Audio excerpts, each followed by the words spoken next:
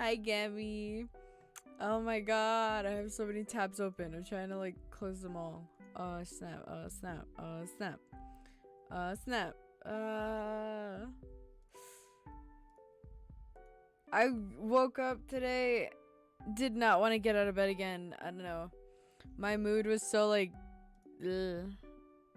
I don't know. My mood was this morning, so I just kind of went back to bed. But then I had to get back up and go get my COVID shot. I got my COVID shot like at 4. It's like 7 now, so it's been a bit. Man, I feel so sleepy though. I know that's like one of the side effects from the one I'm getting. That's like you're supposed to be a little sleepy. But it's a vibe. I'm vibing. Pay! Oh, I got my COVID shot just like 2 seconds ago at 4. Oh my god. I feel so sleepy. I don't know if I'm gonna make it to like the DLCs, but Lamau, I'm gonna just give a fun fact. A shrimp's heart is in its head. Is it really? Wait. Where is a shrimp's heart? At the bottom of its head. Oh, shoosh. COVID shot. Bruh, stop! Don't do that! Dude, every time I hear Cove, I want to say that too, honestly. I swear. Also, I don't know what's going on with my camera today. Either it's like really light, like brightness is crazy, or like the brightness is bad. So let me know if like anything happens with that. I can change it. It's just kind of dumb because it keeps changing every 2 seconds. I stream at like such a weird time too, because I want to stream at like 7, but 7 is like when the sun is going down. So like by 8 the sun is like kind of mostly down, right? So it's all dark. Exercising your arm helps a lot. Like reach up, or if you have weights, use those. My arm wasn't too bad after I did those for a while. That's true. Lamas, I'm sorry, I had to get out my system. I needed it after so much despair. Yes, I was watching Danganronpa again. Danganronpa, man. Yeah, like the shot is fine. Like the arm was like really iffy when I first got it, but now I'm just kind of sleepy. It was like, yeah, you might get some side effects, just a little sleepiness, and I was like, okay. But now I'm so sleepy. Hopefully I'll be able to make it until the point where I want to make it, which is like ending step 3, doing all the DLCs and ending step 3. But that might take like a long time, so I don't know if we're gonna have enough time for that. But I'm gonna try and go as far as I can. Let's see. Cove time. Cove. See, my camera, like, it gets really dark so fast. It doesn't make sense. Look, see? Why? Why are you doing this to me today? Just put it on the deep. Oh my god, see? What am I? It is so dumb. And then the quality gets, and then it's like really laggy. Oh my god. I swear, the camera. Can you stop? Oh my god. I don't know what's going on with this camera, bro. And then it's too bright. Why? Why do you do this to me? And it's like, can this camera like stop? I'm at like the same number and all of a sudden it jumps. Oh my god. If I press default, okay. It like switches like every 2 seconds, I swear. Dude, oh my god. This camera always has that issue though, and I don't know how to fix it. It's so dumb. If it gets too dark for my camera or something, let me know. I don't want it to get like too messed up to where you like can't see me, I swear. I stream at such a weird time. I need to stream at like better times, honestly, or like get a better place to set up, because the lighting here where I usually sit is like awful sometimes. Most of the times it's so awful. I don't get it. I don't get this. I don't get this camera. I swear. I'm just gonna go crazy. I want to see Cove, but this camera is just being so dumb. Please. Just let me get a good thing, please. I don't know, man. This camera is all wacky. Oh my god. Anyways, whatever. I'm gonna open up our live. Let me see if this works. But how are y'all doing? I know it's only been a day, but like, yeah.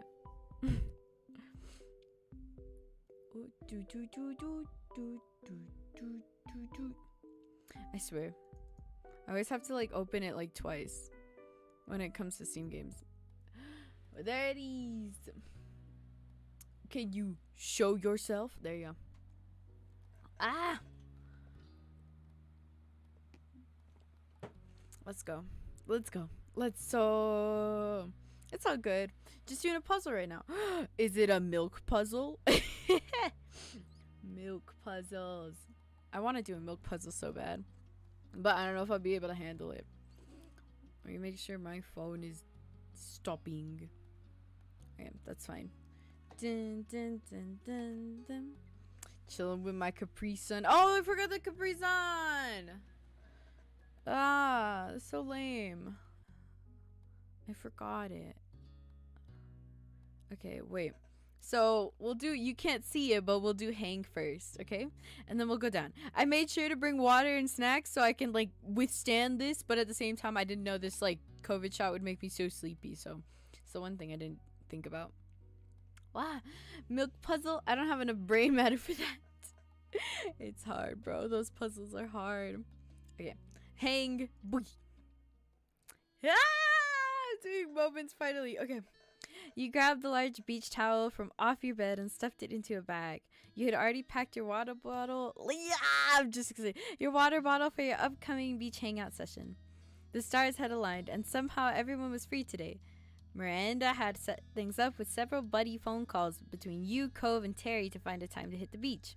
You're hoping that this would be a fun time together.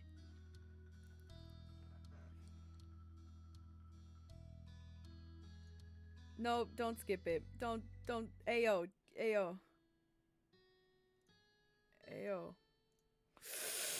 Okay. Cove sat on your windowsill and kicked one of his legs into the air idly. He already had a swimsuit on, and his towel was bundled under his arm in a misshapen ball. Listen, Pay! Stop! Leave me alone. He's so handsome. He is so handsome. Okay, he'd shown up earlier that morning with a surprise amount of enthusiasm. He was chatting as he caught up to his preparation. But seriously, I couldn't find my swimsuit this morning. As I looked everywhere, it had disappeared. I had no idea what I was gonna do. You could have gotten a new one somewhere. What happened to all your other swimsuits? You didn't have to wear a swimsuit on the beach. Yeah, it completely vanished somehow, like your old snail pill. You stay quiet. What happened to your other swimsuits? He was like a bunch. I know that's not your only one. Cove looked away and shrugged. I might have some laundry to do. Look, I can't judge him the same way for Justice. Anyways, I don't know why it was in the bathroom when I never put it there. He gave a small smile and readjusted the towel in his arms. I can't read. You now could see that it had been folded at some point, but then rolled up and carried without much care. I'm so glad. But I'm just glad I found it. It would have been crappy to lose my favorite trunks. It was nice to see Cove so happy and comfortable in what he was wearing. You walked over to your dresser and mused about how you had picked out your own swimsuit. Your height had complicated your swimsuit shopping. Not many swimsuits were well-fitting on someone who was petite. And then, for the shape of your body... I don't know! Don't ask me these questions. I was generally medium. And... Stop it! I guess that one. I don't know, man. There was a smooth feel to your build without any hard muscle, even if you flexed. You had lost some weight when you were lighter than what you were when you were younger. You had to buy smaller clothing than what you used to wear. Are you okay? Oh yeah, I was thinking about some things. What things? Just myself and my body, really. Bro, shut. Ah! His eyebrows rose at your admission of self-reflection. What do you think? What do you mean what I think? What did you think of... Oh my god. What did you think of you who... Oh, I can't read. You consider your identity further. I don't know. I think I'm okay. Yeah. Being called her was right for you. And...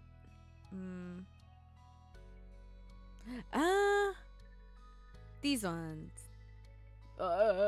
They're medium, you supposed. Oh my god, this is so much. This is so customizable. I mean, I like the size of it. Yeah, so people had a lot of people had a lot of their identity wrapped up in their physical form. It shaped their self-image. You could not stand it. Every time you look, oh my god! It's like... Okay, no, it's this one. You cannot stand it. Every time you looked in the mirror, you could just hear wrong. You had pretty much always been unhappy with it. Oh my god, this is kind of getting too deep for me.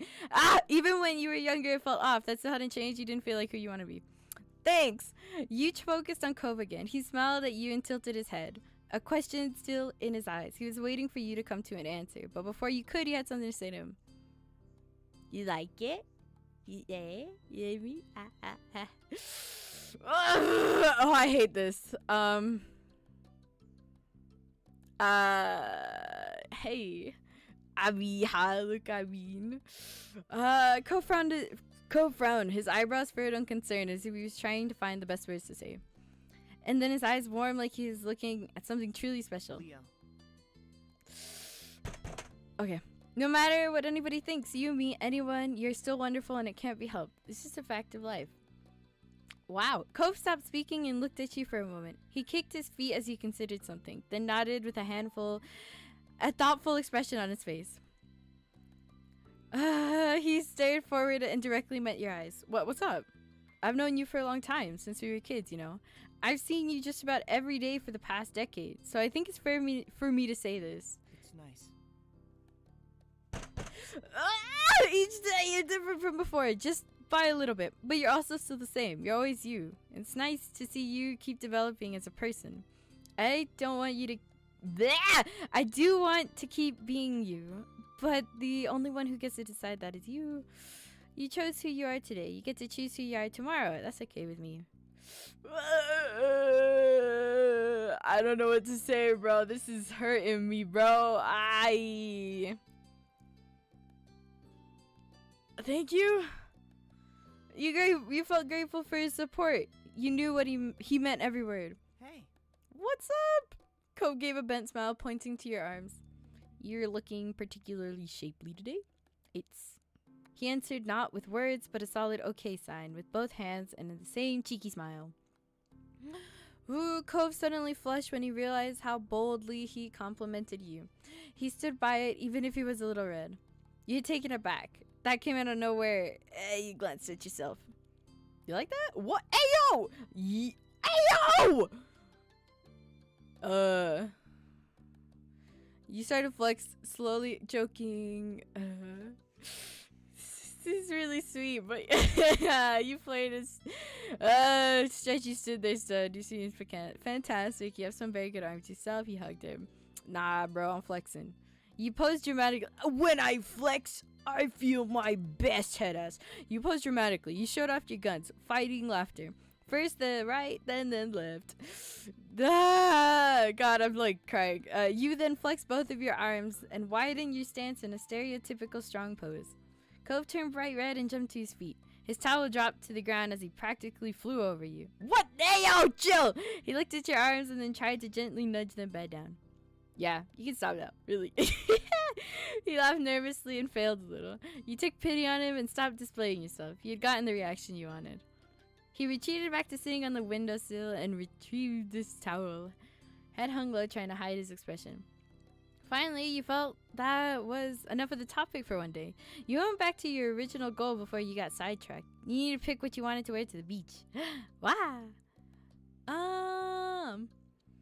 Well, you decided you chose to wear casual clothes. You picked a one-piece suit, two-piece bikini, tankini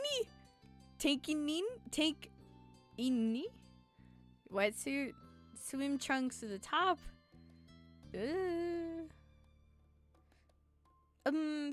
Swimming trunks with a top. While you dug around in your drawers, you tried to think if there was anything else you were missing. Sunglasses, hat, shawl, brown board shorts, regular shit to wear as well. You grabbed a full swimsuit cover up to wear as well. You took goggles. A regular shirt. With that taken care of, you held your outfit together and looked to Cove. He was tapping his shoes on the side of the wall as he waited. You vaguely wondered if he thought that was a comfortable place to sit. You hoped so, given how long he perched on it. Regardless, it was time for him to go. You weren't going to put on your beachwear with him just chilling there. Well, I'm gonna change, so how about you wait outside? Cove nodded reassuringly. Cove lowered himself off the window and strolled past you to get to the door. He lightly brushed his fingers against your cheek. What the heck? Yo, chill! When he passed by, hey yo, I'll see you at the front. Okay. Oh, okay. When you were alone, you got undressed and put on your swimsuit wear. Swimwear on. I'm going crazy. You also checked your beach bag for the final time. It seemed like you hadn't forgotten anything. You left your room and hurried down the stairs, ready to meet Cove. You made sure to lock your front door and walked outside. Let's go to the beach. Cove stood in the road, looking down and scruffing his feet on the asphalt. When you shut your heavy door, he looked up at you and smiled. Hey. Hi. Miranda and Terry are gonna be here in not too long. Terry even texted me earlier saying she was mostly on schedule. Well, why don't we just head to the beach and wait for them there? We're both ready. Yay, that sounded like a good idea to you. You said as much, and Cove shot a quick text telling the two of them where you'd be. Cove gave you a thumbs up after sending a message. It is a familiar path to walk. It wasn't long until you reached the shore. Hey! I love this song. I'm sorry. Beach episode. I'm gonna go insane. Cove laid out his towels on the warm sand. You set up your stuff beside him and looked out onto the ocean. The rolling swells hit the shore rhythmically. You had all lucked out. It was a beautiful day. I can't speak. The sky was clear and the waves were good. It was a blamey summer day, but with a pleasant breeze to keep things comfortable. Essentially, it was perfect. so? Do you feel like heading into the water? Maybe just walk down the shore? Or would you want to do something else here? I want to build a sandcastle. Water sounds good. Taking a stroll would be fun. I don't mind my feet being in the water. You plan to get some sun. Either way is fine. What do you want to do? I think he might want to go surfing. Does he have a surfboard with him? I didn't... let's take a stroll. You wiggled your toes in response to the comment and looked off into the shoreline. Cove nodded, accepting the plan. He kicked some sand off his towel absent-mindedly. Yeah, sounds nice. Yeah, you took a deep breath and tasted the relaxing, salty air. Cove caught your eye and gave you a small smile. You chatted a little bit before a comfortable quiet settled over the two of you, content to watch the waves as you waited for the others. Luckily, it didn't take long until you heard shouts. You turned your head to see both Marina and Terry running straight forward to you. Marina was faster, making leaps and bounds across the sand. Terry followed in her wake, laughing with her towel clutched around her shoulders like a flowing cape. Miranda started making her jumps more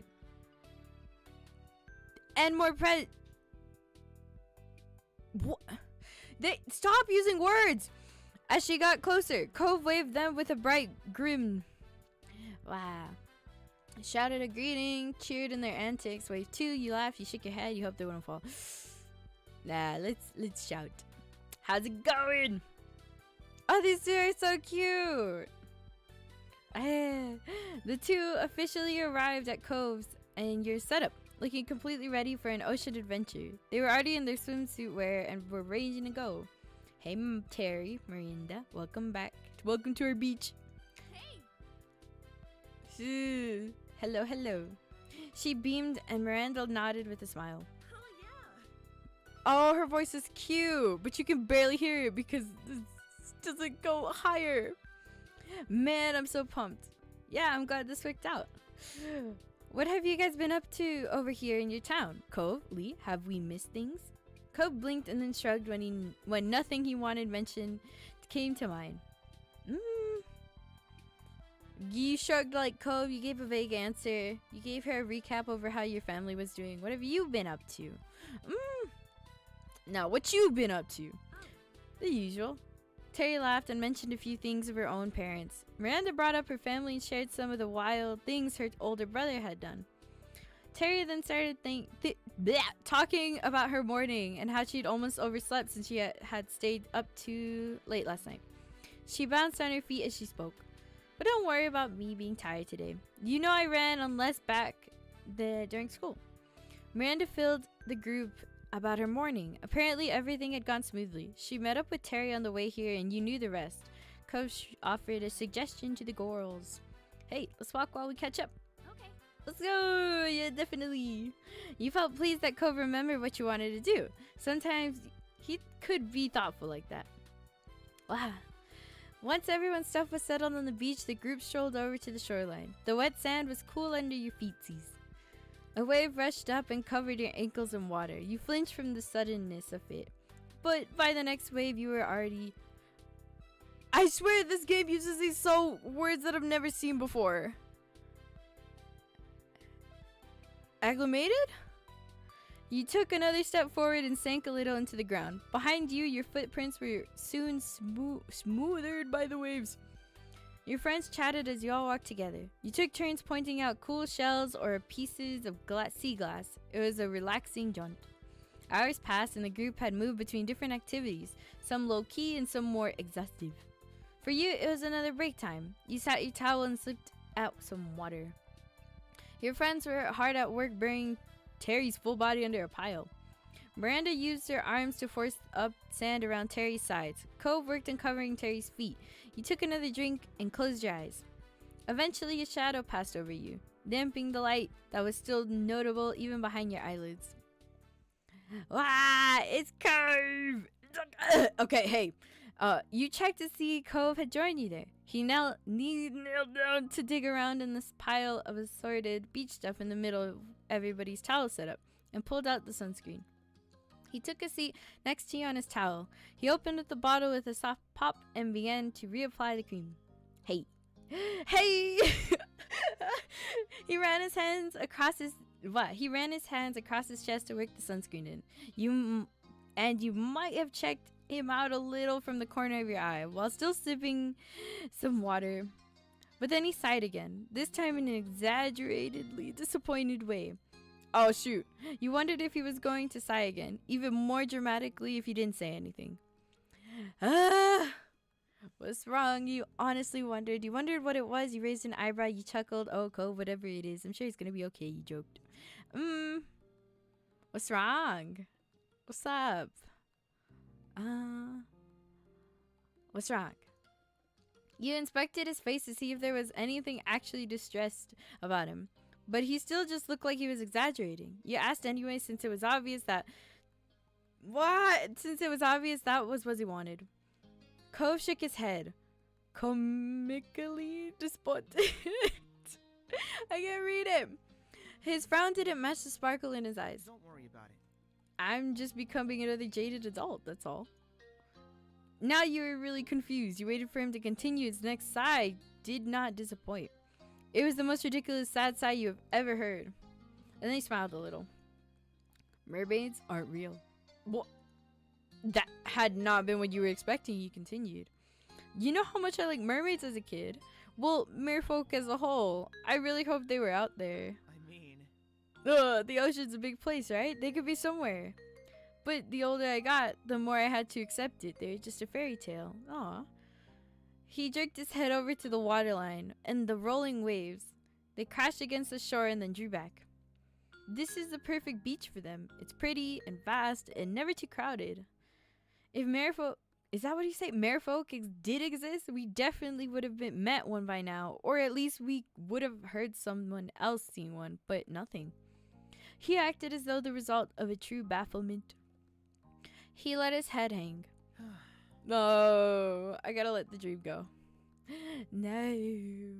You burst into laughter. That's hardly proof. It's not like this is the only beach in the world. You pretend to be shocked and disappointed. You shook your head. Wow, good for you. That really...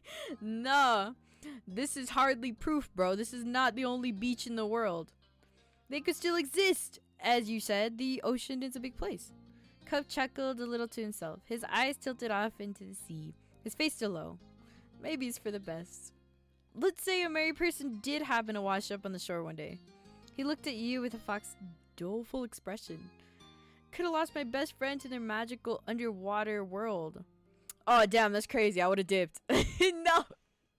Oh, yeah, I'd totally go live under the sea with the merry folk. Even if I had the chance, I'd stay on shore with you. I'd go with the merry folk, but only if you could come with us too. This is cute. Nah, I'm dipping, bro.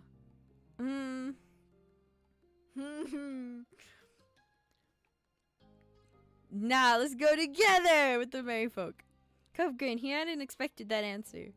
You're nice personally, but what if they didn't want me? What would you say? Dude, you have green hair. There's no way they wouldn't want you. But what if they didn't want me? Would you seriously stay on land? You gave him a look. He meant what you had said. It'd only work if the offer was for the both of you. Are you sure that's the right call? If a beautiful, kind mermaid person falls for somebody, I'm pretty positive that the sensible response isn't to turn around and say, no thanks, I'm gonna stay on land with a normal guy. Why? Are you warning me that if you leave, if you got that kind of offer, why are you so sure I have to make that call? Since this is all hypothetical, why not have you be the married person? Cove is a married person. I don't want that. I should be a married creature. Then I'd invite you into the underwater world. No.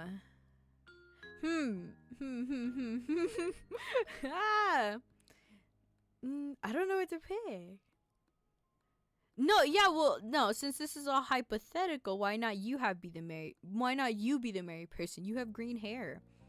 Cove turned his face to beam at you. He brightened immediately. Now we're talking. I'd be a good merman, right? I can see it. Cove's gaze was drawn back to the water with shining eyes. He was clearly imagining some world where he was a merman who happened upon you here at this beach. You tried to picture what he could be thinking. It would be quite a lovely story. And then you heard Miranda screech. Your attention immediately switched over to your friends. I'm late and no ponytail cove. No, I wanted to do the ponytail cove because that's the one they gave me, but I really like this one. I don't know. This is my favorite one. I like his eyebrows.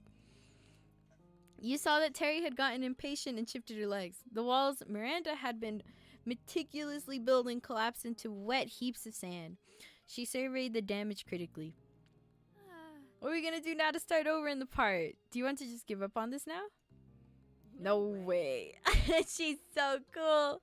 The burial must continue. I'll try not to move anymore. Ponytail Cove is my favorite. He's so cute. It just hits different. That's true. Ponytail Cove really just hits different compared to the other two. I'm being honest. I'm gonna be honest. But like this Cove is so...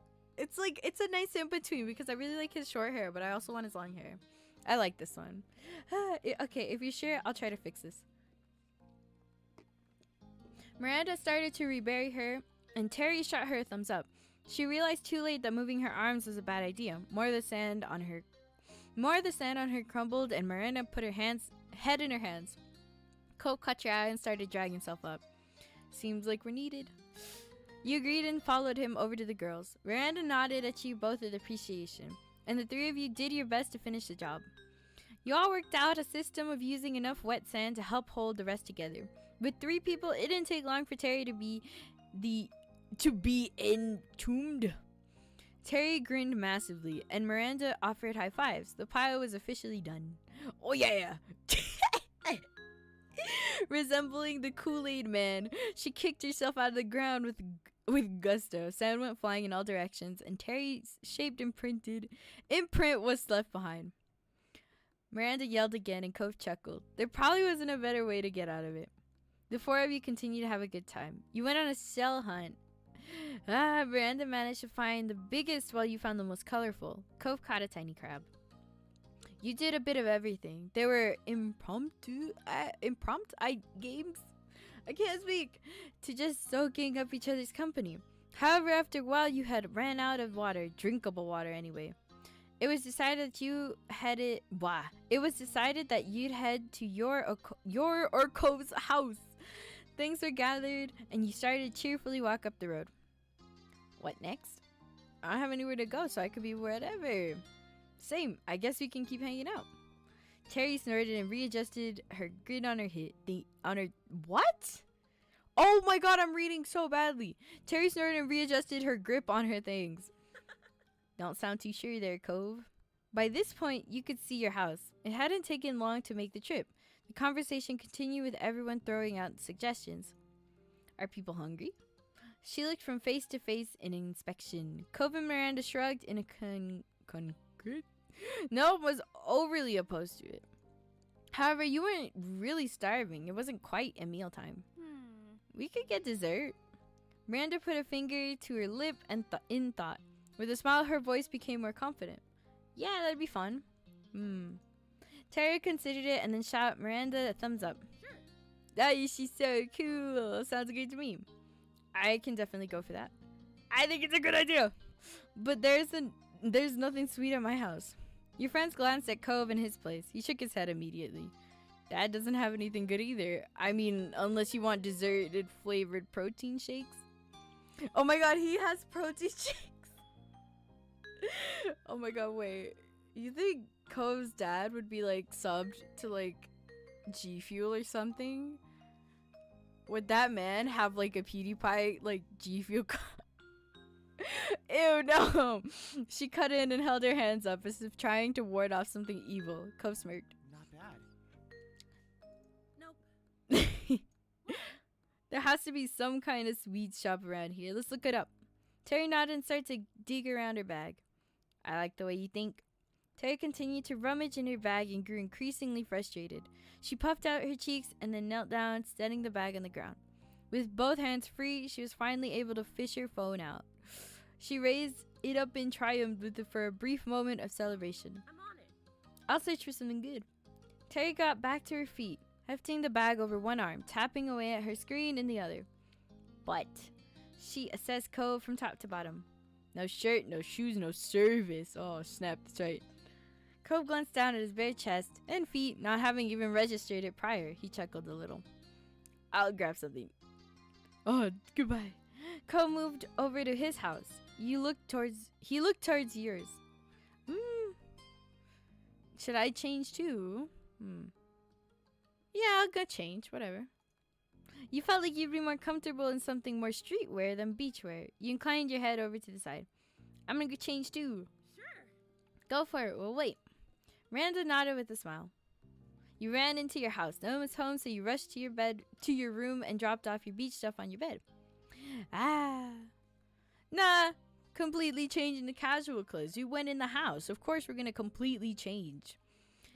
You stripped and found a suitable outfit to go hang out in. You slipped it on and felt satisfied with your decision.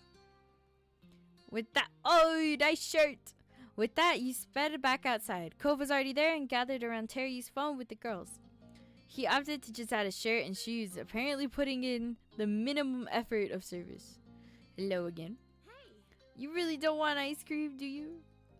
You didn't have a chance to answer. She kept barreling through her words.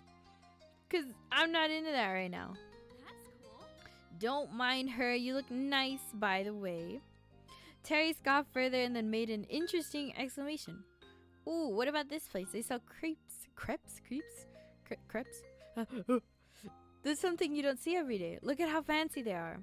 She shoved her phone into your face. It seemed like a cute shop. It didn't show any pictures of the actual building, but the food seemed good. It was one of those places that put a lot of effort into presentation, with brand wrapping for the crepes?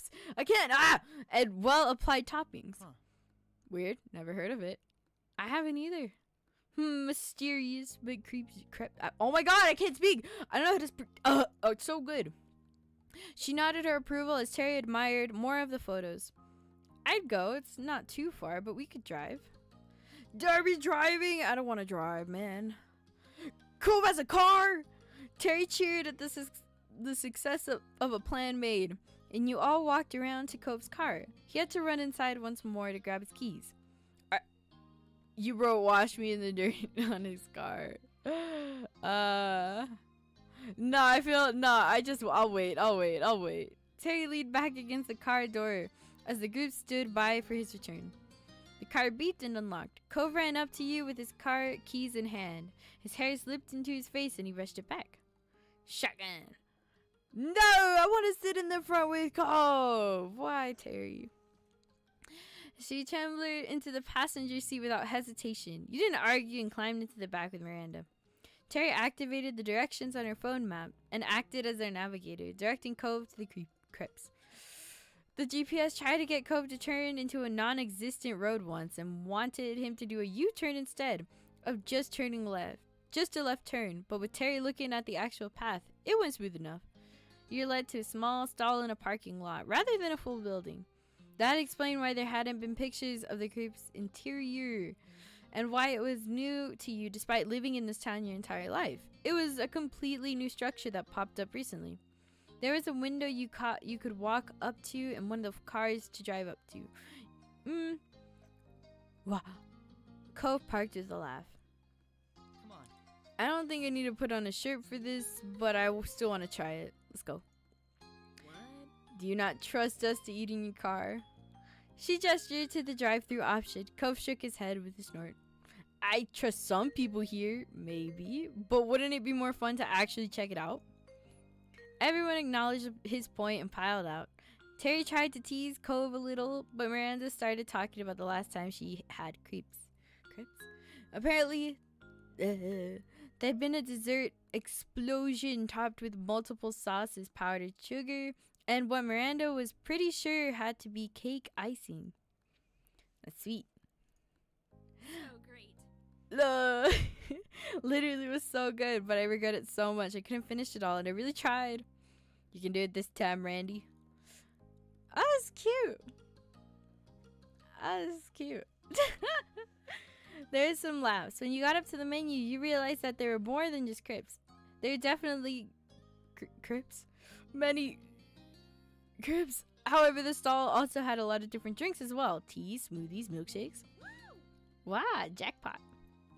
She grinned and held out her fist for a fist bump. Miranda high-fived it. The two stared at the awkward, vaguely turkey-shaped hand configuration they had made, and then slowly pulled their hands down. Cove's mouth twitched in a smile. You stepped up to order first. You glanced back at the menu. I want a drink. I've never actually tried a crepe before. At least I don't think.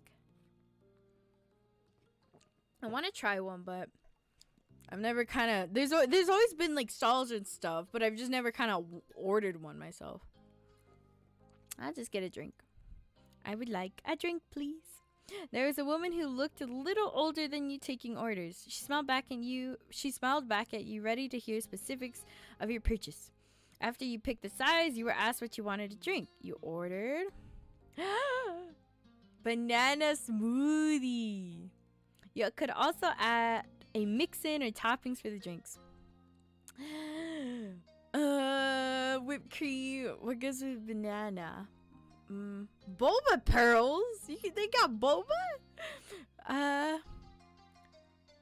Chocolate syrup. Whipped cream. Caramel. Boba. Condensed milk. That was it. You paid and stepped aside to let your friends order. Cove got a lemon crepe with powdered sugar on top and then mixed berries. He also got a plain strawberry smoothie. Terry went crazy with toppings. Although she ordered a plain crepe, she had it smothered with whipped cream, cream cheese, chocolate chips, oh my god, chocolate syrup and bananas. Maya opted for a frappe with caramel syrup and condensed milk. The four of you stood off to the side as you waited for your treats. Wow. Your drink sounded good. I thought about copying you. I just picked everything! She looked at you with a curious look in her eye. Why'd you pick all that? I felt like it. I really like stuff like that. It's pretty normal for me. It was random. I wanted to make it weird.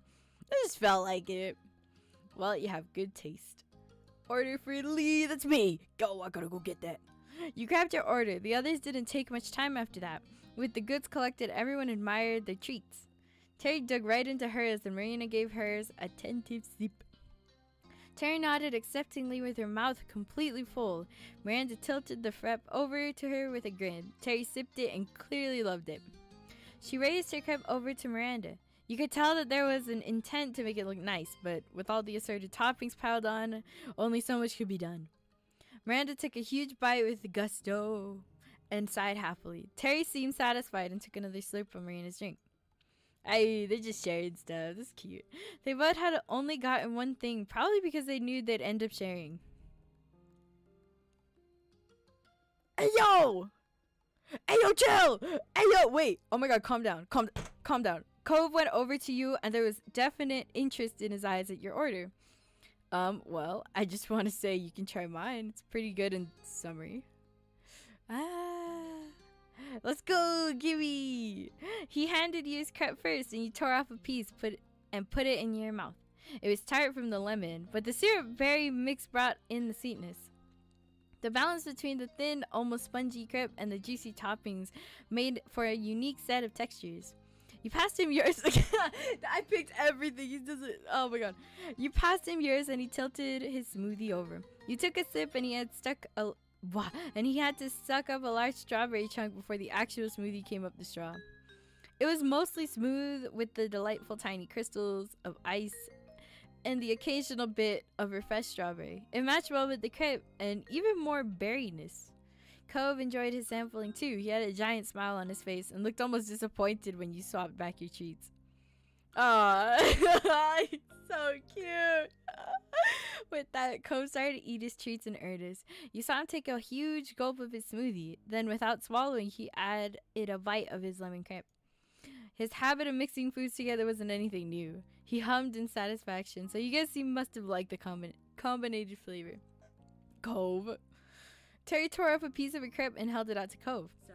Care to make a trade? Sure. Yay! This song is so good. I swear my camera is so. This always happens. I swear today. It's always like too dark or too light. There you go.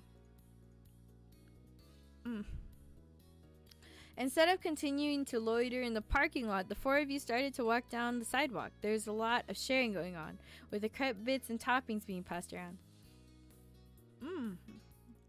You wouldn't have been surprised if Terry ended up drinking more of her frappe than Miranda did. You kept going down the way, eating, drinking, and chatting. Oh my god, we're doing the same thing from the runaway!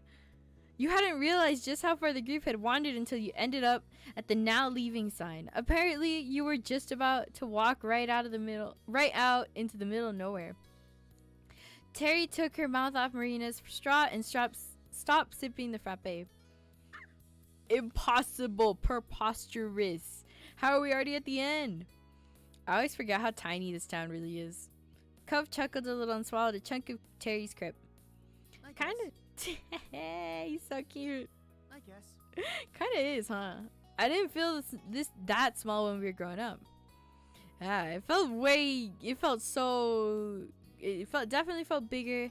It always seemed like there wasn't much here. There are tinier places out there. You guys are lucky to live in a decent sized cities. You quietly nodded along. You shrugged. Nah, it definitely felt bigger. There was a time when Sunset Bird had felt huge. It seemed as endless as the ocean. There was always some street you hadn't wandered down, something new for the tourists. But now, you had realized it was just a pond, and in this big, big world.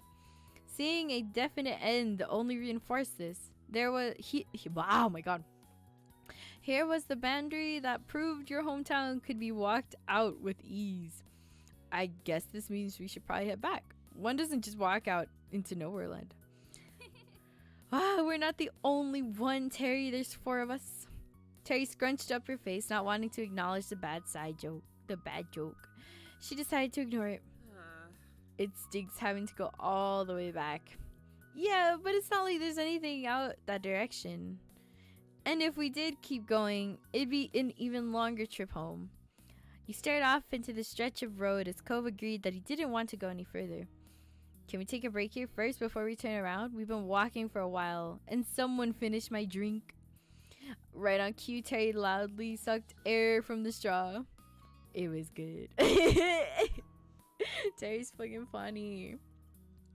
Miranda looked at her, but Terry remained unrepentant. In the end, though, it was agreed to hang around the sign before heading back to the car. It didn't take long to finish the rest of the foods and drinks. Everyone gathered up the trash and stuffed it into bags and pockets for now. The group relaxed on the grass, keeping account of all the cars that drove past. It was not a high number. 14. The newest passing car drove into town from somewhere outside. But as the vehicle came by, it slowed down and you watched as it ultimately rolled to a complete stop. Oh, it's what? Hey, yo! The black car parked right by the now leaving sign. Everyone exchanged a baffled look. What's up, bro? But then a tinted window rolled down and the driver peered out. As soon as you saw his hair, you recognized him. No one else you knew presented themselves so distinctively. It's him! It's Baxter. Why is he so far out? Why is he all the way out here? Oh my god, why isn't your face on the other side? Why does it have to be there? Hey, neighbors. Cove also jolted with recognition. He bonked the mic. He passed he passed on a smile and waved politely. Afterwards, he put his mouth back over the straw of his long empty drink as if trying to act cool. You waved at him. Hi. You wonder what he was doing here. You wish he had something to chat. Why are some of these mean to Baxter? Some of these are pretty mean to him. He's just trying to vibe, bro. No. You smiled and were excited to see him. No. Hi. You inhaled and tried to be loud enough to account for the distance and the car noises. It's nice to see you again. Somehow he was able to project his voice in such a way that it still sounded smooth, even though he was definitely speaking loudly. You wondered where he learned to do that. And you thought about the odd picture this made. A fancy black car pulled over to talk to a group of teens, mostly still in beachwear. Miranda was incredibly confused and shrank back to watch. Terry tilted her head in an unspoken question. Cove made a quick gesture pointing towards Baxter, and a light bulb went off for Terry. Alright. That's the new person in the condo, the B-man, right? Yep, Baxter. Oh. I wasn't sure if I'd ever actually see him. Her voice was quiet. Miranda usually got shy around new people. Terry was quite the opposite. Incredible. This is perfect. Terry hopped up from the grass and ran to Baxter's car, all full of excitement. Behind her, Miranda picked herself up and dusted imaginary dirt off her clothes. She sent a searching look to you and Cove, which Cove shrugged. Miranda nodded and with clenched fists hesitantly followed Terry. Terry bent down to talk to Baxter through his window. She blasted through introductions, with Miranda putting in a shy awe. Cove looked at you. He still clearly had no intention of going over. No, is Cove that like... Does Cove not like Baxter or something, bro? No, let's go say hi. Let's go say hi. Come on, Cove. Come on, let's go see him. Let's go on and see him. We gotta go say hi, bro. Cove pouted. His cheeks flared out in a childish puff. Bro, I don't want to. I don't know what to say. Fine. You can go. I'll just wait until he's done. Bro, what the? You should come. You can do it. What is this? Do you want to be the only person who doesn't go and see him? Well, why can't you stay here with me instead? Oh, bro, chill out. You sighed. There was definitely going to be difficult about this. Some days he was really the same grouchy 8-year-old you met all those years ago. Do you hate him that much? You practically pushed him towards the car. You went over to Baxter. You stayed with Cove. I don't know. I don't want to push him. I feel like that's too much. I'd stay with Cove, because, you know. The two of you waited for the others to finish up. You couldn't hear what they were saying from there, but you could see from body language that Terry was up to something and Miranda didn't like it. You and your neighbor exchanged a look. After Miranda seemed to calm down slightly, Terry turned to wave at you. She put her hands on her face to make a megaphone. Hey, hey. Come on, get over here. Baxter's giving us a ride. Cove's mouth popped open in surprise. Then his lips curled together in a clear displeasure. All right. I should have known. She's always pulling something. What's wrong with Cove and Baxter? Please tell me they like become better friends because this is ridiculous. Come on, Cove. Baxter's not that bad. He took a slow breath and then he shrugged. Guess we have to get over there. It's gonna be really awkward now since he knows we tried not to talk to him. Yeah, we can't hide here forever. You followed him over to the car, apparently about to get a lift. You're just happy to get a ride. You were kind of annoyed that Terry did this. You felt uncomfortable. Why are the options so mean to Baxter sometimes, bro? Chill out. You're happy just to get a ride. Regardless of anything else, you didn't have to walk back. That's what counted. You're grateful to Terry for arranging it. You arrived at the driver's sidecar window, and Baxter smiled welcoming. Hello? Hey. Cove greeted him mildly, his expression cautious. Howdy, Baxter. Alrighty, plan made. Let's hop in. Oh, wow. Whoa. Baxter's car is kind of clean, though. Hey. Oh, my God. You excitedly opened the passenger side door and buckled yourself in. The car was pristine, and you were right near the new car. You're right near the new car-scented air freshener. Baxter had the air conditioner on cool, but low, so it was pleasantly cool inside. It was a nice relief from the summer sun you had been baking in all day long. Your friends clambered on in the back. It definitely seemed like the slightest bit squished back there. Are we in? Sound all right? I forgot his voice is like that. Am I in the front? Did I get like shotgun? Welcome to my vehicle. I hope everyone's comfortable. And if someone could point me in the right direction, we can be on our way.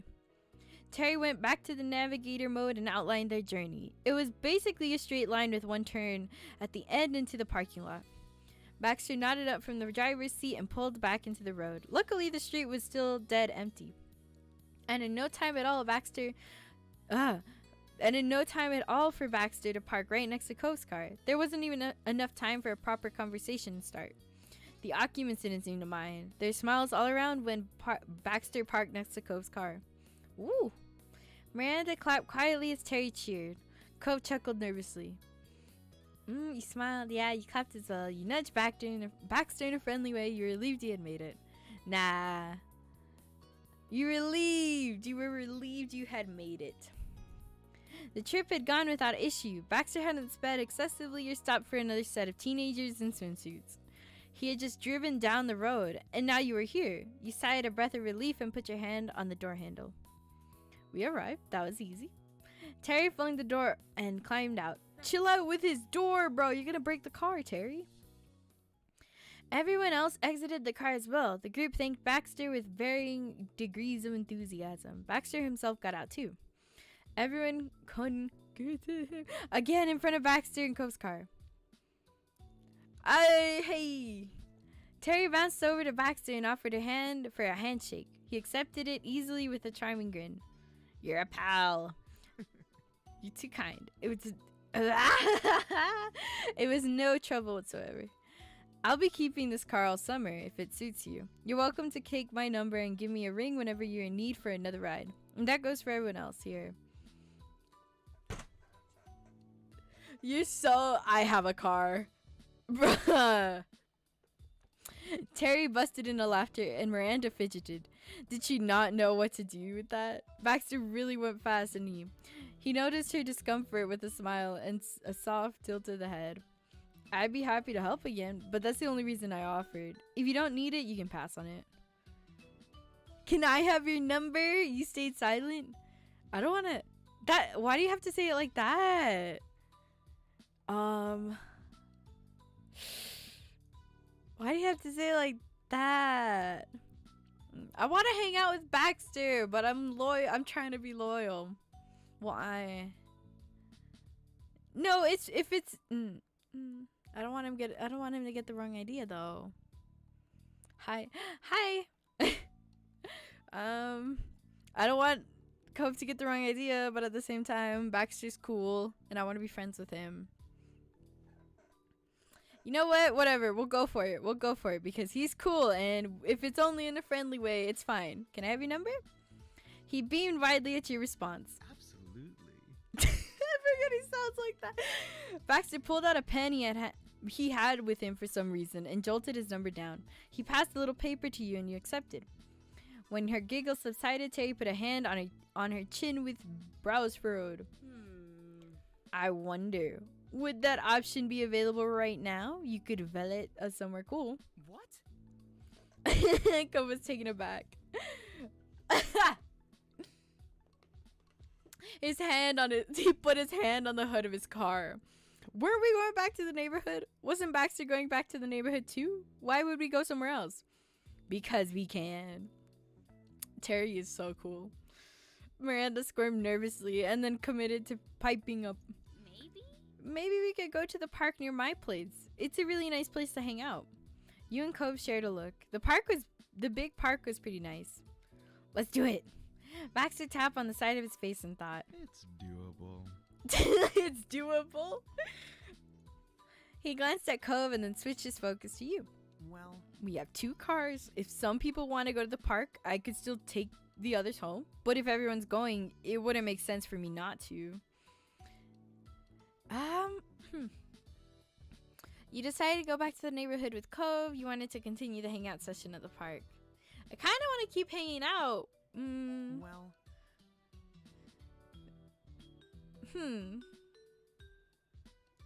Kind of want to keep hanging out. I want to know more about, like, Dexter. Dexter? Oh my god. I'm gonna cry.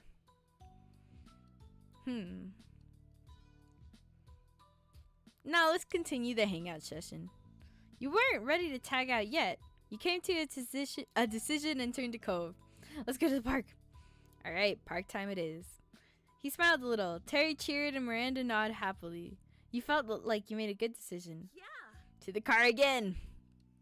Which car? There are multiple. You watched to see if Cove or Baxter had an answer. Cove sighed and ran a hand through his hair. He tapped on his car hood nervously. We can go to Baxter's, I guess. It'll be less of a pain than bringing both. We're all going to the same place. You okay with that, Baxter? Certainly. I meant what I said. When you need a lift, I can give it. Neither you nor Terry brought up any objections, and so the gang climbed into Baxter's nice ride. This time, Baxter offered to turn on some music. After all, it would be a little bit of a drive to the park. Play what you normally would. Don't mind us. Can we see what's on the radio? I always take the aux cord, bro. But, like, I feel bad since it's, like, the first time I'm in, like, Baxter's car. I don't want to, like, bug him. Nah, play what you wanna. Yeah, I want to see what kind of stuff a guy like you is into. I hope the playlist lives up to its expectations. He plugged his phone into the car with an aux cord and then turned on some alternative music. With the car taken care of, Baxter put the car in drive and then pulled it out of the parking lot. The lot was practically empty, but you noticed that he was careful anyways. During the trip, it changed to hard rock, punk, and even screamo. Despite his personally demeanor, he didn't seem to like upbeat tracks. It took a while. Dude, I don't think he would like, why not? I immediately revert to, like, Luna soundtracks. It took a while to arrive. By the time you got there, the sky was golden with the orange streaks of the sunset. Wow. It's so weird seeing the park without, like, the big bouncy castle. Everyone got out of the car and started to stroll along one of the paths. You walked by the basketball court and some picnic tables, taking in the sights. Miranda seemed amazingly content, the location helping her relax in the company. She led the way, sometimes stopping here or there to point something out.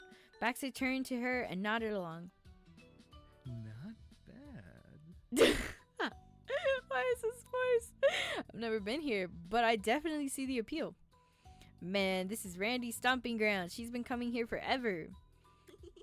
Seriously, Miranda, have you ever had a birthday party that wasn't here? You missed out, Baxter, because every year she's had a blowout party at the park. Imagine balloons everywhere. Miranda looked down, suddenly shy with the attention on her. She let out an awkward sigh. Yep, every year.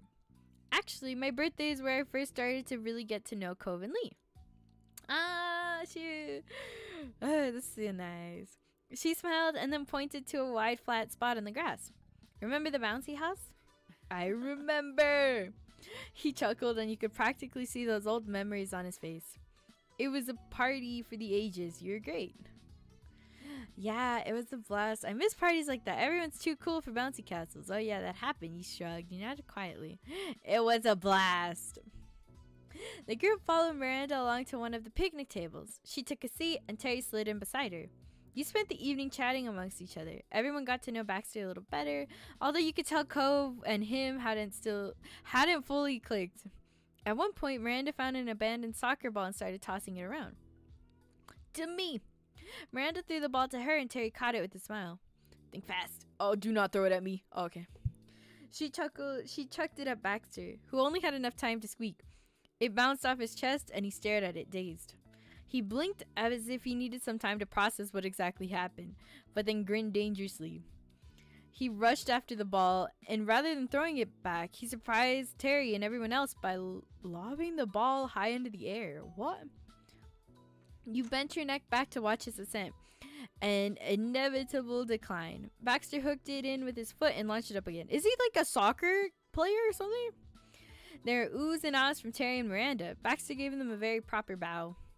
When it finally fell to the ground for real, Cove was the one who picked it up. He was impressed, and he wanted in. With that, everyone was drawn to the game. It was unspoken that whoever did the fantastic trick won. Most of the game was not particularly practiced with throwing a ball, so not many of the tricks were actually good. However, there was a lot of laughter, and you got to see Miranda pull off a round off where she threw the ball with her feet. That was so cool. The sunset eventually darkened into night, and the street lights turned on. Your group's chosen picnic table lay in a bulb of light. The occasional bug cast the shadows. It flew by. It's a little strange being here so late on a normal night. Usually that only happens if there is a party or an important game, or a fireworks show. Fireworks.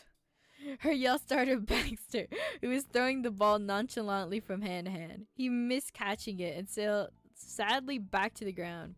He looked at Terry for a loud outburst. I just remembered. There's going to be a fireworks show tonight. It's in the city. At everyone's questioning look, she huffed and tried to explain further. It's some celebration for the opening of something. I don't remember what, but I don't think we could get into the actual event anyways. But we should be able to see the show if we get close. You can't keep explosions in the sky away from the public. Cove raised an eyebrow and drummed his fingers on the table below him. You gotta change locations again? Wasn't the last 2 times enough? Terry rolled her eyes and then shook her head. To her, it was obvious. Don't be a wet blanket, Cove. What about you, Lee? Randy, Baxter? Don't you want to see fireworks? I do. Nah, let's fireworks. We gotta go. I guess they are fireworks. Alright, whatever. What's one more scene change? Yes, I knew this was a good idea. In turn, 4 sets of eyes looked to Baxter. As the driver, his answer made or broke the plan. He chuckled softly. For a penny, what? In for a penny, in for a pound. I'll go. Honestly. Genuinely, there's nothing better to occupy my time tonight. We better hurry or we might miss it. Cove rolled his eyes but laughed. Everyone headed back to the car yet again. Terry brought out her phone to navigate to the city, and Baxter stepped on the gas. You were on your way. Baxter drove past buildings, aglow in the warm yellow light that cut through the navy black night. One office building had bright LED lights that cycled through a whole rainbow of hues. It was difficult to get through all the traffic on the road, let alone find parking this late at night. Luckily, Miranda had eagle eyes when it came to scoping out a spot. She pointed to a sedan pulling out, and Baxter parked within seconds. Ooh, we're here again! Not wanting to miss the show, y'all raced down to the waterfront walkway to find a place with a good view. I feel kind of bad. Me and Cove got to, like, put on clothes, right? But, like, these two, Terry and Miranda, have just been in their swimsuits this entire time. I should have brought clothes for them. What about here? Cove peered across the rails into the distance, and shot her a thumbs up. It was relatively quiet, isolated, and you could see the skyscrapers. That was a good sign, based on what Terry thought the event was. Yes, this should work just fine. She stopped and tried to catch her breath. Her hands on her knees, Miranda leaned against the wall between establishments as she recovered.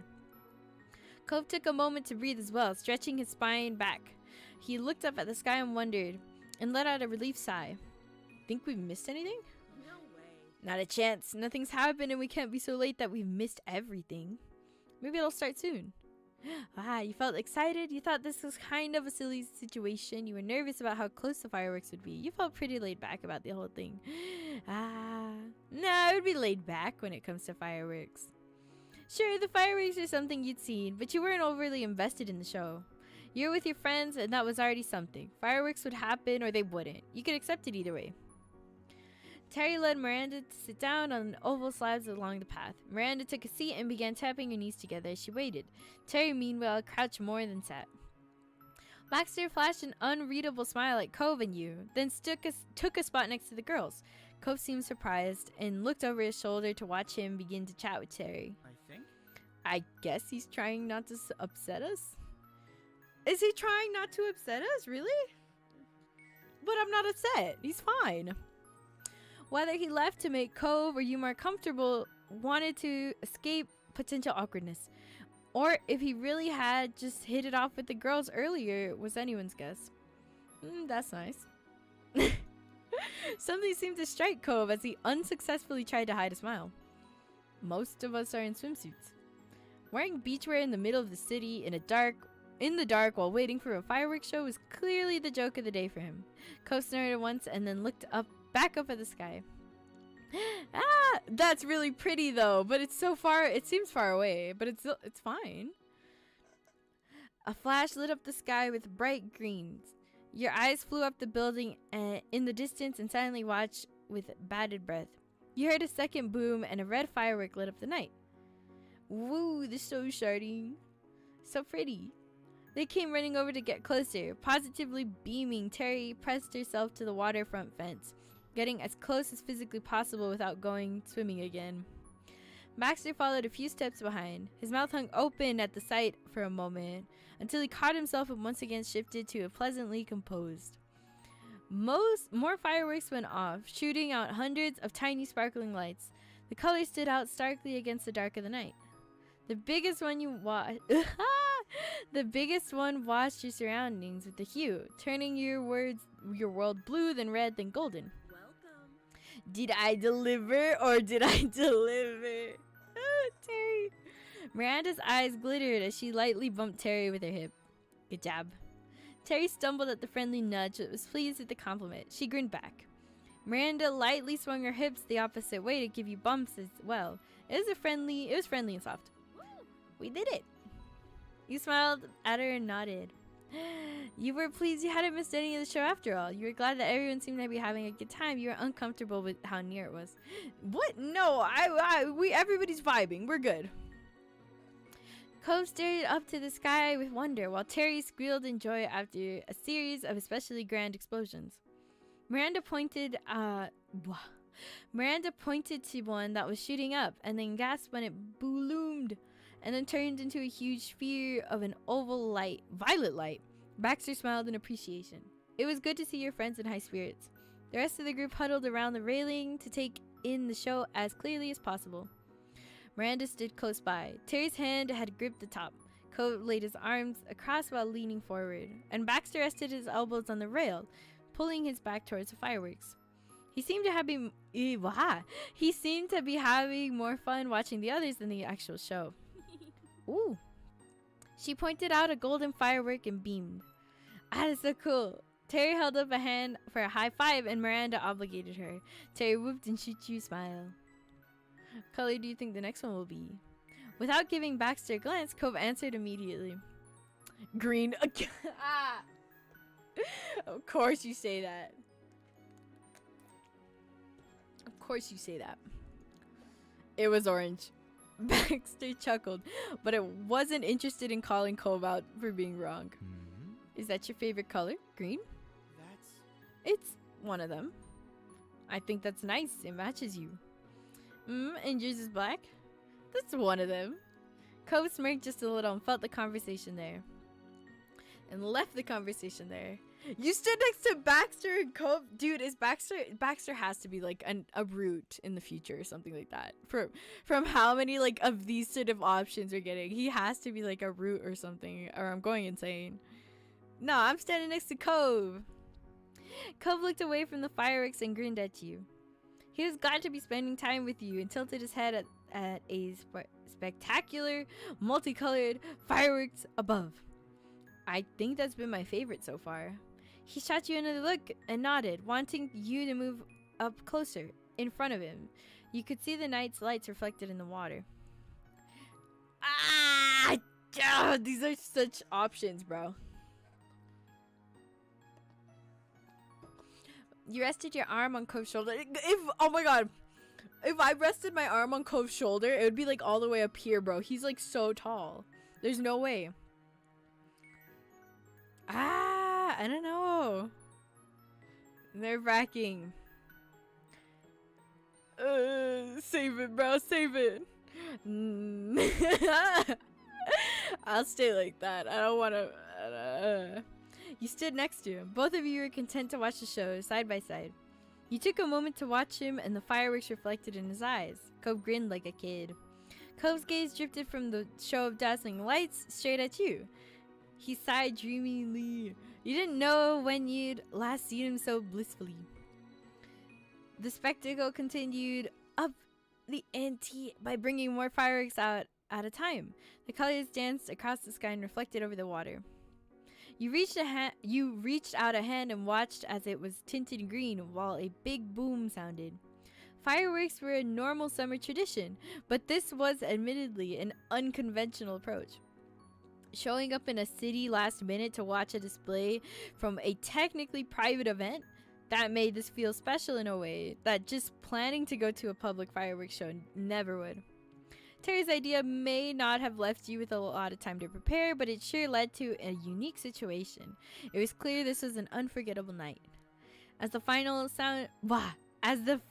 sounded, blazing in the sky with an unbelievable beauty, you remember thinking that there might never be a night exactly like this one again. Not for the rest of your life. You plan to hold on to the feelings as you had in the moment for as long as you could. That's nice. That's nice. That's nice. Man, these all take like an hour long, don't they? I might only have to get through 5 and then have to do the rest of the 5 next time. But it's so cute. It is so cute.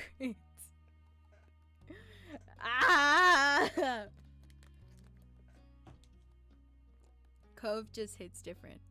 Okay? Cove just hits so different. And I... Okay, Errands. Whoop up. From the moment... Oh, geez. This is cool. Okay. From the moment you woke up, you knew that today was going to be busier than usual. There was a list of errands that needed to be finished before the day was gone.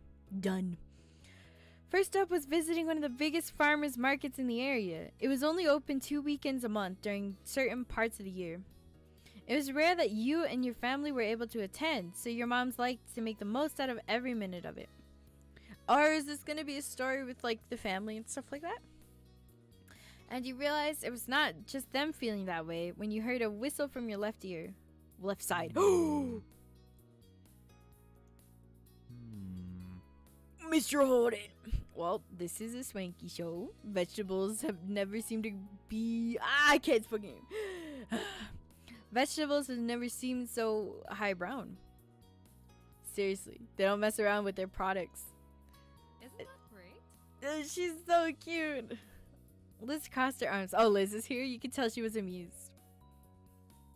Oh my god, everybody's here. We couldn't have picked a more perfect trip. It's been too long since we've had a true family outing. Her teasing tone said more than she actually did. Your next door neighbors had joined you this day, and that's what made it a true family outing. The 3 parents laughed approvingly. Out of the corner of your eye, you caught Cove looking at you sympathetically. Some things never changed, and some jokes never died. You'd long accepted that. You excited to check things out? You thought this trip might be fun? You shrugged, feeling indifferent. You felt uncomfortable. You were in a bad mood. This trip was a waste of your time. I mean, it's so cool. It's cool. I don't know about farmer's market. I shrugged, feeling indifferent. There's so much ground to cover today. You wanted to get a move on. Well, I'm ready to get started. I got plenty of dishes in mind I could use ingredients for. Before your moms responded to that, they glanced at each other and smiled. Yep, that's a very good idea, Cliff. This place is much larger than it seems. It's difficult to visit each part in a single day. I got it. I'm sure you can make a dent. What? We can make a Oh my god, I can speak. I'm sure we can make a decent dent together at least. Actually, since there's so many of us this time, we could take different sides of the market. Sounds good. Divide and conquer. Hey, this sounds brilliant. Everyone watched your mom's surprise. No one had considered that option, but your mom flashed the group a dazzling smile, continuing with the thought. Though it's a little unfair that there are 4 Shino family members and only 2 Hodens here. So I'll go with you boys to even out the odds. Okay. It's fine with me. Cliff scratched the back of his neck and slowly met Cove's stare. They both seemed unconvinced, but weren't sure what to say about it. Don't worry, we'll be apart only for a few hours, and then we'll have something to talk about at the end of it. Father and son ultimately nodded. This wasn't an argument. They were gonna win. Alright, I don't get the point, but I also don't mind spending the first part of the trip with Lee and Ma. Wait, which one's Ma again? Oh, wait! Okay, I got it. No, Ma's the girl with the dark brown hair. I guess brown hair. It's not like dark brown. Yeah, it is. Considering the option for brown, this is definitely considered dark brown. Ma clapped her hands together at that. Wonderful. Are the teens ready to go? Can I be the one that goes with the Holdens instead? Oh my god. Maybe. Because it would make sense for me to go.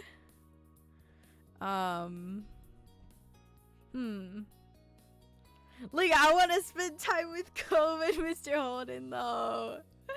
But I don't think they'll say yes because...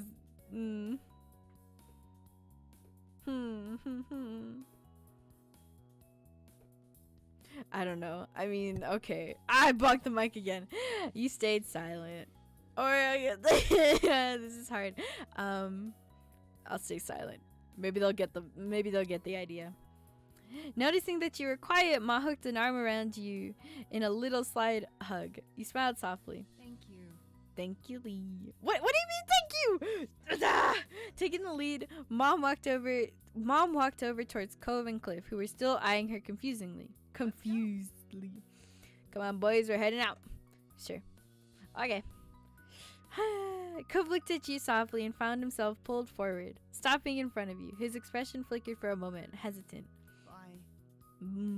Bye. Suddenly he twitched slightly, his whole body getting stiff. He jerked his gaze back at your mom. Then you realized she had to grab the hem of his shirt. She gave it a small tug before letting go. No. When the moms say that, it's always so funny. Oh god. Time's a wasting, Cove, and I've known you for long enough to be aware that you're the only one to linger. If I don't stop you now, you'll only drag your feet on parting ways more. The two of you can survive one morning apart, probably. We have an important shopping to do now. Cove gasped at what he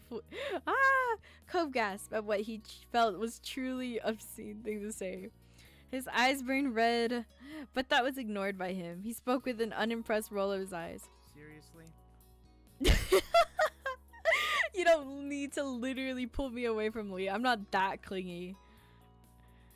Mom fingered with a shake of her head. Cove's eyebrows raised over the reaction as he turned to Ma. She wouldn't meet his eyes as she whistled innocently.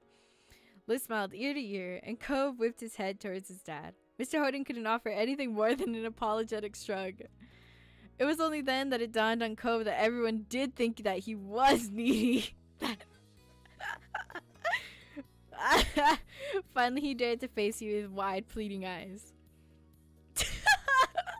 Don't make fun of Cove.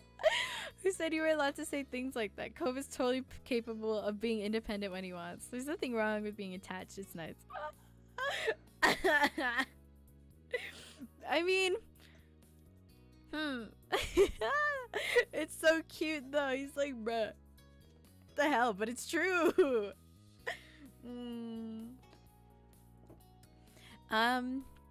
There's nothing wrong with being attached. It's nice. And you meant it. You very much enjoyed Cove's company and his affectionate nature. But that wasn't exactly a denial of what he was being accused of. Mom's smile grew.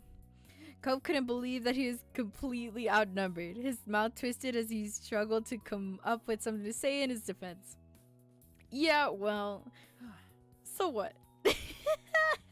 That admission had Liz, your mom's, and his dad bursting into laughter. Cove grimaced and walked several steps from the ground before stopping. He clearly wanted to move on, so much that he was physically moving away. You smiled softly and waved goodbye. When he noticed Cove's mouth pulled into a bent smile of his own, and he seemed to feel feel better a bit. See you later. See you in a few hours. Take care of yourselves. And that, Mom picked a direction and set out into the market, with Mr. Holt and Cove following behind her. Grinning, Ma sent them off with a big wave. Liz gave a dinged goodbye wave herself. Despite the change of plans, you were still glad to be there. You felt like change in plans is a good idea. You felt unsure about it. You'd been happy, and now you were annoyed. You definitely put a damper on your good mood. Nah, I think it's okay. Despite the change of plans, you're still glad to be there. It wasn't what you'd imagined, but that didn't matter. There was a whole market to explore, and you couldn't wait to find some good stuff. When they were gone, Ma cheerfully turned towards you and Liz. She put her hands on her hips. Don't you think there'll be any nice ginger around here? We have to find out. You nodded in agreement, keen to truly get the trip going. Ma led you both into a busy market. Some time passed browsing. There were only a few stalls you stopped at. You had fun chatting and laughing, pointing out various things to Ma, Liz, and vice versa. At one point, Ma stopped suddenly. She put a hand on her belly and gave a half-hearted smile. I think I should have used the bathroom before we left home like the two of you responsibly did. Just need to pee? Yes. Yes, Liz. I'll have to visit the ladies' room now. Should we wait here? Ma craned forward as she struggled to pinpoint the direction she needed to go. She gently brushed your comment away. There's no need to worry about me for this or waste time standing around. Keep on shopping. Though actually I might need help finding my way. Can you come, Lizzie? You and your sister had shared a look over that. Why do that of all things? Hey. Ma, if anyone should go anywhere on their own, shouldn't it be you? You're the one needing a detour and you're the parent here. Ma giggled, unfazed by the resistance. Liz, meanwhile, tipped the bow of her hat up, watching Ma skeptically. Soon enough, Lee will have to handle doing these kind of errands on her own. This makes good practice. What? Ma hooked an arm around Liz and pulled her along. Have fun. Have fun. We'll find each other. We'll find each other again. Bro, this place is like gigantic. You're gonna leave me here all by myself? Bro, this place is like gigantic. Excuse me? I stood there stunned. Why would they do that, bro? You watched dumbfounded as they waded into the crowd. They were out of sight within moments, and what started as a group outing rapidly became you entirely on your own. You were overwhelmed. You thought, screw them. You were done with this whole trip. You felt great being left on your own. You thought Ma was being ridiculous, but you didn't really mind. I mean, she's ridiculous, but it's okay. I mean, I'm fine, I guess.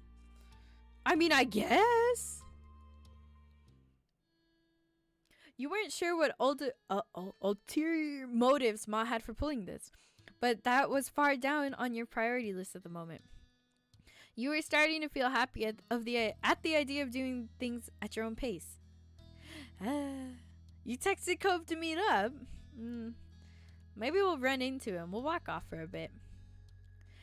Resigned to your fate, you picked up where you left off, browsing the stalls. One hooked your attention. What are these? Oh. While most stalls were selling various garden-grown foods, this one had an array of homemade fudge. There are even vegan versions of every option. Let's get closer. I want to see them. You sidestepped past a few other people and got yourself right in front of the counter for a better look. There is a widespread dozens and dozens of delicately cut squares of Dickens. The owner smiled and approached you to explain the shop. The fudge is sold in boxes of 4 pieces. They can either be all the same or all different, or any mix you'd like. Are you looking to buy any today? I wanted, but you didn't want to get any. You wanted a box for yourself. You wanted to get a box to share with everyone. You wanted to get a box just for Cove. Well, I guess I'll get a box with everybody. I mean, we're with like everybody. It would be. We could just give one to Cove. Like, yeah, we'll get one for everybody. The whole selection was too good not to share. Oh, we can choose multiple? Okay, well then, I guess it would be nice to get a box for Cove too. And then that would be it. Looking at the treats made you think of Cove. You grinned, hoping he'd liked what you pick out. That was all. I don't want to get a box for myself. I would just get like one of the ones in like the whole shared box. Yeah, I could use some fudge. I'm glad you came through the right place then. For the group you picked... Okay, let's see. What would we'll start with Mr. Holden. What would he like? I feel like he would like either like caramel swirl. Maybe cookies and cream for Mr. Holden. Maple walnut. Chocolate toffee? Chocolate peanut butter. I don't think he would like red velvet. I think for Mr. Holden, I'll get chocolate toffee. And we'll go with the moms collectively. I don't know how much did they say? Like 4 for like 1 box? Oh well, then we can just choose one for each mom. Okay, for mom we'll get red velvet, and for ma we'll get. I feel like she would like milk chocolate. Maybe walnut, maple walnut. I think she might like maple walnut. And for Liz might like milk chocolate. I feel like Liz would like milk chocolate. For Cove, you picked. I feel like Cove would like where's the like peppermint chocolate, white chocolate peppermint. Oh, but it's white chocolate peppermint. Ew, no. Maybe caramel, like cookies and cream. Key lime. I just noticed that. Dark chocolate mint. This one for Cove. And I also want to get him cookies and cream. And maybe I'll get him red velvet too. He might like it. And what else do I want to get Cove?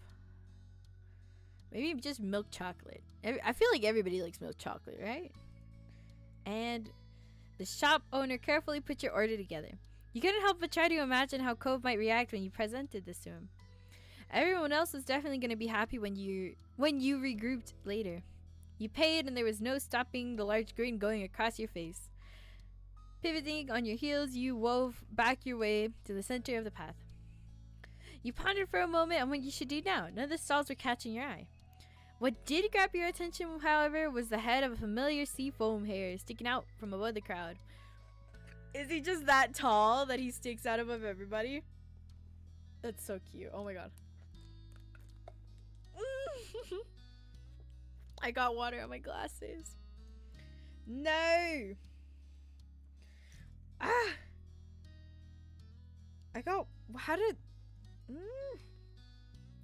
Whatever. You knew instantly it was Cove. Hey, yeah. Was he mad? Why does he look so mad? He hadn't noticed you yet, but he was walking in your direction. He held a couple bags tightly in his hands. Strangely, you couldn't spot your mom or his dad anywhere. I'll call out to him. Ayo, Cove. Cove, over here. He instantly stopped dead in his tracks.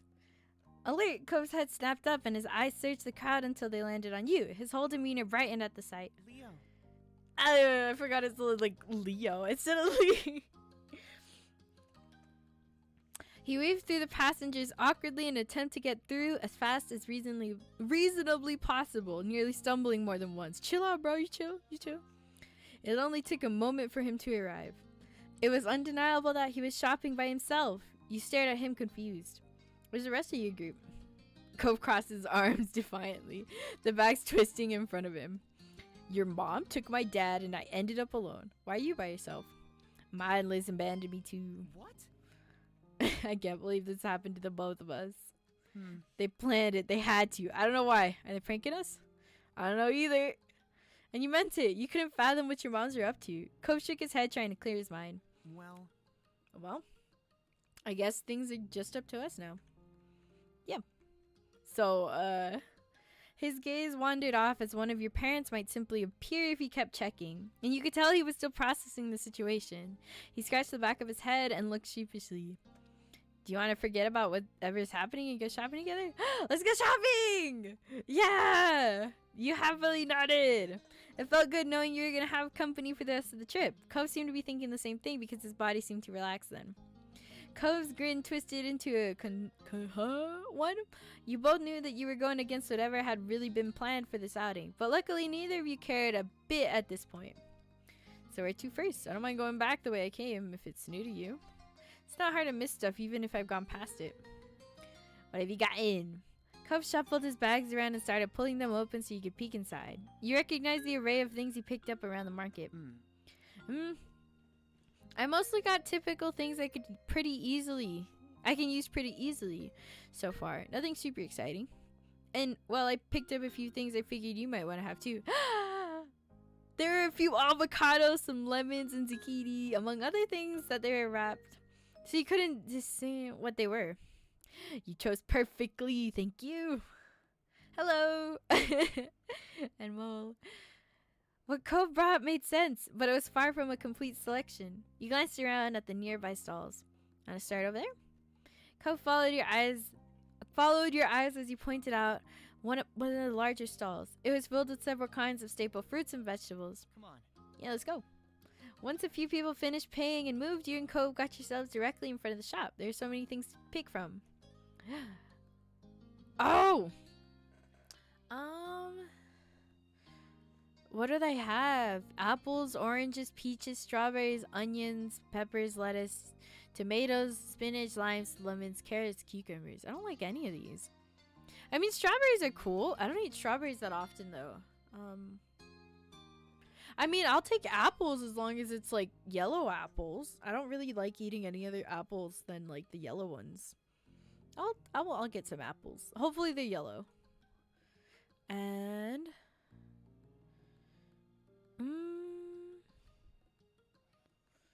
maybe that's everything. Well, if we have the option, just get some strawberries, too. And that's everything. The shop owner put your selection together and handed it to you all in a single bag. Happily, you paid and waited for Cove to make his purchase. Ready to go? Cove grinned, satisfied with his new choices. He had added another bag to his small but growing collection. You nodded. All right. Yay! Well, now let's go. Together, you and Cove wandered the market on the outlook for any stalls that caught your attention.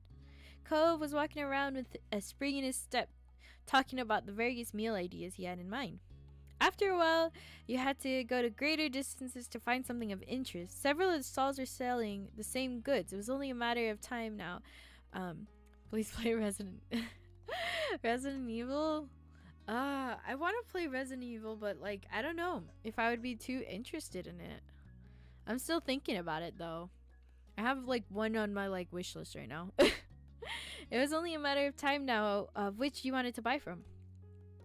You continued ambling down the path until Cove disappeared suddenly from your peripheral vision, pulling you away from your thoughts. Oh no, Cove. You spun around, spotting him some steps back. He was standing still. Oh, I thought we lost him for a second. You followed his eye line past the crowds. Immediately you knew that what grabbed him, homemade jams and local honey. Really? The stall was glittering with quantum glass jars stacked high, each encasing gels of varying colors. Cove's eyes were practically sparkling at the sight. His feet automatically began to take him there, likely without being fully aware he had made an unexplained detour. When you got closer, and this starting, huh? I don't know what any of this means. I'm sorry, I don't play Resident Evil. I don't know anything about it.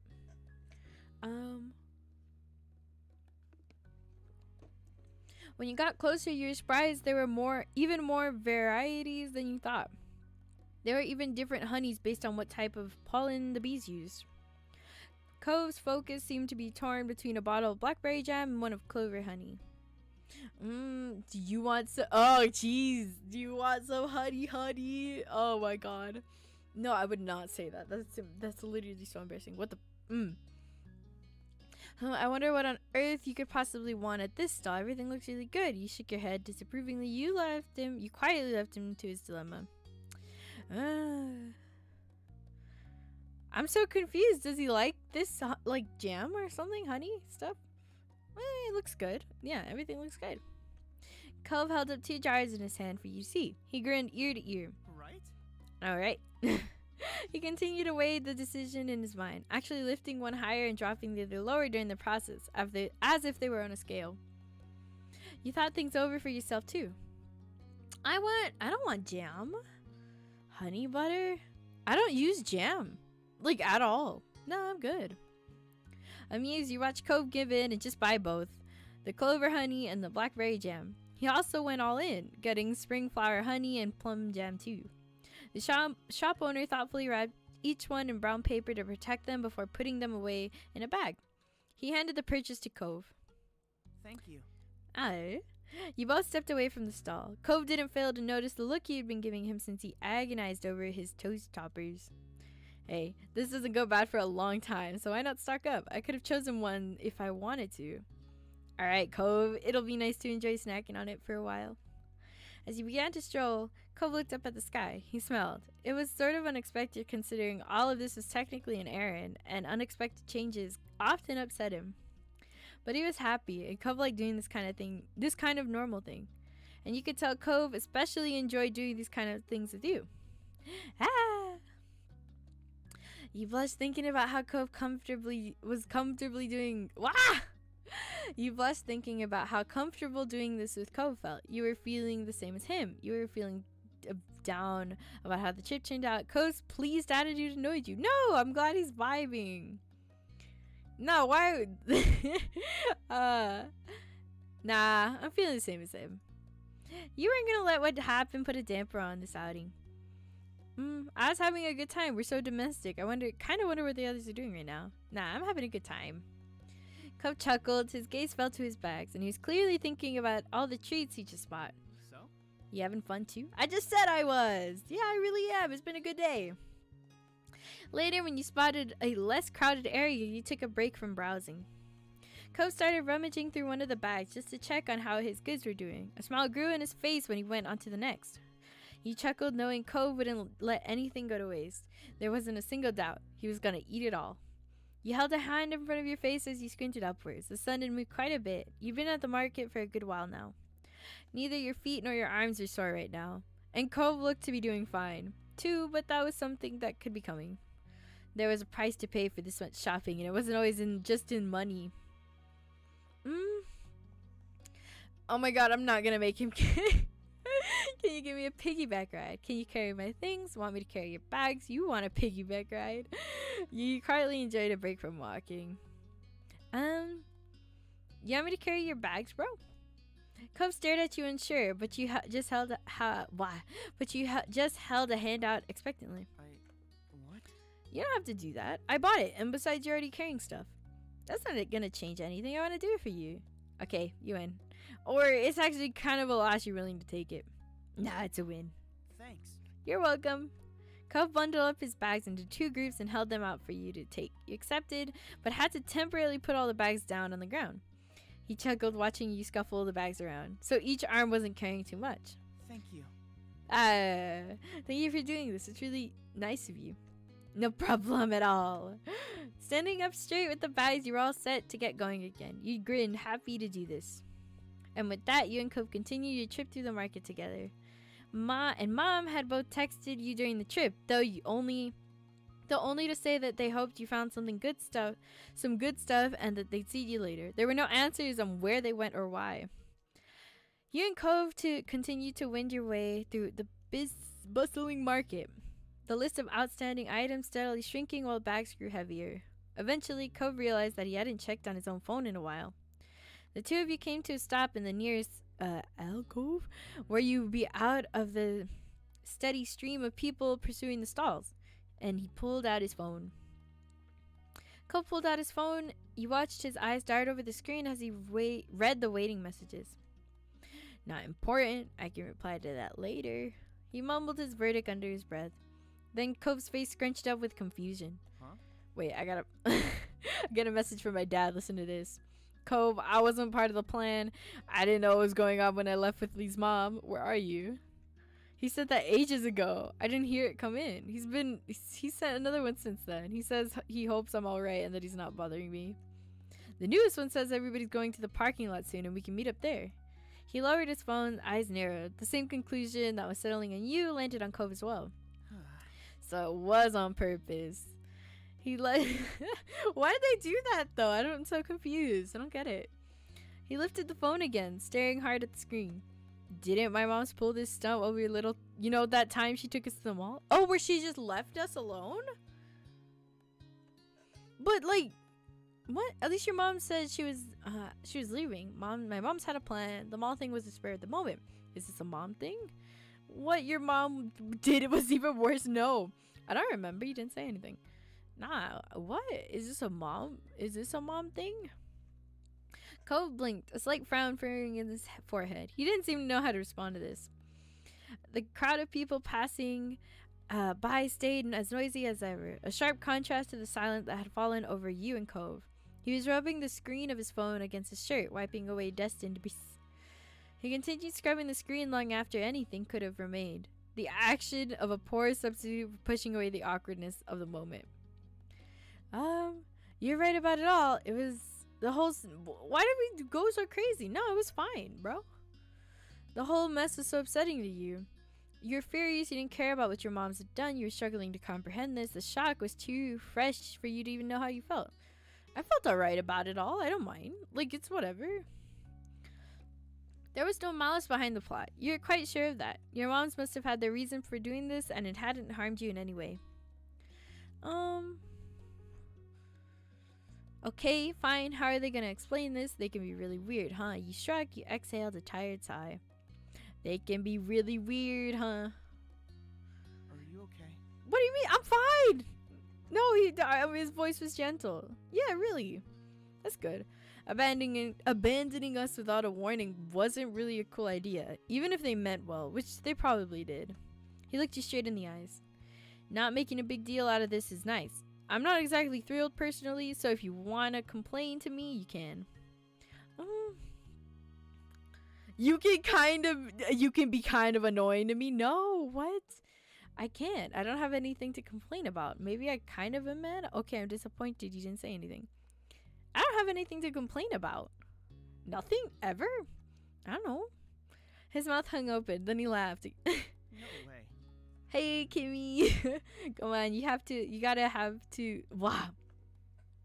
Come on, you gotta have plenty of stuff to complain about just from the stunts I've pulled myself, let alone what's happened today.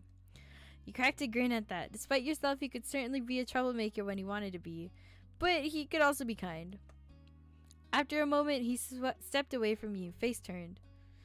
Cove closed his eyes and took a deep breath. His brow ceased and furrowed deep into his scowl, his arms tightly coiling together. Oh my god! Good music! So they did do something stupid. I knew it! His voice had taken an exaggerated quality. But what truly why can I speak? From Cove's typical speaking tone was the abundance of rage. This is such a chore. Parents are so dumb. Why do people have to go places with family members anyways? I hate them. I also hate farmers markets. He got it instantly. It had been years since the boy got a bowl cut. Oh, is that what he's doing? Oh my god, it had been years since the boy with the bowl cut had been in town for the summer, but Cove had never forgotten. To this day, he continued to unleash his his impersonation whenever the moment felt right. Sometimes you wondered if the act had grown more exaggerated over the years, or if the kid really was that ridiculous. You bursted out laughing, you shook your head at Cove's silliness, you played along, you smiled quietly. That kid's never gonna live it down, huh? Nah, we laughing at him, bro. And every time it never failed to crack you up. Cove gave you a lopsided smile, letting the joke rest for now. Come on, we should probably go meet up with the group. You didn't dally any longer, slipping back into the crowd and making your way towards the entrance of the farmer's market. It didn't take long to reach the parking lot. Your parents, Mr. Holden, and Liz were already waiting there, and they waved at both of you as you approached. No! Why is he sad? You can't see Mr. Holden. Why? I hate this. Why can't you go on this side, bro? Your own family seemed to be in pretty good moods, in contrast to Mr. Holden. He stared at Cove with open concern as you got closer. Hey, buddy. Hey, Lee. How you doing? We'd be doing better if we hadn't been abandoned in a farmer's market by our own families. Oh, God. He's so blunt sometimes. Oh, no. The moms are going to get really sad. You saw your mom's frowning at his response. Ma glancing from Cove to Mom with blinking eyes. Just because Lee is really laid back doesn't mean you can just leave her out of your plans and expect her to go with it every time. No. Ma hung her head, ashamed, and Ma had a hand pressed to her cheek. You could tell they were quickly regretting their scheme. I'm so sorry. Well, I'm fine, bro. Of course, it's like, oh my God, I'm fine. No, I'm sorry. No, her words were full of emotion. Mom squeezed Ma's arm. We were trying to make the errand more of a trip, less of a chore. Ma nodded. We didn't think Cove, and Liz wanted to be stuck trugging around a market with your parents all day, especially not in the summer. But you were always very thoughtful and didn't like to leave your moms behind, so we did it ourselves. It was only going to be for the market, not for other stops, I promise. Still, you're right. We could have just told you and let you make your own call. I'm really sorry. Neither of us meant to upset you. I'm really sorry. All gas, no brakes, and we should have known better. Sorry. Ma ditched me too after pulling her urgent potty break stunt, if that helps. I went off to do my own shopping, as it seems they planned. Sorry. Sorry if I didn't check back in with you. I wasn't thinking and just tried to blow it off. You quietly took in their stories of what happened. Over to the side, Cove was talking to his dad. Thanks for telling me something was up, though. I feel bad for missing the warning when you sent it. You're welcome. No trouble. Sport, I learned my lesson about making surprise plans. Cove smiled at his task. Mr. Holden laughing clapped Cove on the back. No. They're so good. Wow, we're really being outplayed today. You realized you hadn't been the only onlookers to the Holden's movements. Your moms were exchanging rueful looks. Liz had her arms crossed over her chest, patiently watching it all unfold. Yes, looks like it. We better find some way to catch up. In that case, Maybe we can do Lee's chores for the weekend. Ma jabbed Ma on the shoulder. You might be onto something. Lee, how'd you like the sound of that? Wow, they looked at you hopefully. Ah! Sounds good to me. Make it 2 weeks. You're gonna have to do more than that. I'll think about it. You don't have to do anything. I was never mad. I mean, I wasn't mad at all. Like, I was never mad. I was vibing with it. But at the same time, I don't do my chores. Do my chores for, like, ever. Nah, I'm gonna be honest. I was never mad, bro. That's wonderful. We'll still do better. Come on. At the very least, we could make sure everyone stays together for the rest of the stops you're making today. Y'all nodded at the suggestion. yes. We won't let you down. We'll be the best sheepdogs ever, guarding the flock and catching any strays. Funny. We can at least be shepherds. You chuckled, your mood lifting in spite of the bumpy morning. It's gonna be alright. You turned to the entrance of the farmer's market for one final glance, pressing it into your memory under the new light. You thought on what you'd pick up at the market and how you were going to enjoy it later. Some things you could only get from local suppliers like this. That was another perk about coming along to the market today. Actually, you realized it would be a good time to bring out the fudge you got to share, while everyone was still clustered together. Hey, wait, before I go, I got some fudge. The announcement grabbed everyone's interest, and they looked over at you, each curious what you had in store. You dug into the bag and pulled out the special selected treat. I saw this amazing fudge stall, so I got some boxes for us to share. Did someone say fudge? Get me, please. Oh my god. I'm gonna cry. Oh. This is so good. Ooh. This is, I've been summoned. Oh my god. This is sweet of you. The Holdens are wearing matching grins at the prospect of free dessert. Their family resemblance more noticeable as they mirrored each other's expressions. Sweet is the right word for this. Thanks very much, Lee. Yeah. Thank you. Oh wait, but Cove, we got we bought like the separate one for Cove though. You don't gotta take one from. You're gonna steal like, you're gonna steal one of the moms. Cove, don't touch the like box for everybody. Great, can't wait to bust it open. We should save it for tonight. You can't properly enjoy a treat when there's still chores to be done. Besides, we don't want to make a mess with it melting in this heat. The others murmured their agreements and nodded, reaching consensus. You stowed the box away safely for now. Cove then slid next to you, an eager smile on his face. You could tell from his expression that he was up to something. Thanks again for getting the fudge. That was really cool of you. You knew you hadn't come over just to thank you individually, not with that huge smirk. Oh, I guess I'm shared too, but well, only really with you. I guess I'm not as nice. Oh well. You kicked them a scheme of your own? He laughed. Anyway, well, I sort of picked out something with you in mind. You held out a hand to your chest, staring at Cove as he explained further. I mean... Since your moms decided we should shop separately, I figured I could use time to get you something. Just a little surprise. He reached into one of the bags and retrieved one of the well-wrapped objects. You accepted the unexpected present, and he looked on excitedly as you tore off the paper. What did you get it? It was a glass bottle of cool spring water. You didn't need to taste it to know that it'd be nice. It was a boutique product? It was heavy in your hands, a container and a small metal cap, reaffirming the quality. Even the label, constructed from coarse paper rather than a flimsy sheet of plastic, was distinctive. You're practically bouncing in anticipation, and he smiled sweetly at your reaction. It's not a big deal. I just thought you might like it. But we got you something too. We got you fudge. Thank you. You didn't have to do that. You're so wonderful. You smiled at him. You're always getting me things. You shook your head as an antics. No, thank you. I can't believe we both got each other something. You weren't the only one who had that idea. Actually, we are a real pair. You're ready to unleash your own surprise on him. Nah, we actually we got you something too. His eyes began to widen. I got something for you too when you weren't around. Wah! There were bursts of laughter, first from your mom, followed by a chorus of chuckles from the other three. You've forgotten that they were still hanging around. Unfortunately, they hadn't paid you and Cove the same courtesy and had been listening in on your conversation.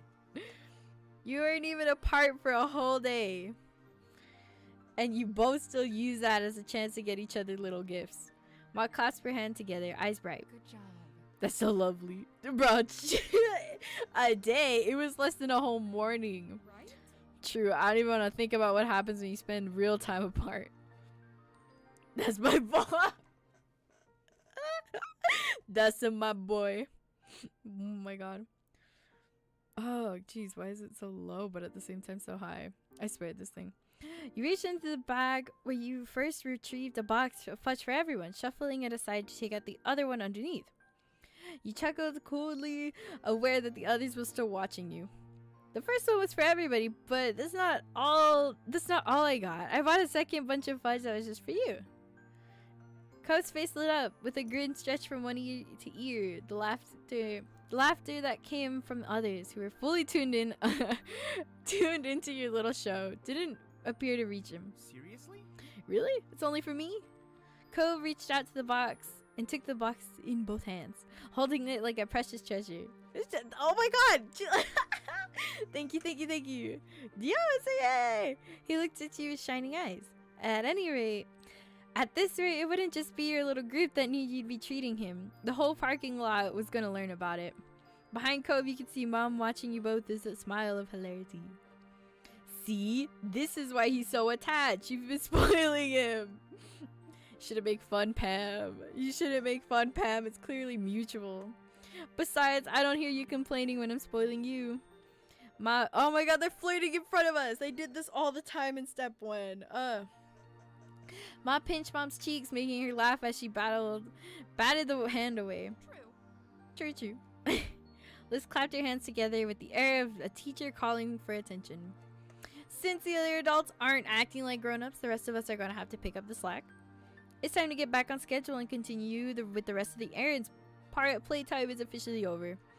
Ma laughed while Mr. Hutton grinned awkwardly. Mom hung her head in an exaggerated display of mock defeat. Kids are tough, and I can't even call them my kids anymore. Liz tutted with an amusement at her mother. Cove shrugged, staying as a neutral observer, but the small smile on his face revealed that he was enjoying the conclusion. He laughed, glad that everyone was getting along. That's right, we're all grown-ups now. With that, your trip to the farmer's market was closed. It was time to move on. There are too many of you for one car, so you and Cove had wound up in Mr. Holden's car on the way over. You figured it made sense to do the same for the next leg of the journey. You sat next to Cove in the back. Immediately after clicking the seatbelt in its lock announced that Cove was safely strapped in, he began to unfold the box of fudge he'd been given. You gonna eat it now? Uh-huh. I picked the flavors. I was very proud of the flavors I picked. He nodded eagerly, not taking his eyes from the container. He lifted the top off and longingly admired the selection inside. Milk chocolate fudge is a staple. You can never go wrong with that. Oh, he has like little dialogues for all of the like fudge, like the certain fudge types you pick. That's so cute. That's so cute. Minty fudge is perfect for the end of snacking. It's so refreshing. That looks like cookies and cream. That's a really cool flavor for fudge. Red fudge. It's gotta be red velvet flavor. You're right. Knew it. Delicious. I love red velvet. Really? I didn't think about it. I was like, maybe he might like red velvet. That's so cool. Once Cove had finished bestowing praise on what you'd pick, he promptly started sampling the selection. He was smiling, licking his lips, and having a grand old time. You could also tell from the way he was nibbling, was turning into munching, that the box wasn't going to survive the next trip to the next stop. You're right. Cove tried to savor the treats, claiming just one more, until there was only one left, and the statement was finally forced to be true. He finished the last one too. He sighed contentedly. Thank you. Thanks again, Lee. Those are really great. You're welcome. He set the pick clean box to the side, then rested his hands on his spoiled tummy. Cove wasn't gonna be hungry for a while after that. From there, he sat wordlessly, gaze drifting to the window. You knew Cove well enough to spot the sign of when he was physically present and mentally elsewhere. The way he would fall quiet, staring without seeing. The long blinks, all of which he was doing right now, as he looked at nothing in particular. He licked his fingers absent-mindedly, getting the last of his melted fudge off his hand. Bah! You're pleasant he'd enjoyed it so much. Is it too late to ask for a taste? He teased him. I would have enjoyed a bite too, you said seriously. You looked away feeling bashful at how well your gift had been received. Nah, I'm happy and he enjoyed it so much. You closed your eyes as he pulled up the resolve to speak. You're miles away from a second. What were you thinking about? Cove idly rubbed at his face. Honestly, I was just thinking how nice it is to know you. It, makes life better and everything. Though he turned away from you, his eyes was round and sincere. Not that this is a new revelation, but today was another reminder. I'm lucky.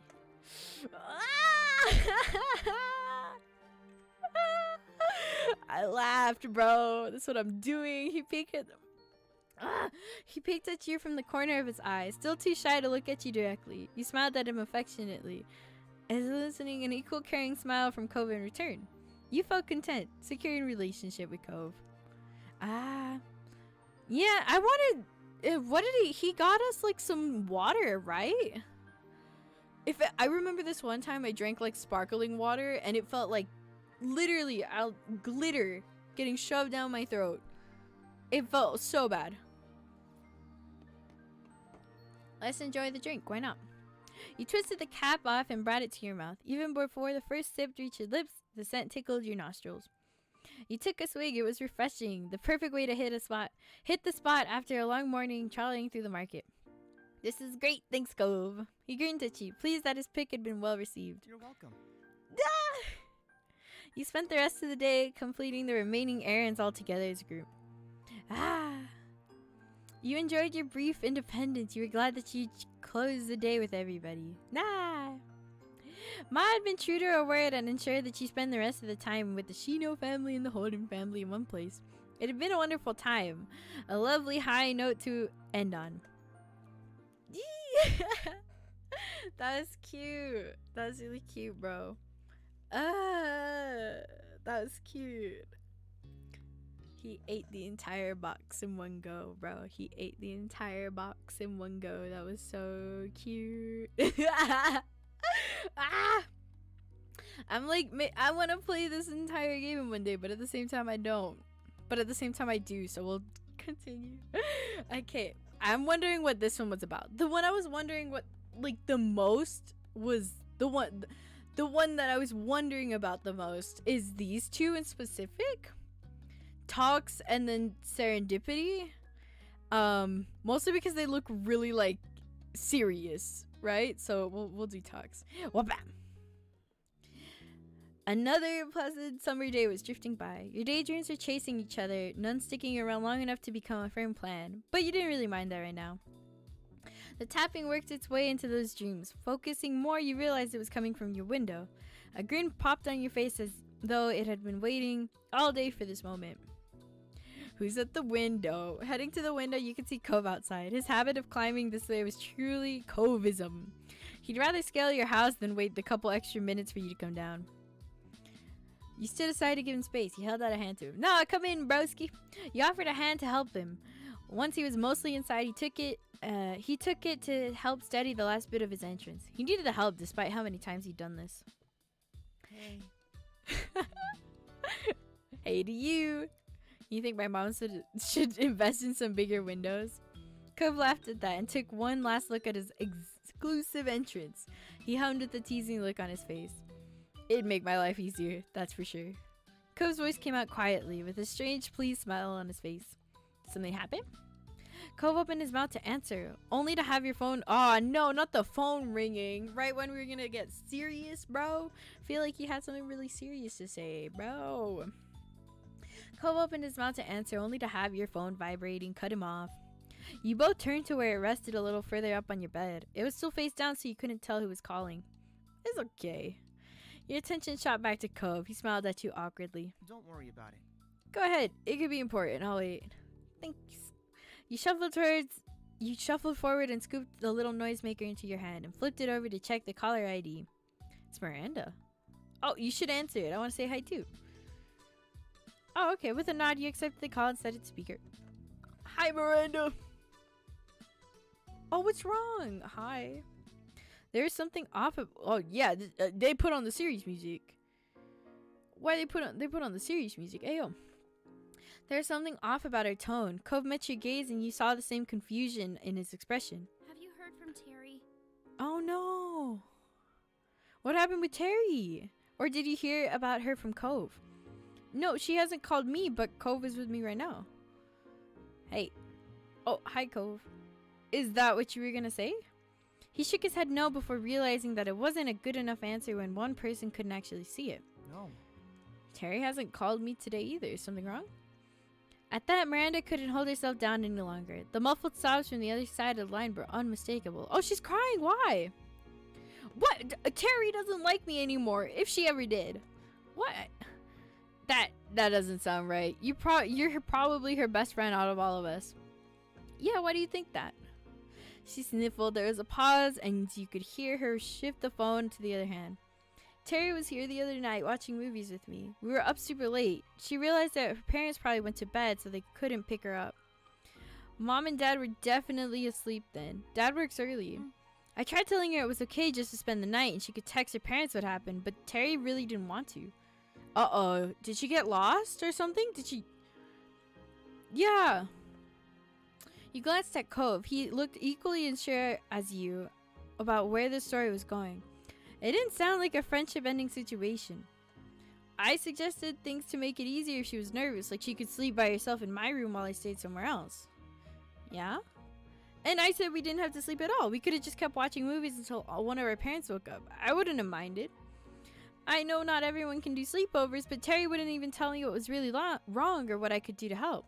I thought we could tell each other anything. Guess I was wrong. Did she stay in the end? No.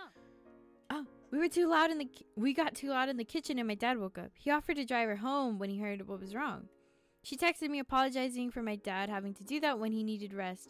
But that was it. She isn't talking to me anymore. Oh man. You can hear every bit of the tears and heartbreak in Miranda's voice. This continued to be a shock for you and your neighbor, but Cove recovered and spoke gently. I'm really sorry. I mean, There's no way Terry wanted to make you feel this bad, or that she's just done with your friendship because of this. Mariah, sniffling, continued. You hope she had plenty of tissues handy. I mean,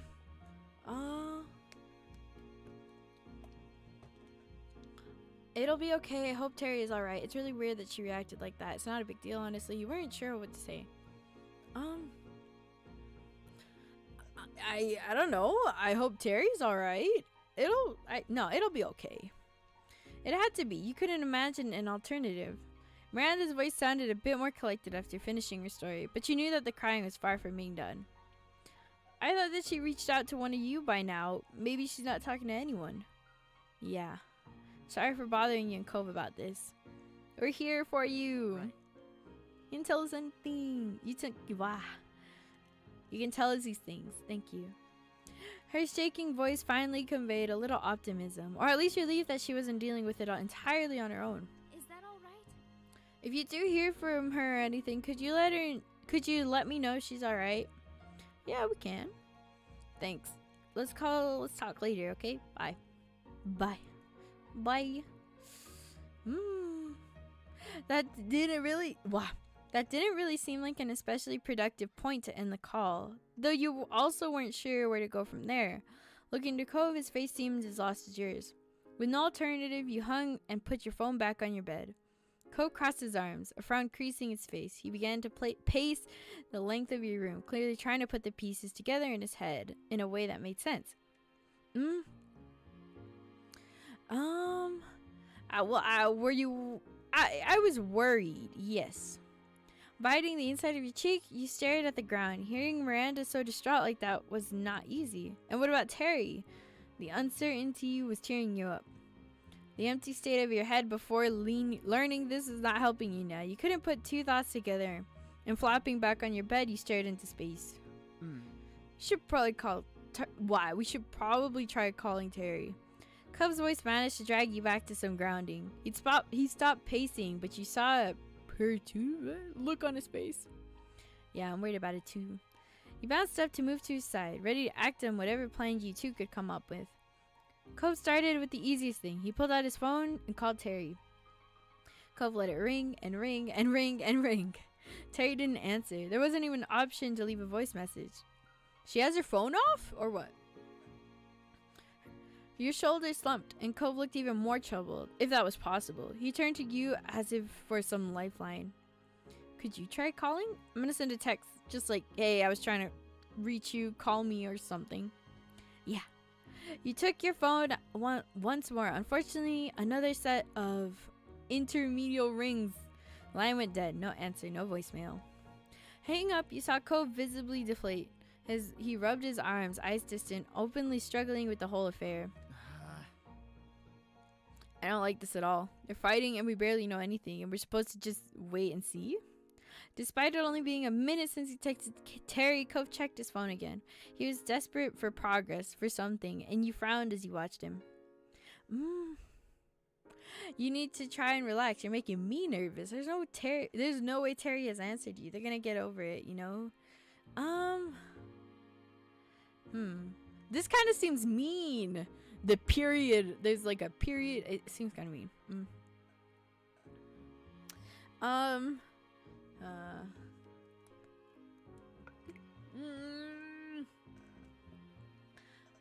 They're gonna... I don't know.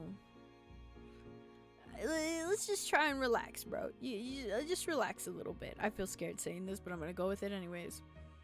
Cove stared hard at the screen as though he's trying to will a new message to appear. As your words sank in, his gaze slid over towards you. Just a bit? Come on, you're working yourself up. Closing his eyes, he took a deep breath and released it slowly. It wasn't much, but you could see him ease up slightly. Yeah, you're probably right. Okay, it worked. Cove was still gripping his phone with both hands as though it might fly away if he let go. He looked to you with almost painful earnest. Should we? What do we even say if we don't hear from one of them? His pacing resumed as he attempted to answer his own question. We should probably tell them to talk to each other instead of only us. Maybe. He slowly came to another halt, like gear winding down. We should find out Terry's side of the story. We should just comfort Miranda and let up with Terry. I don't know. We should only tell them to work it out between themselves. That's it. You wonder why you always had to come up with things. You didn't try and say anything.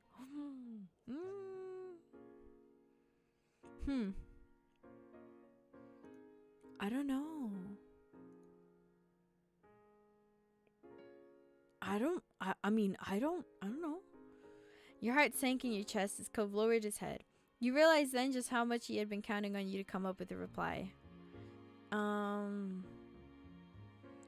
Is something wrong? Do you have a problem with that? You rolled your eyes. Heavy-hearted, you pretended not to notice. I don't know. Is something wrong? Fine.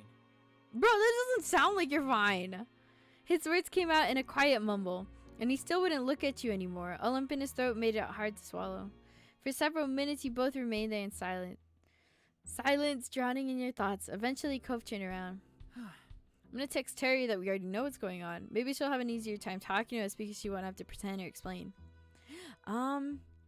Yeah, that might be the only way to get her attention. We can't do that. Miranda didn't say it was right to admit she talked to us. You felt way too overwhelmed to know what to say next. I think you're pushing it too much. That's not a good idea, Cove. Not at all. Why are you so fixated on this? I don't know. I mean, I don't know. I don't know if that's the best thing we could say. I don't know if that's a good idea, but I don't know what I would say. Maybe let him do it on his own. Upset, your voice got caught in your throat as your thoughts were pulled in too many directions. Cove took your silence as a go-ahead. Cove's fingers worked furiously yet carefully. He was giving his full attention to his words. You slid up next to him and looked, trying to watch what he was writing. Cove rapidly typed out, "Hey, Lee and I really want to talk to you. Miranda told us what happened. Please reply back." And sent. It was done. Well, why are they so bent on this? I think it's okay. We'll just have to see what happens now. Quietly you felt nervous. I wish you weren't so concerned with someone else's feelings but mine. What? No! Why would you do that? Why would you do that? It'll definitely be fine, right? I really hope she gets back to us soon. Why couldn't you have just left it alone? Great, can we do something else now? You're being dramatic. No, I really hope she gets back to us soon. Me too. Just from his face, you could tell that wasn't going to do much for him. He was going to be stuck thinking about this until Terry replied. That was something else you had in common. A small noise escaped his lips. All the frustration at the situation crumbled away from his face as he spoke softly. Thanks, Lee. I'm glad it's not just me with all this happening.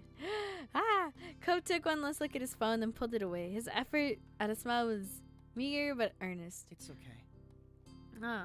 We can just forget about it for a while. Terry will talk to us when she wants to. Yeah, that is okay. He smiled just a little bit. Finally. No! What the fuck is that? Why would you say that? Why would you say that? So mean. What? Sounds good to me. I'd like to be left alone for a while. No, that sounds good. And you meant it, exhaling some of your own concern away. The last thing you wanted was to fight with Cove. There's no point in fighting with Cove if two of our close friends are fighting. There's no point. The silence stretched on in what felt like hours, but it likely wasn't long before there was a knock at your bedroom door and Mom peeked in. Just checking up on you. Oh, Cove, when'd you get here? When she saw your morose response, she opened the door all the way and the question was dropped. Ma was standing there as well. She slipped past her wife to come inside your place. Everything okay? I saw the long faces. You both okay? Yeah, we're okay. Your body language could not have contracted you more strongly, and you knew it. You couldn't even lift your eyes off the floor as though the weight of your worry was dragging your head down. Miranda called earlier. She and Terry are fighting, but none of us know what's going on with Terry. Your parents exchanged meaningful looks, though its meaning was lost on you. I am so sorry. Wow, I'm so sorry to hear that. There's trouble with your friend, sweetie. Is there anything you can do to help? Out of the corner of your eye, you saw Cove rub his arm awkwardly, unable to add anything. No, we're just waiting to see if Terry calls or texts or if Miranda does. Well, at least we can help you take your mind off of things while you're waiting. Yeah. Another great idea, Lonnie. We can get the whole gang together for some quality time. Ma gave you a soft smile and added, "This'll be good, especially since it might help make up for what happened at the farmer's market." Oh yeah, it'll be wonderful. I'll go see what Liz is up to right now. Excited, she fluttered a few steps away and then stopped. She pivoted on her heels and raised a single finger, flashing a big smile at Cove. It's no trouble. And of course, Cliff will be welcome too. Knowing your family was always there for you, that couldn't be an understatement. In fact, it meant everything to you that your moms cared so much. I really appreciate this. Thank you. Thanks. It's nice of you. You're welcome. You're both very welcome. Don't sweat it. Not so, kiddos. Leave things to us. Just relax and we'll call you when it's all together. You nodded and your moms dispersed for now, springing into action for their impromptu get-together. You flopped down on your bed, feeling like you could sink into it and disappear. Cove, meanwhile, took a spot on a chair to the side. You sighed the same, and Cove's mouth pulled into a bent smile at that. He gave his phone another quick check, and his eyebrows furrowed. Still nothing? Yeah. Yep, this is crap, huh? Yep. Cove chewed the side of his cheeks as if to mimic the shot. Dude, this is like the... Oh no, the music. As if to mimic the stress that was clearly eating away at him. Cove, what's wrong? What's really wrong? One disagreement doesn't make you act like this. That got a pointed pause in his movement. Cove was carefully trying to put his thoughts together and spoke in a fragile voice. When people you care about, when they're unhappy with each other, there's nothing you can do. At least when you're in a fight yourself, you have some responsibility, some control over that. I wish it didn't happen, but that isn't possible, so oh well, I guess. His attempt at giving a nonchalant shrug after that was pitiable. Yeah, it makes me feel horrible too. True, but you're right that it can't be helped. Whatever other people can do what they want, you stayed silent. True, it makes me feel bad. In your lap, your hands momentarily curled into fists. This kind of powerlessness, it wore you down. You looked at Cove and were reassured by his understanding nod. There was a question you had to ask. Is it because of what happened with your parents? Ah, shit! Cove ran a hand through his hair, a strange smile spreading across his lips. For him, this pain struck close to his heart. Just as quickly as a common smile was gone, lost amidst his faraway gaze. Yeah, you got it. It's like my parents. Despite knowing him for so many years, Cove had never spoken of the years before you moved to Sunset Bird, before his parents separated in any detail. He whispered his thoughts distantly, almost unconcerned with whether you could hear them or not. Oh, oops, I accidentally skipped that shit. They used to fight all the time. I think they got along when I was a baby. I mean, they had to have wanted to be with each other at some point, but when I was old enough to remember anything, it was already bad. There was always something wrong, and I could never help. I just wanted them to be happy. You tried to imagine your mom's breaking up. The very idea scared you, but Cove had to endure that for real. I'm sorry. Leo, don't worry about it. Despite the revelation, Cove's gazed reassuringly at you. It's not like that anymore. Things are so different now. I don't even really think about it. Again, the sorrow reasserted itself when he continued. You could barely hear him again. Though, I guess it's pretty obvious I haven't forgotten either. What did you hugged him. You went over to place a hand on his shoulder. You crossed the room and took his hand. You tried to smile for him. I feel like that's hug. Like, this is hug. I don't know. You crossed the room, picking up a little bit of speed, and Cove's eyes widened. He shot out of the chair and stood waiting for you with a nose pulse look.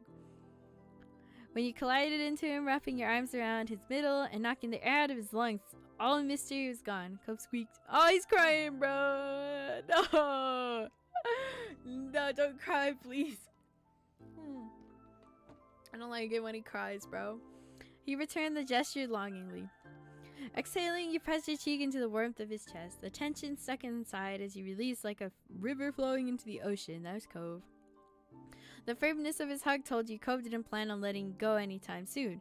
You both needed the comfort and closeness for just a little bit longer. When he finally did, the both of you took a seat again, but this time side by side on your bed. Today was a lot. Today was a lot, huh? Yeah, I was. You sat there contentedly. You leaned against him. I would just sit there. After everything today, you felt a sense of relief. The two of you still had one another. No matter what happens, you can be at work. His mouth pulled into a bent smile. You chuckled. Me too. Oh. And for a while, you stayed like that. A comfortable quiet fell between you, and the sun fell with it. The warming calm ended with Cove gasped sharply. You spun, half expecting to find him nursing an injury, but instead found him staring straight ahead. What? Oh my god. I think my phone just vibrated. Check it out. Right. He patted his pockets, fumbling in his panic. He yanked the phone out. The force of the action nearly catapulted the device out of his grip entirely, but he caught it just in time. His eyes honed in on the screen. It's Terry. Thank God. She says she's sorry. He looked back at you, eyes widened as his nerves stared into fray once more. What should I say? I don't know. Give it a second. I need to think. Tell her to call us. Ask her what's going on. Ask if she's talked to Marie. You climbed up. I don't know. Ask her if she's like okay is what I would say. Ask her what's going on. Okay. He flashed you a shaky smile as he began to type. You suspected that he had similar thoughts himself, but he wanted the reassurance of a second opinion. Cove's phone buzzed nearly as soon as the message was sent. I asked her again. She's talking to us. She asked about what Miranda said, but wait. You leaned in, watching the conversation unfold on Cove's screen. Right. She's actually gonna call. Cove held his breath as he waited. Though he was good with people, he'd never been at ease managing conflict. His phone rang out. Cove jammed the answer button. He switched his phone to speaker mode, allowing you to participate in the conversation. Despite his immediate reaction, his voice lacked the same resolve when he spoke. Hey. It was tentative, a white flag fluttering in the wind. He's here too. Hi, we've been worried about you. Hey. Aww. Hey, buddies. Terry's voice is barely recognizable without her quick pattern and energy. Are you okay? Things okay? I don't know. Probably not.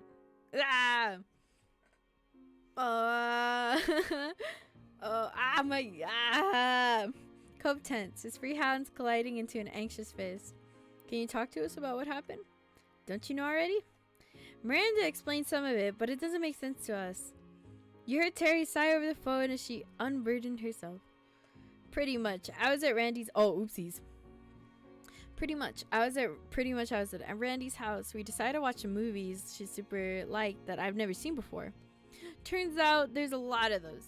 We watched one, then another, and then another. We were having so much fun. Each time it was finished, she had another one to share with me. I didn't really think about the time. I only wanted to see yes to Randy and watch her movies.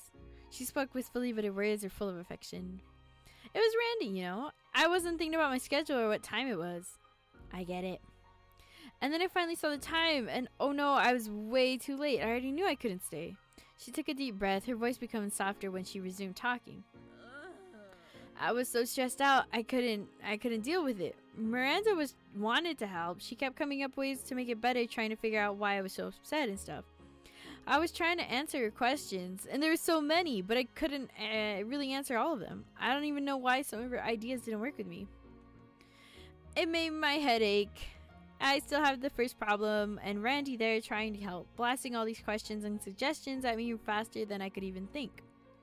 She gulped, audibly sniffing. Oh. Oh no. I got frustrated and told her just to leave me alone, but then she wanted to talk about why I wanted that, and we started having a fight in the kitchen. It woke Randy's dad up. We told him how I wanted to go home, but my parents couldn't get me, so Mr. Eric offered to do it. That's nice of him. Terry groaned. I know. I accepted because I definitely couldn't stay then, not after throwing a racket and turning it into a big deal. But I feel awful and embarrassed. Why did I yell at Randy and hurt her feelings?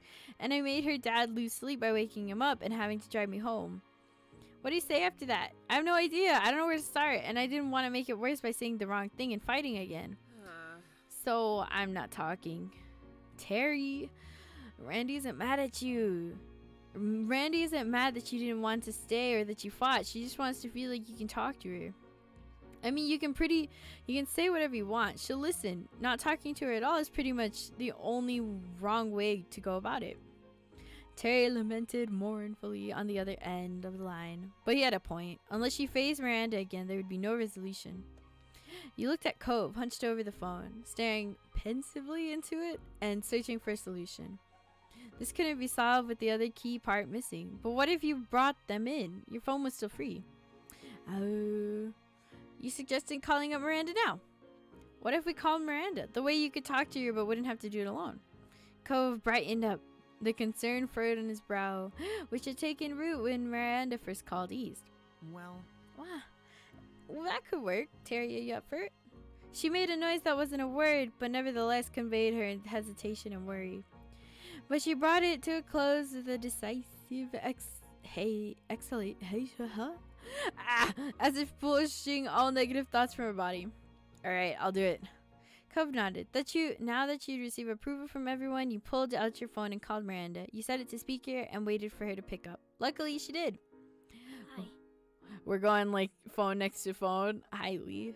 Her voice was still distant, as if her thoughts were elsewhere, but it was loud enough for your needs. Hi, you're on speaker. Terry's on speaker too, and on Cove's phone. Oh.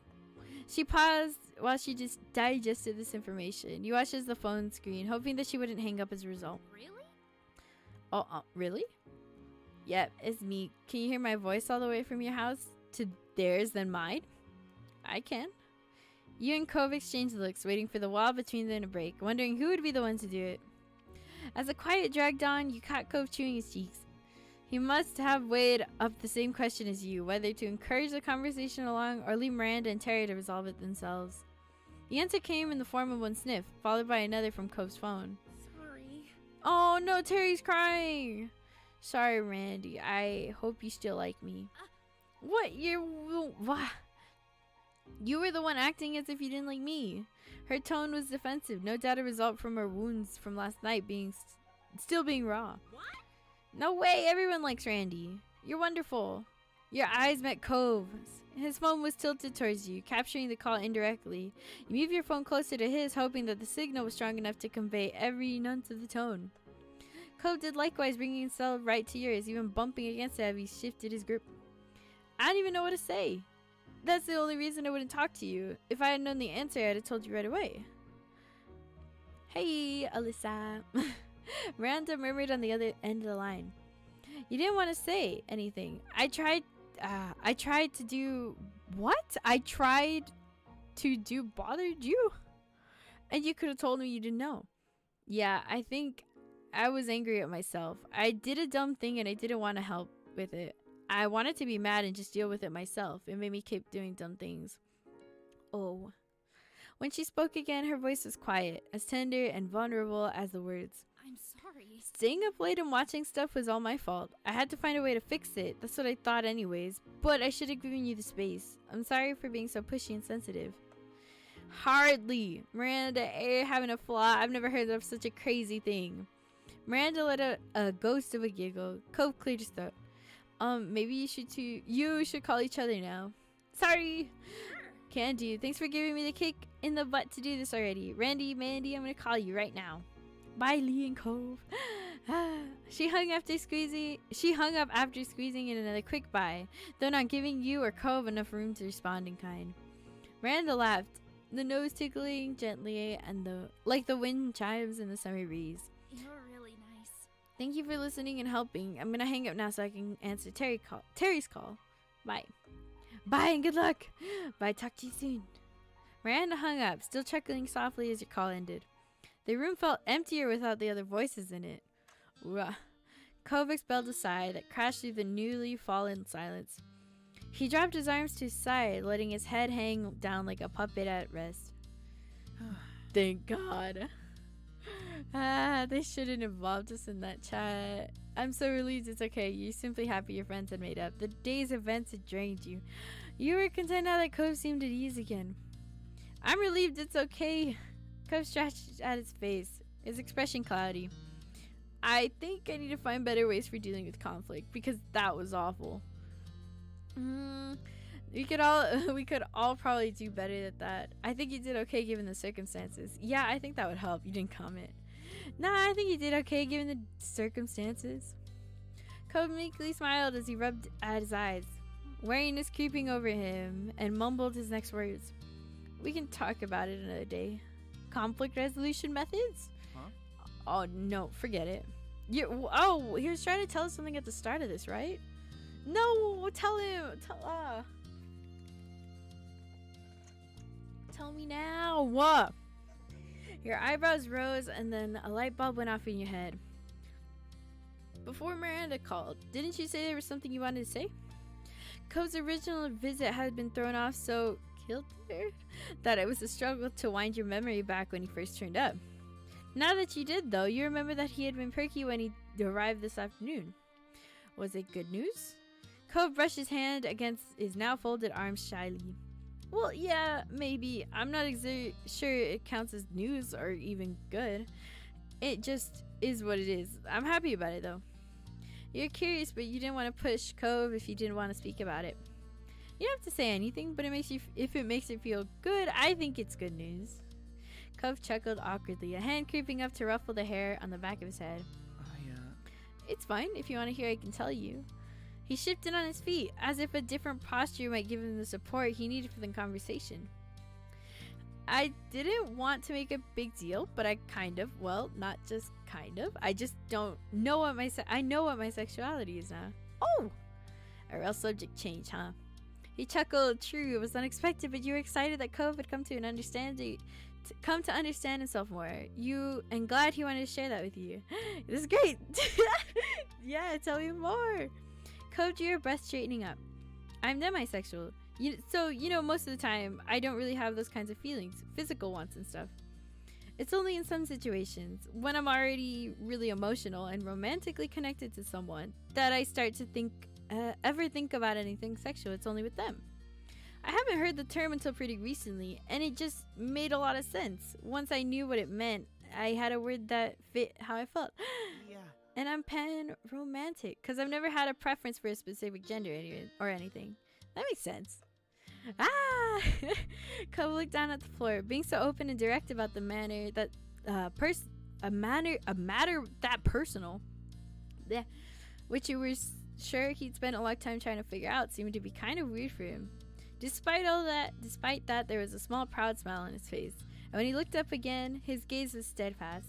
All this talk of Cove's sexuality made you reflect on your own. Don't forget a date tonight, Lee. Try Resident Evil. Oh my god, again? I wish I could, but I don't know. I'm not really that, into it as much as, other people. I want to, get into it, though. I have one game on my wish list, and I love you, Bean. I'm trying to finish...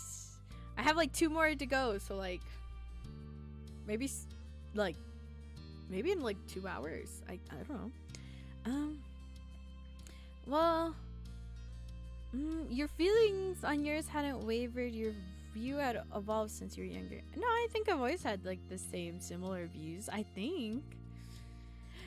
Cove had known you for years now. It was heartwarming that he'd reached a point where he felt similarly capable of discussing his own. You even felt closer. Hopefully I will. I have one on my wish list.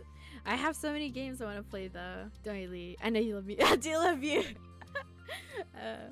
You felt his tiredness deep in the marrow of your bones. It had been a tiring day now that everything was nearly wrapped up, for today at least, and you had earned a rest. You had some good talks and come out of not only knowing each other better, but yourself too. Hey. Hey, we should probably head downstairs soon if your mom are still waiting everyone to get together. That's right. With a renewed spring in your step, you led the way out of your room. You got downstairs to find the others already assembled and waiting. Hi. Hello. Hey. Good to see you both. Hey, we were trying to coral everyone into a group, but the two of you were already upstairs this whole time. Of course we were together. You paid Lee to stick with me. Oh shoot, or did you forget? He holds grudges. The statement was meaningless to your family, who looked to each other for answers in vain. Mr. Holden, who got the message loud and clear, seemed embarrassed. He chuckled nervously, rubbing the back of his neck. Ouch, son. You always know when to remind me of that one. I can't let you live it down yet. Can we hear exactly what the secret is? The suspense is killing us. Right. I better get everyone up to speed. He held his hands up, palms out, pacifying his audience, or perhaps holding them up as a shield in advance. The first day I met Lee, I'd been worrying about Cove being alone for the summer. Well, There weren't a lot of kids around, and he wasn't exactly on best terms with me at the time. He glanced around at your family, getting their responses. I felt like this was my one shot, so I kind of offered her $20 to be friends with Cove, and added that she couldn't tell him about it. Liz gasped. Mom was staring incredulously at Mr. Holden, while Mom's eyebrows had retreated to her hairline. You and Cove, already knowing the story, were the only ones unaffected. But after a while, I really did honestly forget it even happened. He raised his hands higher, now level with his shoulders. Not a bad idea, you thought. If Mom felt inclined to throw a cushion at him, he'd probably manage to block it in time. I know that's bad, but I've had so many grand ideas over the years, it's hard to keep track of them all. Cove smiled, placing his hand on his hip and shaking his head at his father's antics. Seriously? I can't believe you. Though, also, I totally can. Your moms were less indulgent. The shock had embedded a way to displeasure. Mom's foot was tapping rapidly as she frowned at the next door neighbors, while Ma had her arms crossed over her chest and her lips pursed. I'm sorry, Lee, and I'm sorry to your parents too. That was way out of bounds. Don't worry about it. Everything worked out. Your moms gave each other a look where they seemed to communicate with their eyes alone. Alright. Well, that's then. Well, that's that then. And it won't happen again. It definitely won't. It definitely won't. absolutely. Good. It was a little surprising that they were letting him off the hook, but on the other hand, it was a long time ago, and you were sure your moms remembered those painful early days of Cove's arrival too. Mr. Holden wasn't a potential bad influence anymore, so a lecture would be pretty moot. Instead, your mom gave him a lenient smile. In that case, Now that that's settled, why don't we find something to do? Nods of agreement cascaded through the group in a couple waves at suggestions. Mr. Holden's shoulders slumped with a release of tension. He brought his hands down, tucking them away into his pockets. How about cards? There was a murmur in the interest of others. Ah, you're keen to play. That's fine with you. You played along with the others. That's fine. Most of the group was eager to play, but Mr. Holden was demurring. Nah. I think I'll sit this one out. What's the fun in that? Join in. We're not too angry with you. Yes, and I know there's a lot of people, but we can make it work. Mr. Holden struck into himself, embarrassed by their attention. Dad, you love playing cards. We do it at our house all the time. Yeah, I remember the one time we played over there. There was serious games. We made bets with real money and everything. Dad? Mr. Holden broke under the combined force of everyone's attention. Cove, Lee, you're adults now. You deserve to know the truth. The truth? What the? Oh, I used to throw the card games so you could win. Aw, what? I put up a good fight, but I always made sure to lose more rounds than I won.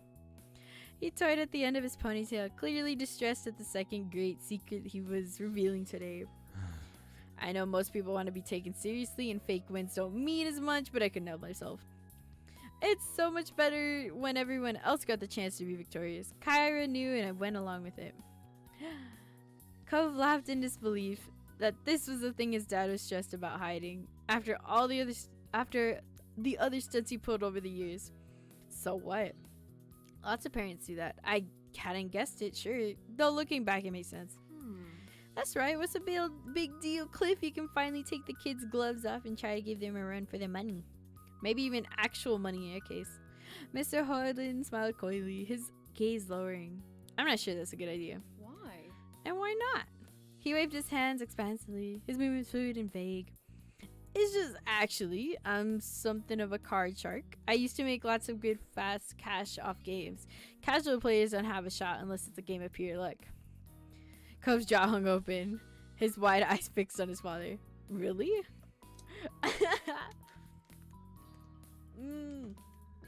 There was a touch of amazement, even admiration, nestled among shock. The other members of the Shino family exchanged looks, ranging from Liz's disbelief to Mom's intrigue, with Ma somewhere in the middle between the two. You can't simply make a claim like that and expect us to go along with it. Let's see you back it up, Shark Man.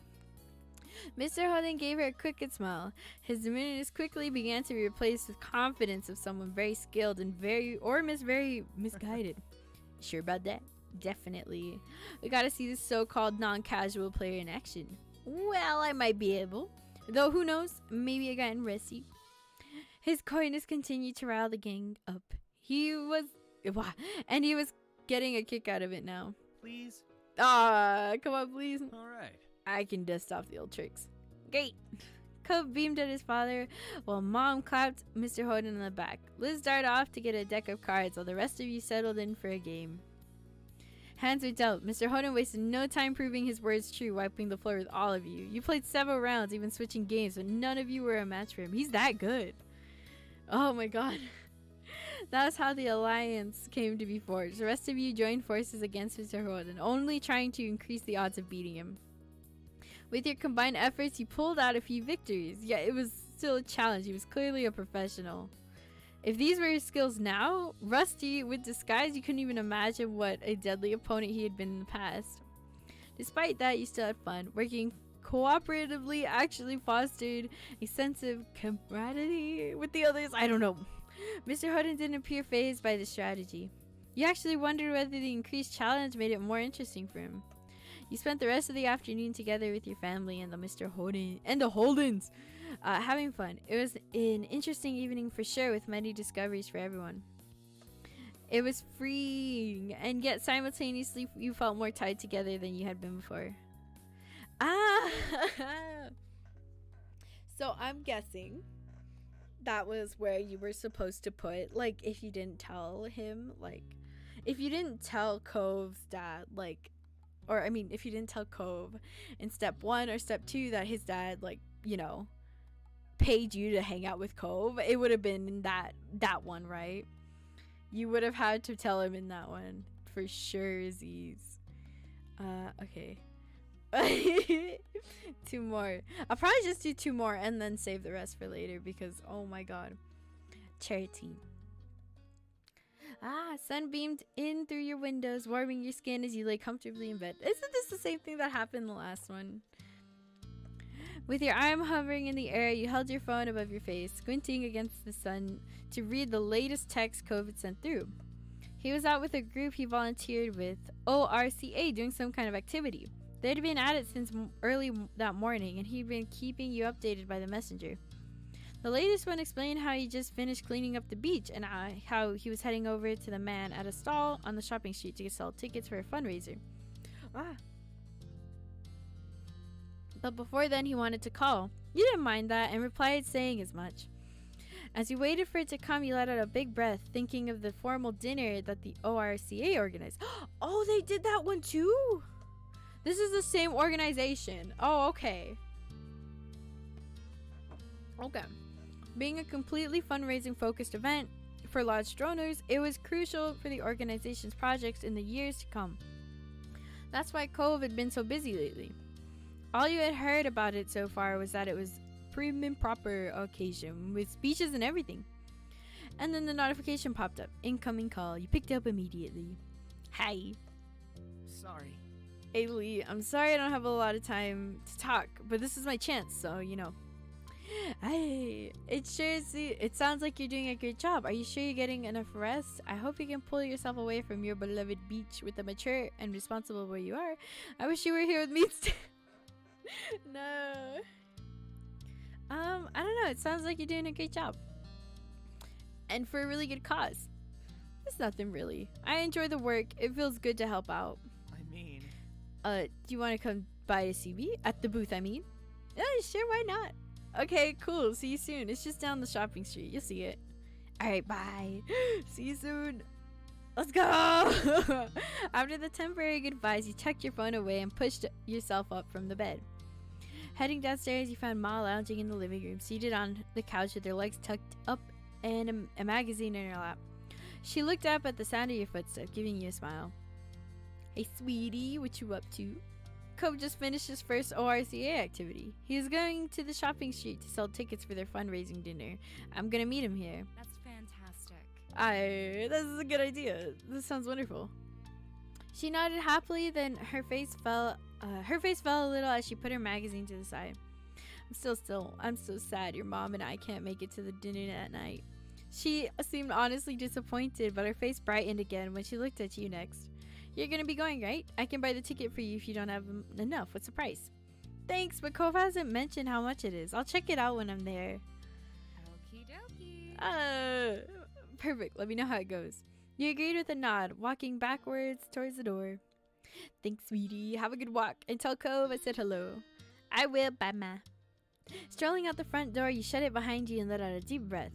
You had known that the event was coming up and that you'd most likely be going to support Cove, but you hadn't thought about it too much before now. With a small nod to yourself about everything you'd have to do, you began to walk the shopping street.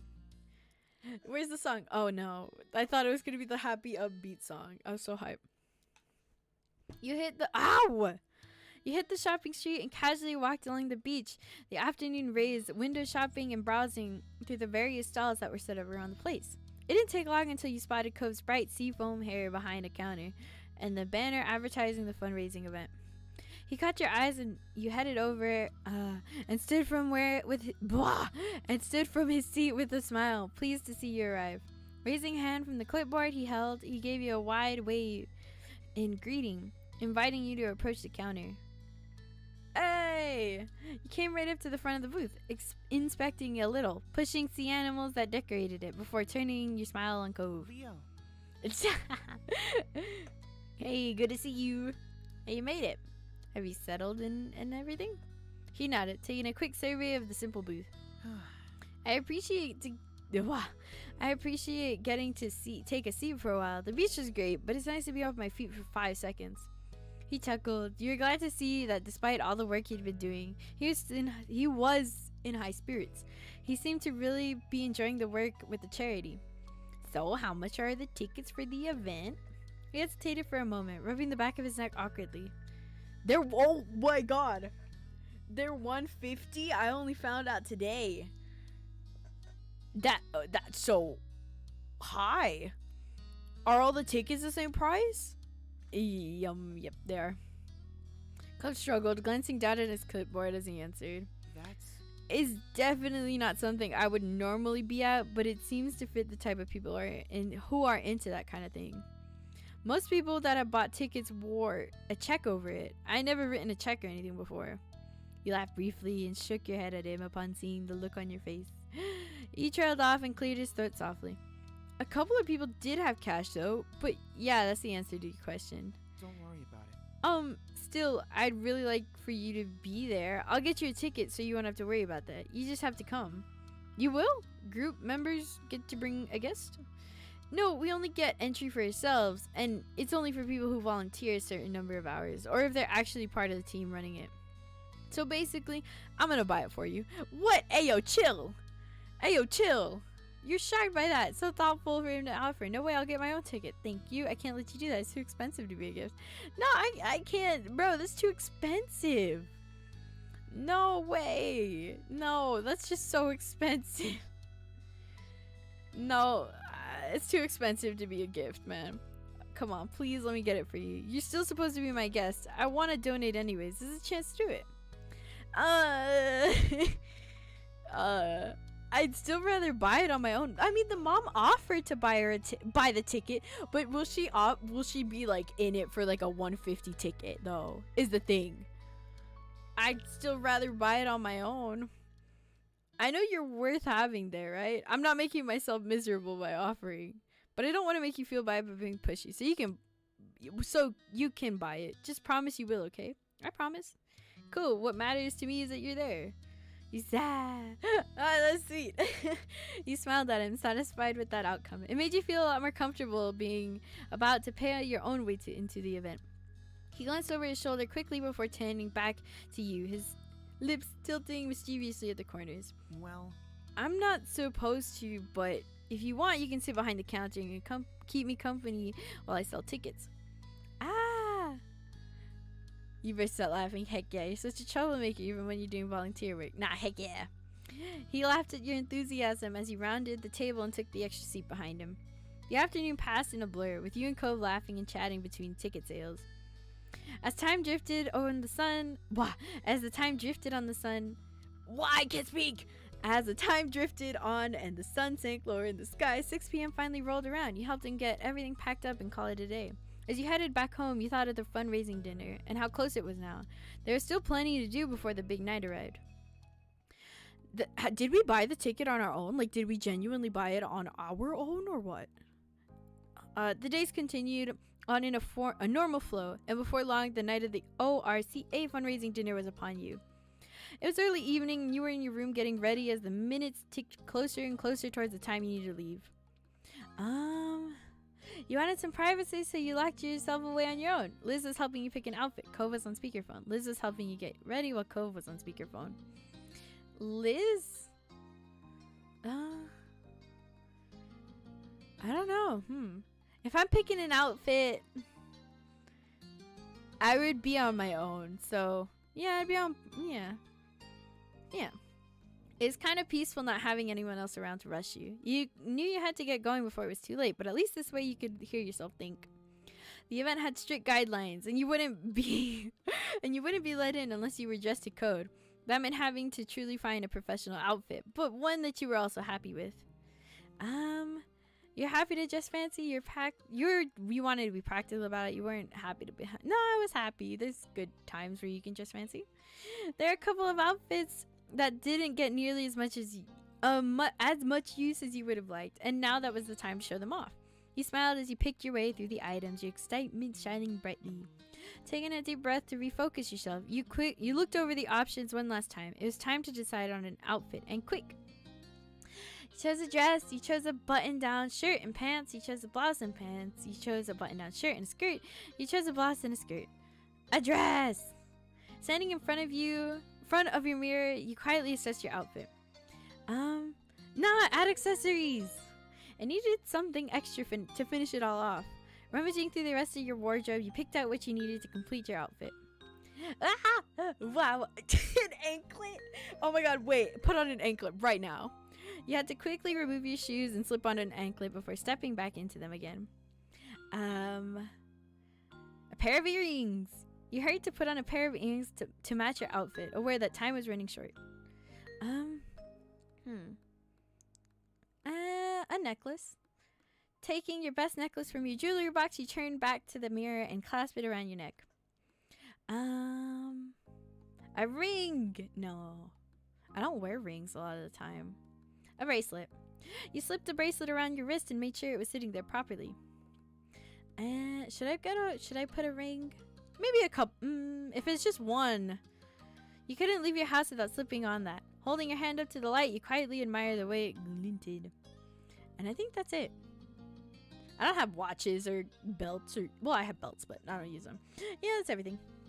And with that, you decided to apply makeup. Leaning up in front of the mirror again, you grabbed your makeup bag and applied what you needed. Okay. Well, foundation. Using a small sponge, you applied the base over your skin to make it help smooth and glowing. Blush. You set blush across the apple of your cheeks. Eyeliner. You carefully applied the eyeliner to give your eyes more definition and presence. Ooh, and false lashes. Took a little time, but you were able to nicely apply some extended lashes. I like makeup a lot. Okay. Drawn over brows. But I have beam brows though. So they cut off like right here. It looks awkward when I like move my hair all out of the way. Cause then you can tell they're beam brows. Yeah. You used some makeup to change the look and shape of your brows. It turned out well. Body glitter? No, I don't want to. Now eyeshadow. You chose a color to complement the rest of your look and swiped it over your eyelids, taking care to blend it well. I guess bronzer, yeah. The sun-kissed glow would work perfectly with your outfit. Dipping your brush in the bronzer, you dusted the golden color over the contours of your face. And lipstick. You applied your lipstick carefully, smoothing your lips together and making sure the color was even. I think that's it. Yeah, that's everything. Finally, you were adjusted. It had all come together. Cove sent through a text saying he was heading to the car and he would see you in a bit. You carefully headed down the stairs and into the living room where your moms are waiting for your appearance. As you entered, they both stood from the couch and came over to you, smiling broadly. You look so wonderful! Nice. And very mature, for real? Hey. Yeah, nice work, kid. They continue to coo and fuss over you until you manage to brush them off. Ma took Mom by the arm and held her close, two of them admiring you proudly.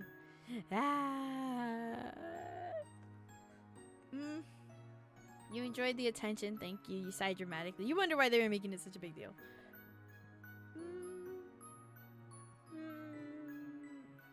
Sighed dramatically. You're gonna keep running late if you didn't get going. Liz came up to you and smirked as if she was reading the very thoughts in your head. You'll have to get used to this one day, Lee. You're the baby of the family forever, after all. Ma came in to give you one last hug. Before you knew it, another pair of arms wrapped around you, and then a third. Both Mom and Liz giggled as they hugged you tight. We hope you have so much fun tonight. Have fun. We won't wait up for you. Stay out as long as you need. You're old enough now. Oh my god, really? As long as I need? Okay, cool. With a last wave goodbye, you left your family and approached the front door. It was time. Stepping out into the night, you closed the door behind you gently and looked out across the street. Hey! Cove was standing there in the street. His eyes met yours immediately, as if he was watching your house for the moment you'd come out. He smiled bashfully. Hey, Lee. Hey, I hope you're ready to do this. You took the chance to check over his outfit as he walked across the way to meet you. It was formal for sure, though didn't feel overly posh. It made sense for him, and was honestly a sight for sore eyes. A sight for sore eyes. He was always beautiful to you. He looked over to you as well. A subtle blush creeping over his face as he quickly cleared his throat, averting his gaze. He seemed to be struggling to find something to say, rubbing the exposed part of his arm awkwardly. Thanks for coming with me and dressing really nice for this. Your outfit, it's good. It's better than good. Really great, I guess. Something else? So yeah. His gaze traveled downwards to take in your full form. As he suddenly froze, his eyes widening on what you were sure was the tasteful anklet. Oh shoot, I forgot. I put an anklet. Widening on what you were sure that was a tasteful anklet peeking out from above your shoe. Cove turned his face away from you, and you peered at him adoringly as he mumbled to himself. Oh my god. As you imagined the choice of accessory had him fully flustered, you knew how he felt about them, and he knew that you knew how he felt about them. The purposefulness of teasing him this way likely had an even bigger impact than even seeing you in an anklet. You started to wonder if it was a good idea after all, Cove acting like that was killing you, and you hadn't even started the trip to the dinner yet. It took a great amount of effort to focus your thought and react to his overall assessment to your look. Oh my god, you said... You're so hot right now. You said flirtatiously. Thank you. You felt shy over it. Your look is very nice too, you shrugged. You look cool. You look nice too. You glanced over him from head to toe, noting that his shirt and pants and shoe were all shiny and new. Very nice indeed. He ducked his head a little to hide his expression, but you didn't need to see it to know he was pleased that you had said so. Thanks. Then he shook his head, glanced back towards the garage, and throwing a tumble over his shoulder and spoke. Come on. You should probably get going. Wouldn't want to be late to such a grown-up event, right? Yeah, let's go. You headed over to Cove's car. Cove has like, okay, so it's Cove's car. Like, he got it. Okay. You headed over to Cove's car together, hopping in and strapping in your seatbelts. You were on your way. The event was being held at a place you'd never been to before. You brought up the location on your phone to help Cove navigate there. It took some time to find the right address, and once you were there, you were met with the task of finding a parking spot. Though you were on time, it seemed like everyone else had already showed up and claimed the spaces. Eventually, you found a suitable place, before realizing that it required payment. Cove covered the amount, taking a ticket from the machine and leaving it on the dashboard of the car. Whoa! This is fancy! This is like fancy. Despite the small holdup, you managed to ultimately make it to the evening and confirm you were on the guest list, before being shown into the dining area. Cove whistled low as he looked around, taking in the extravagance of the room. Chandeliers hung from the ceilings, and the entire place was decked out with beautiful ocean displays. You stunned yourself. It was an extremely high class, even more so than you already expected. It was so nice. This is the best looking event I've ever been to. It was too frilly for me. It's so overdone. Could be worse. You didn't comment. It's so overdone. Is it? I mean, it's so nice. I don't know, man. You had to be impressed by the work that had gone into making everything look this lovely, and how everyone had dressed up in their best outfits for the night. Seeing Cove smile as he took in the sights made you think he must be feeling the same way. Wow, the sound of Cove's name being called out echoed over the din room. When you looked around, there were a couple unfamiliar people coming your way. They headed over to greet Cove, giving you both a welcome smile and hello. Leader 1. We're glad to see you could make it, Cove, especially after all the hard work you've done to make this night happen. Of course. Definitely, I wasn't gonna miss it. You must be Lee. Cove has mentioned you often. It's so nice to finally meet you. Hey, yo, that's me. When you looked at Cove for confirmation, you saw he was running his dough along with the ground, his face flushed red. Lee and I have known each other for a long time, since we were just kids. That's wonderful. There's nothing like old friends. Yeah.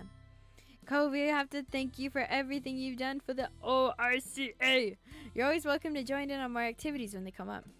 You too, Lee, if you ever decide that's something you're interested in. Maybe. Nah. You nodded your head in understanding, giving a small smile.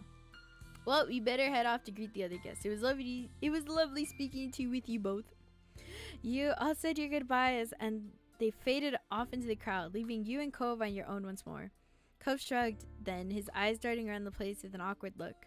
So... I guess we should talk to more people. There isn't much else to do than at an event like this. You found your way into groups of people who were standing around chatting while some light music played in the background. Servers with large silver trays were gliding between guests, offering drinks in canopies. What?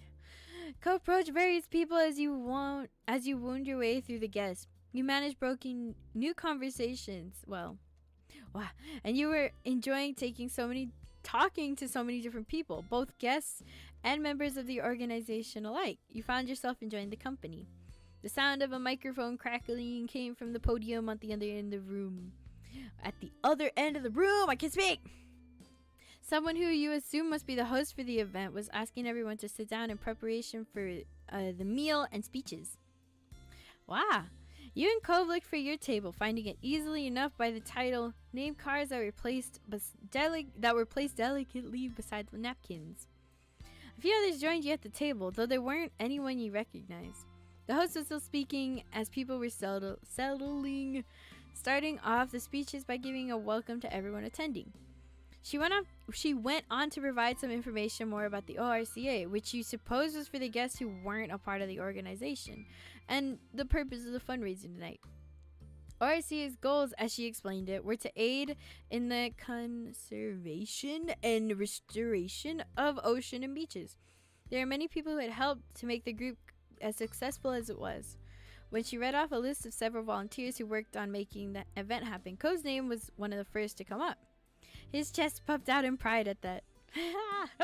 He's so proud. As she continued to thank the large donors for the event, you checked over at Cove. He was still grinning happily to find himself tapping his fingers over the top of his knees, pretty pleased to have been mentioned by name. Ah! You laughed quietly at his reaction, rolled your eyes. You were excited for him. Nah, I was excited for him. This is exciting. He had worked so hard to make this event happen. It was the least that he deserved. While the host continued speaking, multiple servers dressed in black were setting the first course of the meal in front of the guests. One of the servers set down a plate in front of you and you thanked them quietly. Before looking over the dish was interest, you recognized the dish as a simple Caesar salad. The host quickly wrapped up the end of her speech, thanking everyone once more before inviting you all to begin your meal. Anyone who had included a special dietary note when signing up for the event received a vegan or vegetarian version. There are so many small baskets of bread set around the table. I want to eat the bread. You ate both the bread. You ate both the salad and the bread. You ate the salad. You ate some of the bread. I ate some of the bread. Cove wolfed down on his salad but munching into your breadstick, quickly devouring that as well. I hope the next part comes out bigger. I can't speak anymore. I hope the next part comes out soon and is bigger. You could hear him mumbling to himself as he reached over for another piece of bread.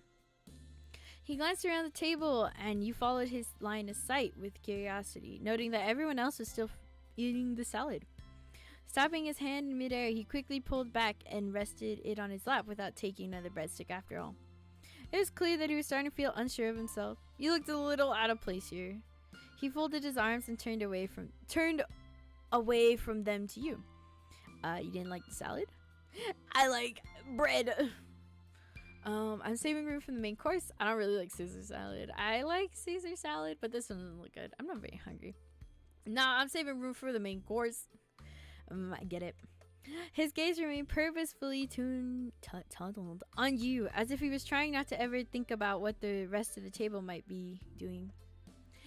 You gave Cove a pat on the head. You made silly faces while the other guests, while they weren't looking, you picked up a bread slice and gave it to Cove. You discreetly flipped off the other guests. No, bro. Let's give a little breadstick to Cove, bro. It's okay. Oh, thank you. Cove spoke gently as he took the bread from your hand, looking choked up by your reassurance. He munched away on it happily, seeming much more at ease. It wasn't much longer until the main course was arriving, and the various chicken, steak, and veggie dishes were being served throughout the room. In a rare sense, waft through the room, making your mouth water. You chose the chicken, steak, vegan meal, steak. It was nice that you had been given an option of how you liked your steak cooked. And the meal on the plate in front... Oh, I'm so hungry. I can't keep doing this, bro. And the meal plate in front of you seemed perfectly to your taste. Cove had gone for the steak. And once he started to dig in, he was completely absorbed by his meal. You're gonna choke if you keep inhaling your food like that. You kicked him on the table. You flicked something at him while he was off guard. Bruh, you're gonna keep... You're inhaling it, bro. He restored without even looking up from the dish. Most of the people can do CPR here, so it's fine. You shook your head in amusement as he continued fervently eating at the same pace. Dinner eventually ended, and last of all was dessert. A lemon sorbet that had been particularly dyed blue. The mix of white with bold streaks of blue made the little scoop look like a ball of roaring ocean waves. The effect was pretty, but the serving size was small. Perhaps it was the price to pay for artistry. You turned to Cove to find him pouting a little at the size. Digging into the dessert, it took him only a few bites to polish it off. Again, the other people around the table had barely even begun eating. Really? What? An unimpressed air settled over him as he sat back in his chair, sipping at his water unhappily. Such a big baby. You should appreciate what you got. You laughed at his moping. We can get more dessert later. You cleared that. We can get more dessert later. You gave him an encouraging smile. He looked up at you sheepishly, embarrassed to have been caught sulking over a thing. He fumbled for a defense. I mean, It was just really good. That's all. Now it's gone. But I'm okay. Are you though? With a slight grin, he shrugged to show that he was really fine. You wanna bite of mine? I'm not giving him all of it. I'm gonna eat it. But you want mine? You want like a scoop? He scooped up a spoonful of your shortbread and offered it to him, holding a hand beneath it to avoid any drips. His eyes wide. Oh, are we feeding it to him? I thought he was just gonna get his own spoon. Okay then. His eyes widened as he eyed the dessert hungrily, surprised by the offer. Recovering quickly, he leaned forward over the table, lifting out of the chair a little as he ate the treat from your spoon. He sat back, humming happily with his mouth full. You couldn't help but smile at the sight. Cope swallowed the Fox Ocean and let out a satisfied sigh. Even though it wasn't that much more, the simple fact that he had gotten more hit the spot. Thanks. Yeah, you're welcome. You thought back on the way he used to be so terrible at sampling food that was yours. Now he hardly batted an eye. It was always amazing how you were struck with how he'd grown and how he'd stay the same. Another person from the ORCA got up on stage to make a speech as everyone was nearing the end of their meal. They spoke mostly about the individual projects that the organization was working on and their plans for a near future, as well as encouraging anyone who was interested to consider volunteering. Cope bent forward over the table with his chin balanced on his hand, listening attentively to the words. As they came to a conclusion and everyone gave them a round of applause, Cope caught your eye and smiled. You wonder what would happen now. Oh, what's going on? Is it going to be like a dancing thing? Are you going to, vibe or dance or something? Or CA Part 2. Then the lights dimmed. A couple of spotlights came on, projecting a waterlight effect around the room.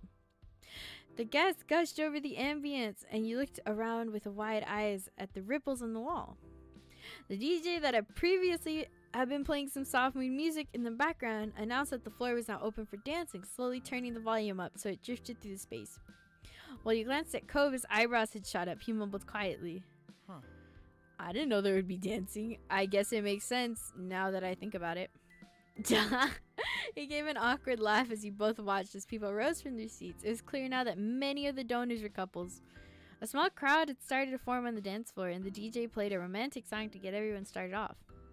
Cove let his gaze float over the small sea of guests, and he seemed lost in thought. A serious expression had settled on his face, making his eyebrows dip. Slowly, he turned to you and thought there was something cautious in his approach. What's up? I'm sorry. Would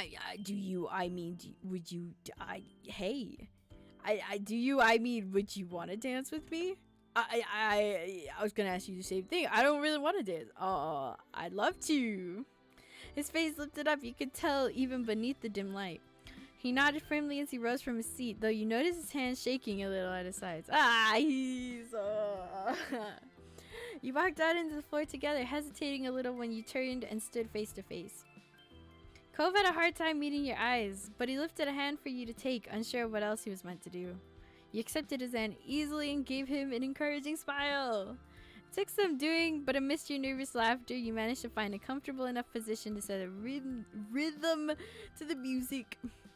It was quite nice after that. Every time your eyes met, Cove would look away quickly, but he seemed to be enjoying the dance nonetheless. Eventually, he felt comfortable enough to speak. A lot has happened, huh? Yes. Yeah, nodded faintly. You weren't sure if he meant just today or this summer, or your entire time knowing each other. But it didn't really matter. It was true either way. Thinking back over the years that you and Cove had been neighbors, it was difficult to even try to reflect on it all at once. I'm so glad. No, I'm so glad we ended up here. He gave you a soft look, and you beamed, knowing that that could also mean many things. But from his tone, you were saying he didn't only mean here at this event. It was more than that. I think we have to tell you that. No, dude. There's nowhere else I'd rather be, so am I. I think we'd have to tell you dead things. You couldn't even speak. You were chuckling. You chuckled happily at the two of you and the long adventure you've been on. That one, yeah. You loved him fully and completely, you did. The party eventually started to wind down, and at last it came to an end. When the main lights turned on, you blinked against the brightness of them, making sure you still had Cove in your sights. One final speaker came up on the podium to the stage, thanking all the guests for coming and wishing everyone a good night.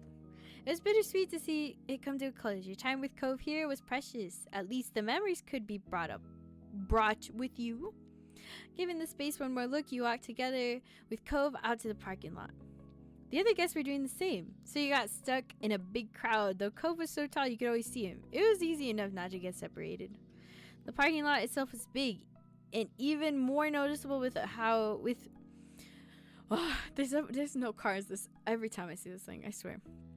With fewer cars blocking the view, it took a while to actually locate Cove's car across it's expensive. Eventually found it. The two of you bundled inside the vehicle and buckled up. The trip home was quiet as you both silently reflected back on the experience. The event had been the biggest night of the year for the ORCA, and now it was all over just like that. Outside your window, their surroundings soon became familiar to you, and you found yourself back in the neighborhood. Cove pulled the car into his driveway and pulled it in park before letting out a relieved breath. Home sweet home. Yeah. After climbing out of the car, you walked slowly down the road, Cove coming over to stand beside you. You stopped in the middle of the street, right between your house and his, and turned to him, finding him in the process of opening his mouth to speak. Strangely, he clamped his lips together as though he had suddenly thought better of it. What? This is kind of awkward. Thank you for taking me tonight, Night Cove. It was quite the night. Nah, thank you for taking me tonight. Thanks for coming with me. You stepped in for a hug. You ruffled his hair playfully. You gave him a friendly nudge. You patted him on the arm. You waved goodbye. Give him a hug! You went forward and wrapped your arms around him, and in return, he returned the gesture, squeezing tight. Night. Ah, no. With a last wispy smile, he left towards his front door, figuring you shouldn't linger in the street for much longer. You crossed the remainder of the road and did the same. When you reached your house, you pulled out your keys and stuck them in the door, trying your best to be silent about it. Opening the door a crack, you turned back and looked at Cove from over your shoulder.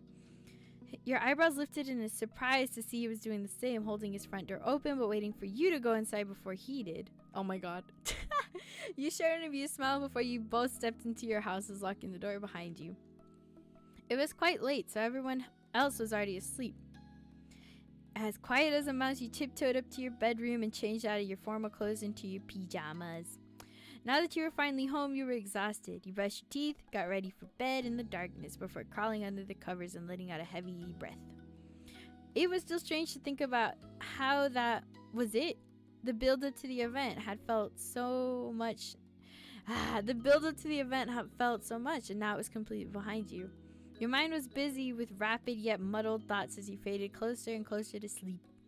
As unconscious crept upon you, you felt more content. It was a big deal, but there would be more in the future. You could accept what it had been. You could dream about what you get to experience next. Oh, I was like, what's going on? Bro.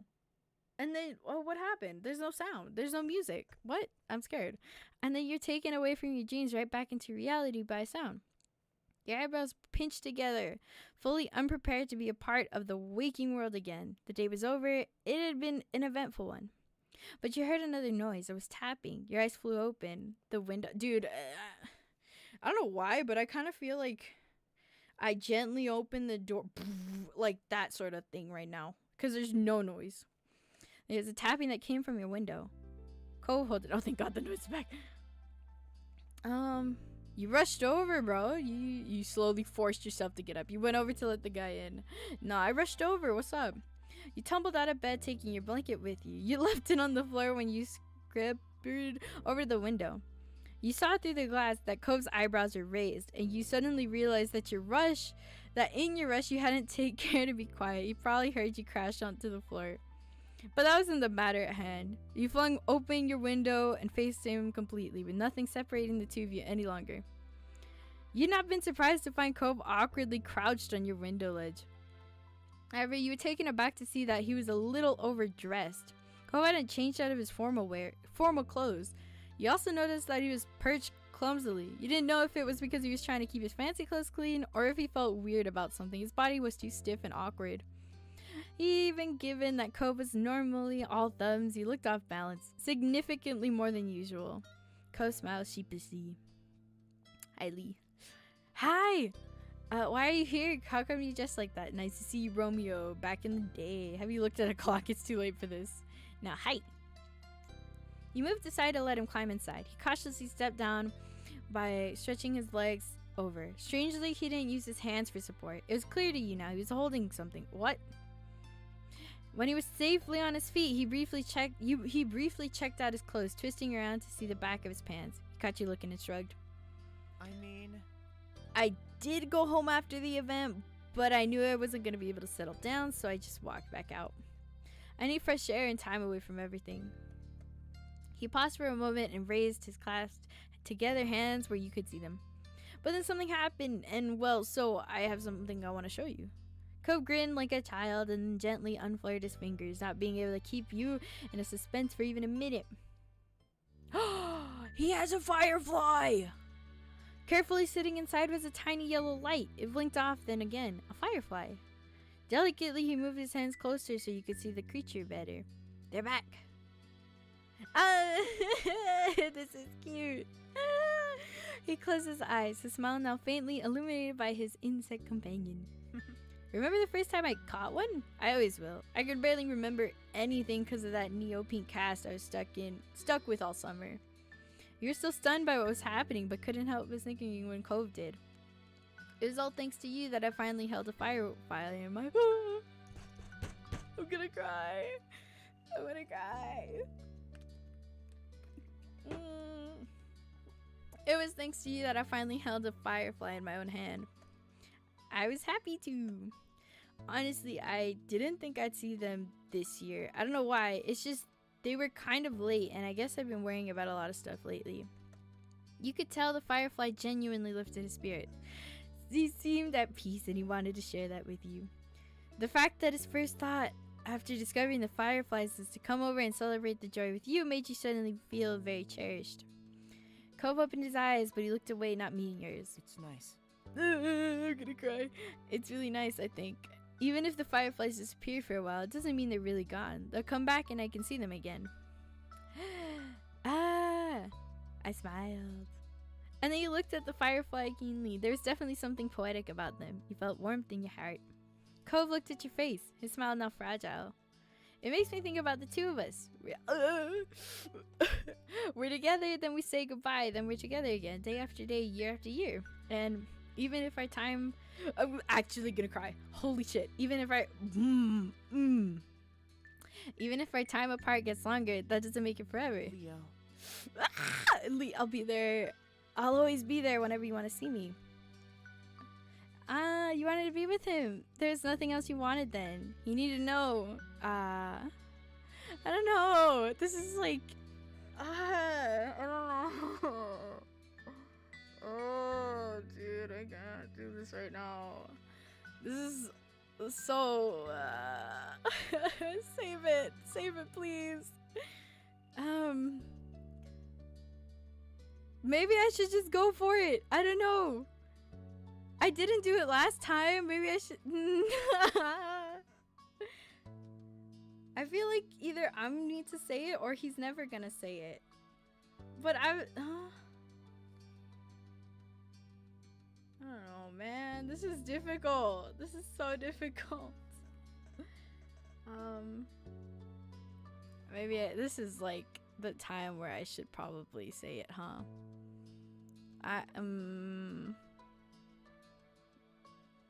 Fuck it. Fuck it. 1, 2.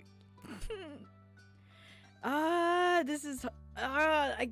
dude, my heart is not gonna... Your heart started to pound. The harsh beat drowned out all the other sounds. You stared at him with a firm gaze. You both had known each other for so long. You'd always known how special Cove was to you. Even when you were kids, there's no one like him. And no matter how much time passed, no one could replace him. You'd never let yourself say it before, but not any longer. This wasn't the time to keep your feelings to yourself. Cove's expression shifted into something concerned. His brow was I waited for your response. There was something fragile there, unsure. Oh my god. I like you so much, Cove. I wanna be you, I like you. Cove, should be a couple already. Cove. Yeah, this one.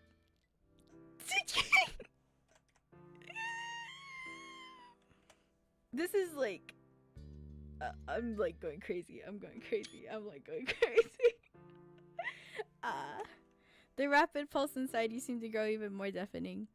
Well, that's it. That's what you need to know. What do you think? Cove rose up, face stuck on the shocked expression, but you noticed a slight tremble travel through his body as he went dark red. He swallowed hard. Oh my god. Don't say that. I'm gonna go crazy.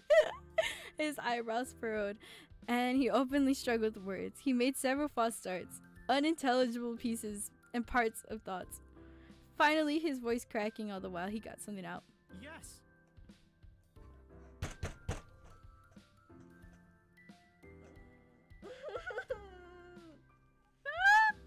I can't do this right now. Yes, okay, yeah, that would be okay. I can't even remember what it was like not to see you. I can't even remember what it was like not to want to see you every day. It was like he could barely process it, as if he never thought reality would let him have this. He started sniffing. Oh, I can't do this. I feel so glad He scrubbed his eyes. His voice went soft then. Oh my god, no. Oh, don't say anymore, dude. I'm gonna cry, dude. I'm gonna cry. My whole life, as soon as my whole life, as soon as I knew what it meant to like somebody, I've pictured this. Even if I couldn't make it happen, I'm literally, for me, oh my god, I can't do this right now. I'm crying. Okay.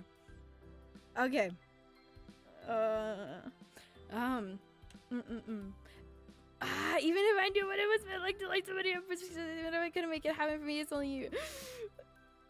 I'm crying too.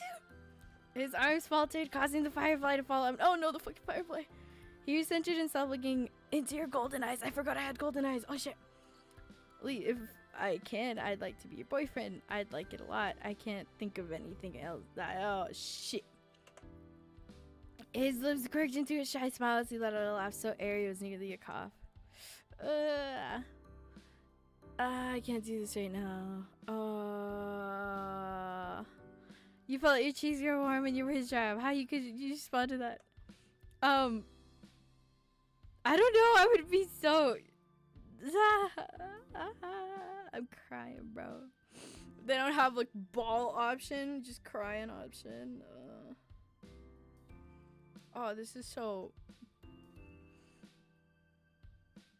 I don't know. I would just look at him, bro. I would just be like, holy shit.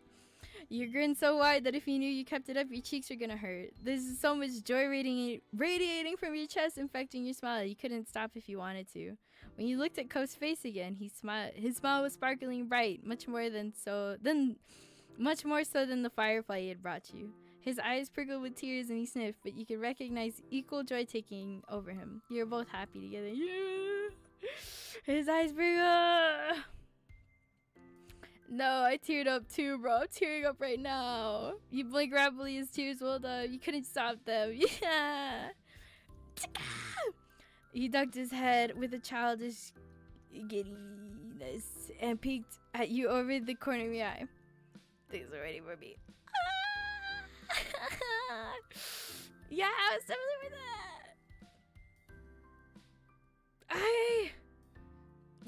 Yeah, for you, I would wait forever. Hey. Oh, we have to tell them? Oh, shit. We have to tell them? Do we have to? I'm scared. This is scary. Oh, we're gonna have to tell everybody about this, aren't we? Your moms, your parents, Liz, Terry, Marinda, everyone. I don't think they'll be surprised. He smiled at you with an unabashed preciousness. You figured that even without your history, if anyone caught Cove looking at you like that, it'd be obvious exactly how he felt. His openness of his character had truly delightful benefits. I'm trying so hard not to cry, but I've already cried. Like, I can feel the tears on my face going down. Oh my god.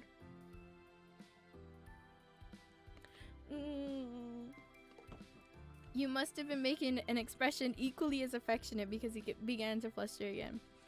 He made some stuttering chuckles and then quieted down, his mouth forcefully staying closed. Yubo took a moment. Oh, I just got the achievement. I don't know. That broke me. That, like, broke me. Holy shit. Yubo took a moment to process. After 10 years of being together, you're officially a couple. Couple like that. I stopped styling your expression. There's a hope to his smile.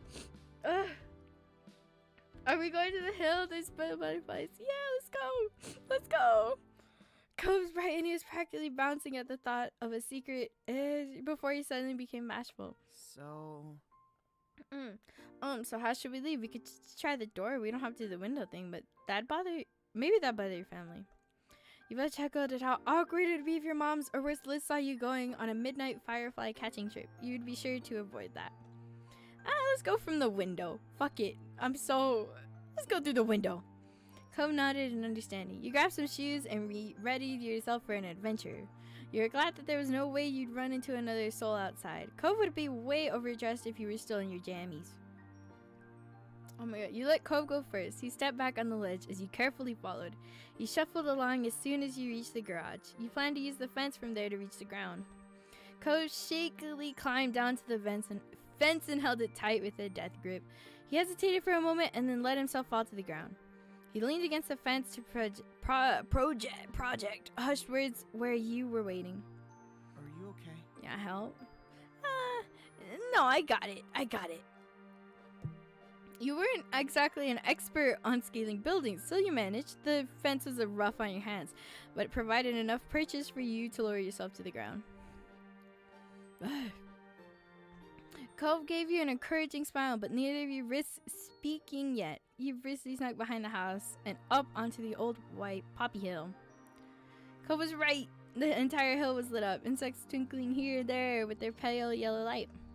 Cove let out a content sigh, finally being able to relax and full. He strode further up the hill to better enjoy the view. You walked along as well as letting yourself be surrounded by the twinkly display. Then without warning, Cove plopped onto his back. He paid no mind smacking his formal attire on the grass. He put an arm under his head and stretched the rest of his limbs out. He was clearly getting quite comfortable in the dirt there. Nah, lay down in the grass with him. Of course. He sat down in the grass first and then fell back. You could see the stars when he looked up at the night sky.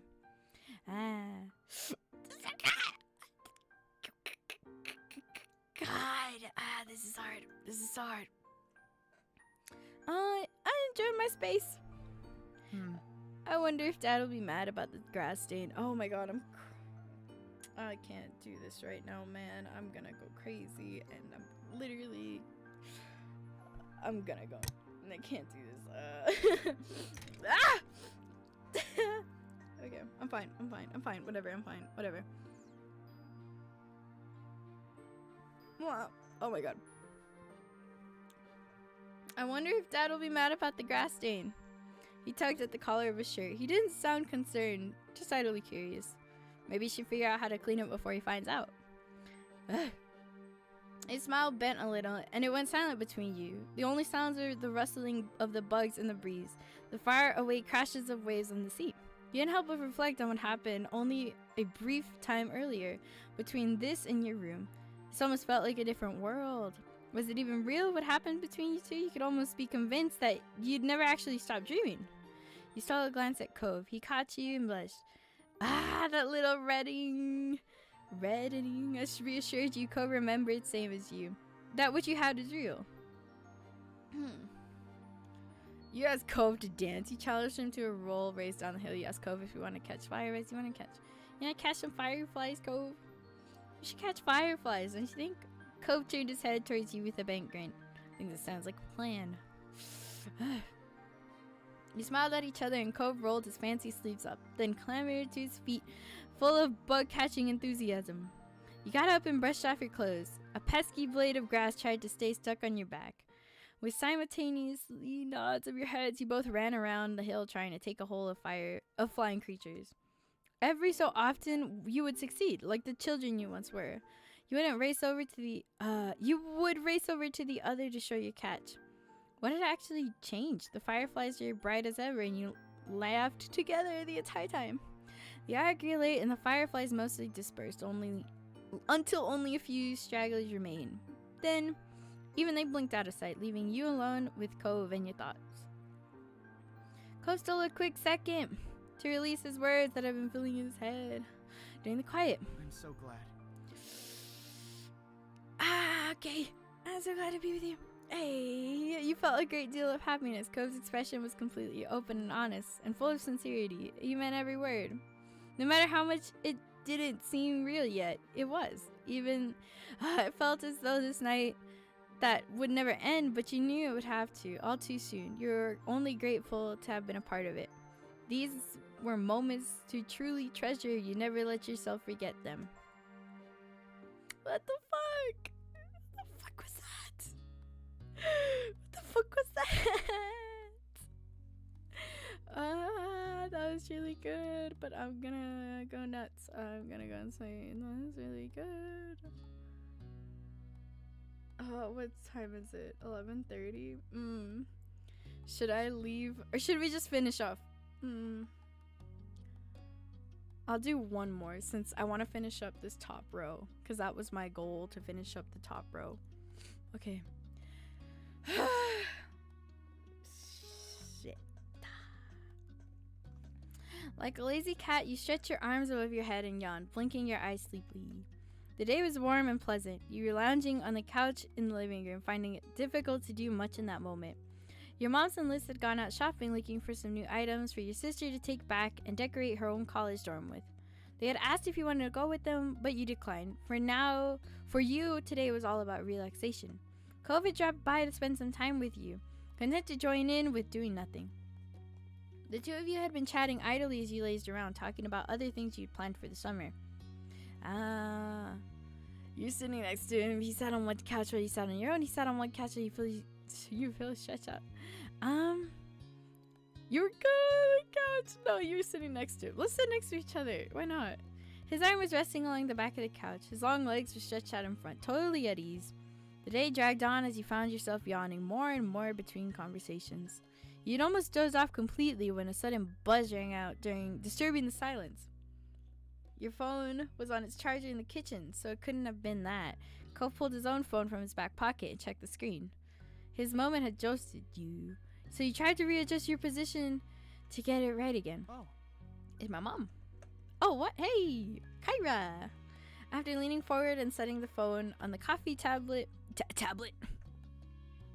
on the coffee table in front of him, Cove hit the speaker button. What's up? Lee's here too. Hi. Oh my god, she looks so different. She looks so pretty though. She looks so good. Oh my god. Hi Cove. Hello Lee. Kyra! You made a small noise in response. Hi Kyra. Hey Mom 3. You're interrupting a very important do nothing time, you know. Kyra. Baby, I want to ask you if you have any plan for all your junk. If you have a plan for all your junk. Cove made a small outraged grumble, giving you a sidelong glance. It's not junk. It's important. Though you couldn't see it, you could tell by the sound of her voice that Kyra was smiling. But is that a yes or a no about the plan? He looked over at you, his mouth pulled into a tight smile. I'm still thinking about it. Lee? What? I'm gonna take the phone off speaker so me and my mom can go over this. It'll be quick. Nah, you good. Without waiting for an answer, Cove took the phone from the table and pushed himself to his feet. He hit the speaker button again to turn it off and continued the conversation with his mom and headed towards the door. The lock clicked behind him as they exited the house. You sank back onto the cushions, idly trying to decide what to do next. After electing to grab your own phone from his charger, you resumed your position on the couch, tapping away at the screen. Your mind drifted away from thoughts of Cove and his phone call, with all the many ways your device could distract you. It was an effective enough way to kill time. You had managed to do various things when the door opened again and Cove returned. He gave you a smile as he approached you, so you figured the conversation couldn't have gone too bad. You watched Cove stroll up to where you were sitting. He crossed his arms against the top corner of the couch, resting on them, while bending forward to Hey, yo,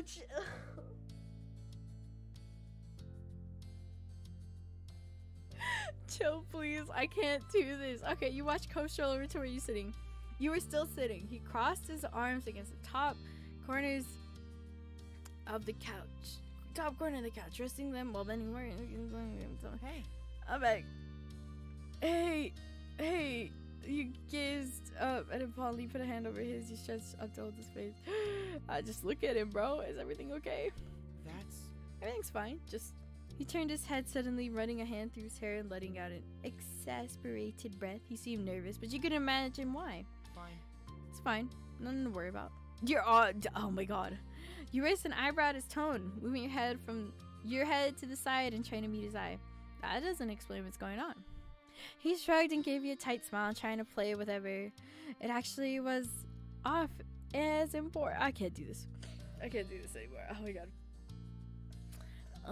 There's nothing going on. Just stuff I can deal with later. Just some other time. He was transparently avoiding the truth, and you stared back at him, seriously, an indication that you weren't going to ignore what he was doing. Eventually, you broke beneath your stare, hanging his head in his hands and groaning. I need to make another trip to my mom's place. There's some stuff out there that I'm gonna use, so I'll have to go pick it up. It wouldn't make sense to ship it, and I couldn't bring the stuff back with me last time since I flew.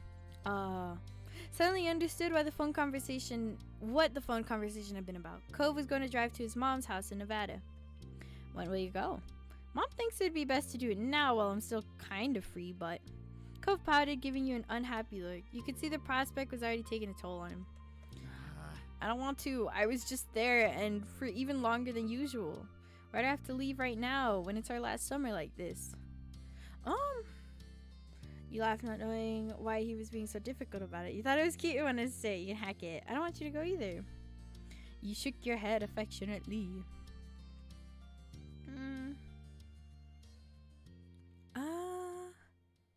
I think it's okay. Would this be like inside my head or like... Okay, I'll just say this. You showed how much he appreciated being there. And spending time with you. Looking up again, you met his bright aquamarine eyes, finding a sad smile tugging on his lips. Oh. What? Suddenly his eyebrows jumped as his eyes flew up like lamp. You could come with me. What? You should come with me. I mean, I get that the two of us live next door to each other, and my mom lives in an estate. My trips there are usually to spend time with her, just the two of us. But this time it won't be like that. All I'm gonna do is drive over, stay for the night, then pack up the car in the morning and turn around again. I mean, I don't mind. Most of the time will be spent in the car, so it'd be good to have another person there. Plus, you'd have the chance to see my mom again and her place. Maybe we could even find something cool to break at on the way there. Oh, you couldn't stop yourself from laughing at his enthusiasm. He blushed a little, reining himself in. Please. I just feel like it could be fun. Please, could you think about it? I want to go. A road trip sounds fun. Road trip! I'll have to let my moms know, but as long as we got nothing else important on the days we picked, there's no reason why I wouldn't be able to go. He grinned from ear to ear, thrilled by the news. He put both hands like, I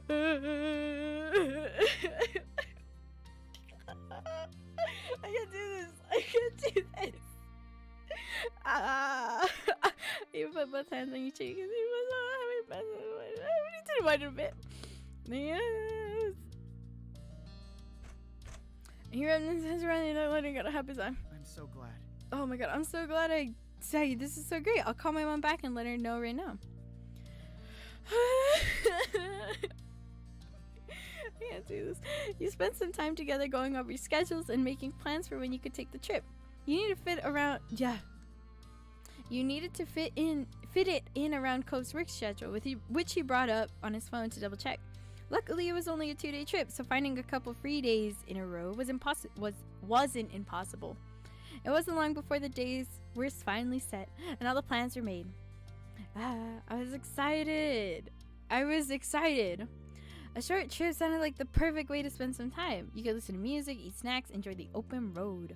No matter what you thought about things, the morning when you were due to leave arrived.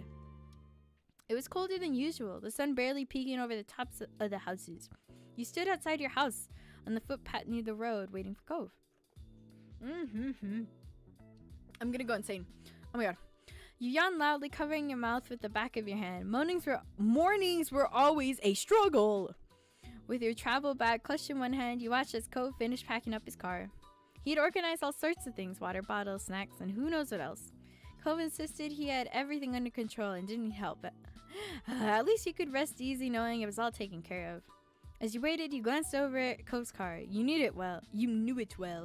It used to belong to Mr. Holden. And when Cove learned to drive it past to him, his dad had taken the opportunity to get a newer one.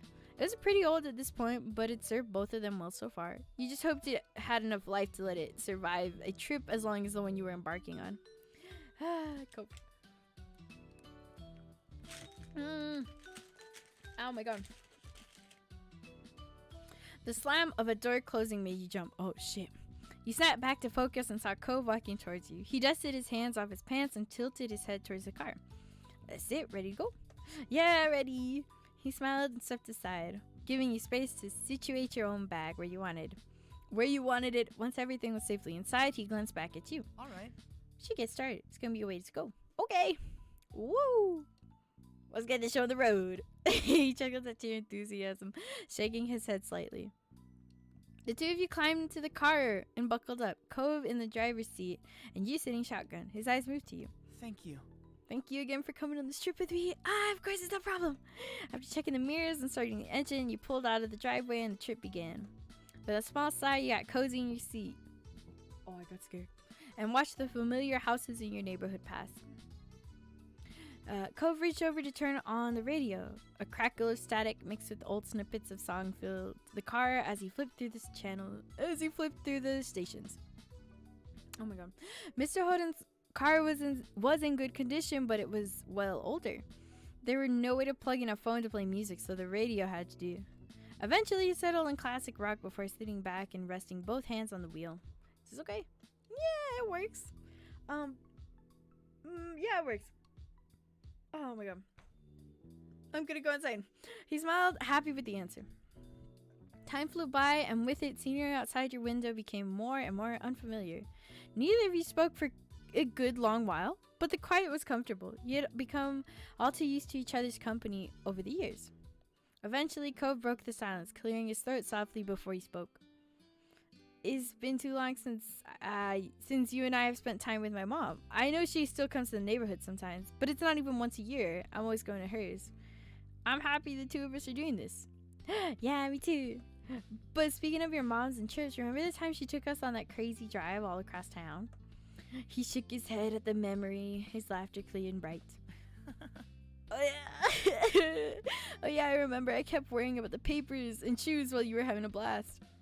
It was amazing.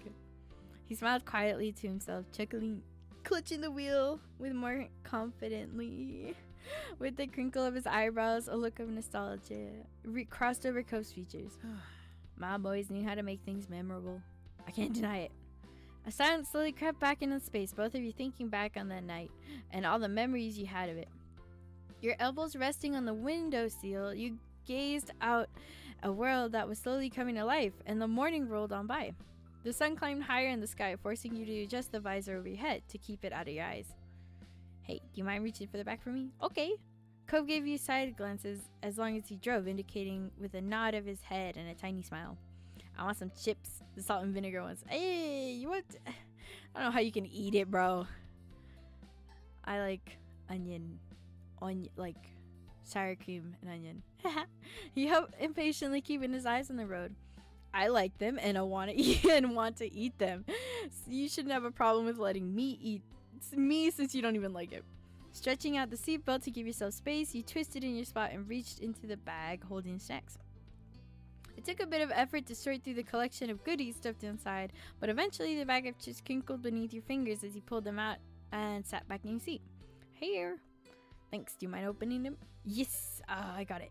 His eyes lit up at the prospects of snacks, and you shook your head in amusement. Pop in the top of the bag.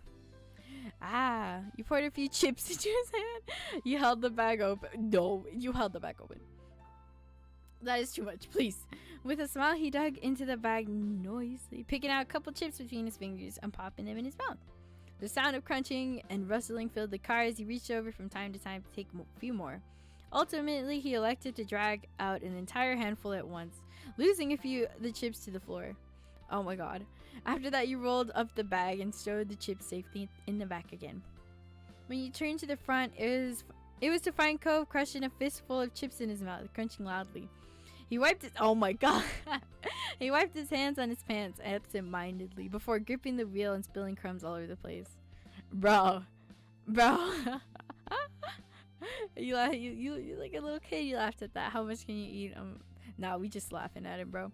You couldn't stop at the amused sound that escaped you, and when Cove raised a questioning eyebrow, you simply shook your head. The hours drifted by much the same way as that, with the two of you snacking and chatting as the day stretched on. It was fairly calm and quiet traveling along the open road. You found a little in the way of interruptions. At one point, you passed a "Welcome to Nevada" sign, and Cove gave him a tiny cheer. He was in disbelief that the two of you were seriously all the way in another state like this.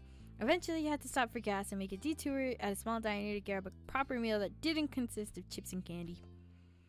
After refueling both the car and your stomachs, the drive was back on. Just as the sun began dipping beneath the horizon and bathing the sky in a wash of orange light, Cove informed you that there wasn't too much longer left to go. You were almost there.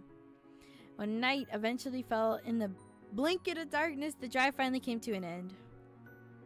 Cove pulled into the parking lot of Kyra's apartment, the glow of the car lights disappearing as he turned off the engine and let out a heavy sigh. We made it. We're here. The two of you exchanging tired smiles, having successfully and safely completed one half of a trip. You were relieved to actually arrive and eager to get off the car and stretch your legs. You took the stairs up to the building together. After a knock, you were abruptly met by a flash of green hair as Kyra opened the door and immediately took her son into her arms. Ooh, nice apartment, Kyra. I like this. It's chill. There he is, my gigantic baby boy. She squeezed him for a moment and then pulled back so she could examine his face. Are you even taller than the last time I saw you? Cove gave her a fond look as she patted the tops of his shoulders proudly. You say that every time I'm here. It doesn't even make sense right now. My last visit wasn't too long ago. Kyra simply laughed before letting him go fully and ushering the two of you into her apartment. Then she turned to you, a wide grin pulling at her lips. Lee, it's so nice you came along with, and as a bonus, you both arrived in one piece. Yeah, it's good to see you. It's been a long time. Kyra beamed at you both. While you would have loved nothing more than to settle down and rest after the drive, you could see that she wasn't going to let you go that easily. So, how was the trip? I admit I was a pinch worried. We barely made it, bro. I appreciate your concern, but it was alright. You let the fussing on it. No, we barely made it. Gave you a little side chat. Gave you a dry look, a small smile, tilting his lips. We handled it just fine. Kyra clapped her hands together, her bracelets around her wrists jiggling. I'm so proud. I can hardly believe how mature you both are. Where did all the smarts come from? Cove ran a hand over his head with an awkward chuckle. I don't know. Maybe I got some from my parents.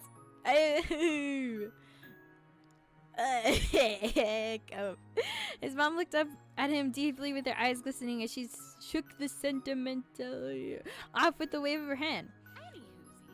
Any whoosies? You have to be half asleep already, huh? I don't want to keep you up much longer. Early morning and any whoosies. How do you want to deal with the sleeping arrangements? I've only got my own room in Coves. The living room couch isn't that bad. Lee can use my bed. I'll sleep on the floor in the room. It doesn't matter for one night. Kyra gave a skeptical look, her lips bending into a teasing grin. What? I wonder why I don't believe you stay on the floor when Lee is right there. Chill, Kyra! Kyra, chill! Kyra, chill out, dude! Oh my god! His mom! Cove froze in shock, his cheeks turning a dark beet red, then his eyes narrowed as he scolded her with a harsh whisper. A move, Mom! Kyra giggled to herself and managed to give an apologetic look upon seeing he was less than impressed by her teasing. I'm only sorry, baby. I'm only pointing out the obvious. I blush. You laughed it off. Is that all? It's cruel to tease the poor boy so late, even if it's true. Yeah, he's right. That's totally what you do. You're annoyed. She knows he's sensitive and it's called and called for. You put a hand on Cove's arm and showed support. Nah, bro. Was it really necessary to talk about this? Thank you for letting me have the bed. I'll sleep on the couch in the living room. I'll take the floor. I'll take the floor. Cove shook his head, dismissing the idea immediately. No. You're the guest. What? I don't want to take your bed. I don't want to take your bed, but I really don't want to take Kyra's bed. Alright, I'll have the bed. Thank you for offering. So, would you be okay with me sleeping on the floor in the room? I'd rather be there than out in the living room, even if there is a couch. Nah, yeah, you can sleep there. Kyra giggled softly, drawing your attention back to her. All the funny stuff aside, you need to get some sleep for tomorrow. Seems like you're setting yourselves up to not get any. I know that sounds really captious, but I'm a mom. I have to say these things. Come on, we're not little kids having a sleepover. We're responsible adults, right, Lee? Yes, very responsible. No, we're not. Well, I am Cove, though. Cove is, though I can't say the same for myself. You smile. Maybe I should sleep in the living room after all. No, we just smiley, bro. I'll leave it at that then. For now, just remember the walls I... Kyra, I'm gonna lose my mind. Oh my god, Kyra, please. Remember the walls are thin in this apartment. If you can't settle down and sleep, I might have to separate you. We'll be good. Perfect. Kyra clasped her hands together, her bracelets softly tingling against each other. Again, it's only getting later, so I'd better let you prepare for bed. She nodded towards the hallway and gave you a small smile.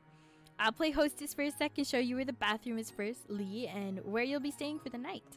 Thank you. You hoisted your travel bag over your shoulder and followed behind Kyra down the hallway. Cove shuffled along beside you, disappearing into the bedroom, while his mom had you go to the restroom. The apartment was small but nicely decorated in soft, cool colors with plenty of artwork hanging on the walls to give it character. It was stylish, exactly what you would have expected from someone like Kyra.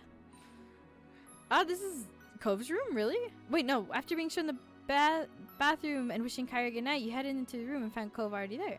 Is this really Cove's room? This is so different than what I remembered it. He had changed into his sleepwear for the night and set aside his glasses already.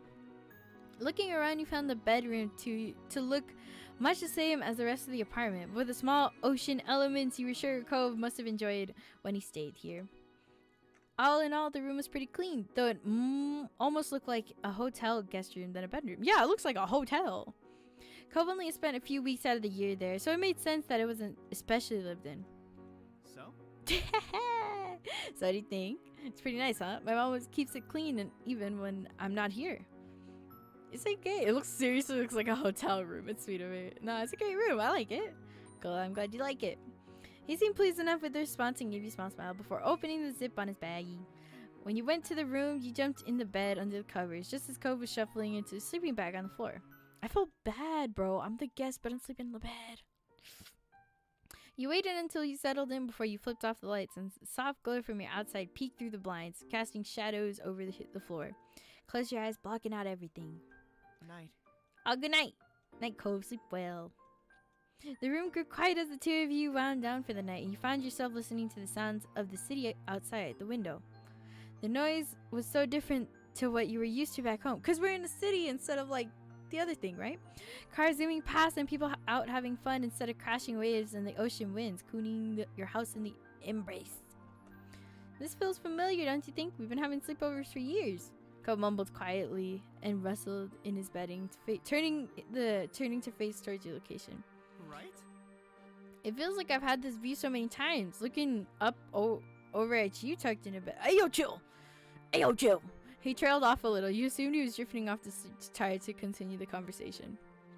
But then, as if a switch been hit, he sprung up, startling you as he shot out. Oh, chill. What? Oh, wait a minute. Why am I always on the floor? What? What? Hey. Huh? Well, then switch with me. Go on the bed and I'll go on the floor. I feel guilty, unlike the bed. You raised your eyebrows at him through the dark. The times I slept over at your house, you got to stay on your bed. It was your bed, and it was your bed after all. But when it was my family hosting things, Dad always made sure you got the bed there. The words spilled out from him faster and faster, the pinch of his voice rising as the revelation spiraled. He'd said that you were the guest, so it was only right. No matter what, I've always been the one who takes the floor every time. This is a racket. Sorry, I didn't want to be the thumbs up break. She only realized he was right. She's don't be so loud. You know how to. No, I'm crying, bro. How's that only hitting you now? Don't ask me questions. My lip is crumbling. Can't believe it. This has been going on for 10 years. He stopped suddenly, and you could see through the limited light that his eyebrows were angled in disbelief, his brows wobbly in shock. That's how it is in my family. My moms have always thought that it was more fun and comfortable for the guests to use their own sleeping things rather than a stranger's bed. And in my family, the guest gets the bed. That's what my family does. The guests always get the bed. And it's always good to make sure your guests have a proper place to sleep. We were the opposites all along, but I never even thought about it. When it looked like the situation was going to stall there, Cove sighed, suddenly his shoulders slumping in a sleep-edited defeat. It's okay. Forget it. It's too late to take back all those nights on the floor. At least I can think of myself being really considerate. He sounded resigned to the fate, but despite looking on the bright side, he was still pouting. Do you want to switch, bro? I did offer you to take the bed tonight. Cove, I feel bad that you're unhappy. Thank you for making the sacrifice. Quit being a baby. I did offer to take the bed, though. Yeah. I don't know. I'm saving. I feel like this could affect. Okay. I did offer to take the bed tonight, though. I know. I do know, but you're still a guest, and I hadn't had the epiphany. With a tired sigh, he flopped back down. I may do this with the floor for old time's sake. Some real humor came back to this tone. It's basically a tradition by now. Are you sure you don't want the bed? Why don't we share? Bruh, save that shit. Are you sure you don't want the bed? I don't mind trading places. No, it's alright. It's more important that you're comfortable. Don't worry about it. You're already doing me a big favor by coming here in the first place. Just let me do this one thing and I'll give you the bed. That's what I want for this trip, okay? Raising your lips tight, you gave a small nod and admitted defeat. Alright, I'll have the bed. Thanks, Cove. He made a small noise, but no more. With an accepting sigh, you pulled the covers under your chin and got comfortable. Wow. The next day dawned, bringing with it sound of birds chirping happily outside the window. You opened your eyes slowly, letting them adjust to the light as you tried to recall where you were. You remember the unfamiliar sight of Cove's second bedroom. Ah. I probably wouldn't wake up on my own. I'm usually the last one to wake up. Rise and shine. Hey yo! Cove shook your shoulders. You groaned dramatically and buried your head beneath your pillow. 5 more minutes. No way. We gotta get started. Sitting up in bed, you let out a yawn, stretching your arms above your head. Yeah, it felt okay. Considering. Hey yo, what's going on? I'm still streaming. This is like the last one. Yay! How you doing, Gammy? Considering the long drive the day before and the late night, you were feeling ready to get the day started. Though you weren't as pretty as him, his energy was infectious. Good morning. You pulled yourself out of bed, grabbing a fresh change of clothes and your toiletries before heading to the bathroom. After all that, you met Cove back in his room. He was sitting on the floor when you entered, sorting through a bunch of stuff in boxes, determining what to bring and what to leave behind. Hey. Ah, he's so cute. I'm sorry. Hey. Can you pull out the stuff in those drawers? You nodded, though he hadn't even looked up from his task, so you knew he wouldn't have seen. Heading over to the drawers, you started the task of taking out various items and setting them on the ground for Cove. Another hour passed in silence, and you're happy to see that you're making great progress in Cove's rooms, with the only closet left to sort through. Took a minute to take a mouthful of water from your water bottle and perched on the edge of the bed feeling productive. Cove glanced back over at you and paused, putting down the tape gun he had been using to seal up all the boxes. You raised an eyebrow. What's up? You know, it's really strange to see you sitting in this room. Why? He frowned a little, his eyes distant and his voice quiet when he spoke next. During the visits to Mom's, when I was sitting alone in this room, I'd sometimes think about how you weren't here. It was a weird feeling at the time that you weren't around, and now that you're here in this exact place, I don't know how to explain it. The feeling. He shrugged it off and smiled a little, as though he'd said enough already and didn't want to risk sounding silly. Life is pretty confusing is all. I don't know what you think of. I don't know what you thought about me when you were true. Life makes no sense. You miss you so much while you're gone. I don't know what you thought about me. I didn't know you thought about me when you were away. I miss you so much when you were gone. I don't know which one to say because I like both of the answers, but I can only pick one. Fuck it. I missed you so much while you were gone because we were so cool. His brows crinkled as he looked at you solemnly, his eyes bright with emotion. I miss you too, all the time. It made you feel better to know that when you were stuck at home missing his company, he was missing yours too. He looked away satisfied, heading over to the closet, the last of the items to be sorted. Before long, every box, closet, and drawer had been thoroughly combed through with items either neatly packed up in boxes or organized and returned to their proper place. With a sigh of relief, you glanced around the bedroom and the work you had done together. All right. Good done. Good job, us. I'm going to change out of my PJs for the drive. Yes. Okay. When the two of you headed into the living room, ready to get everything finalized and hit the road, you found Kyra in the kitchen pouring a cup of tea. Cove headed towards her, leaning casually against the counter that divided the two spaces. Hey, you didn't have to get up so early. Come on. Are you crazy? Of course I had to see you off before you go. You can't sneak away while I'm out cold. She beamed at him in all honesty, seemed more happy than to be up and getting ready for the day. You want some breakfast? I got some eggs and toast. Oh, and some of that fruity cereal you used to love. That's okay. We should really eat on the road. Oh, don't say that, bro. She's just trying to, offer some food. Kyra smiled sadly, a little disappointed, but she seemed to understand that your time was running thin.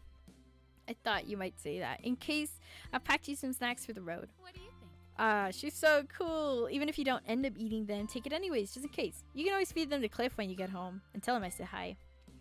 Cove laughed and shook his head, knowing his dad would love nothing more than to polish off whatever food Kyra had prepared for you. Thank you. Thank you, he really didn't have to. Thank you for the snacks. It's nice of you to organize this for us. It must be a mom thing to know stuff like that. And I'll definitely eat whatever you packed. You smiled. Thank you for the snacks. I'm sure they'll come in handy with this guy around. Gove scoffed and playfully rolled his eyes, earning a giggle from Kyra. I don't doubt it. Like father, like son. She returned your smile with one of her own before putting her cup of tea aside. Well, I'll help you get the car packed. Sure. Yeah, thanks. The three of you got to move on, taking the boxes from Cove's bedroom and heading down to fill the backseat of the car until there was barely an inch of space left in the back and the trunk. With all of you helping, it only took a couple of trips to move everything, and you were done before you knew it. Then it was truly time to say goodbye. You conveyed back inside the apartment. Kyra looked over the two of you with a quiet smile. It was great seeing you both. Thanks for coming. Ah, bro, this is Kyra. She's so cool. Oh my god.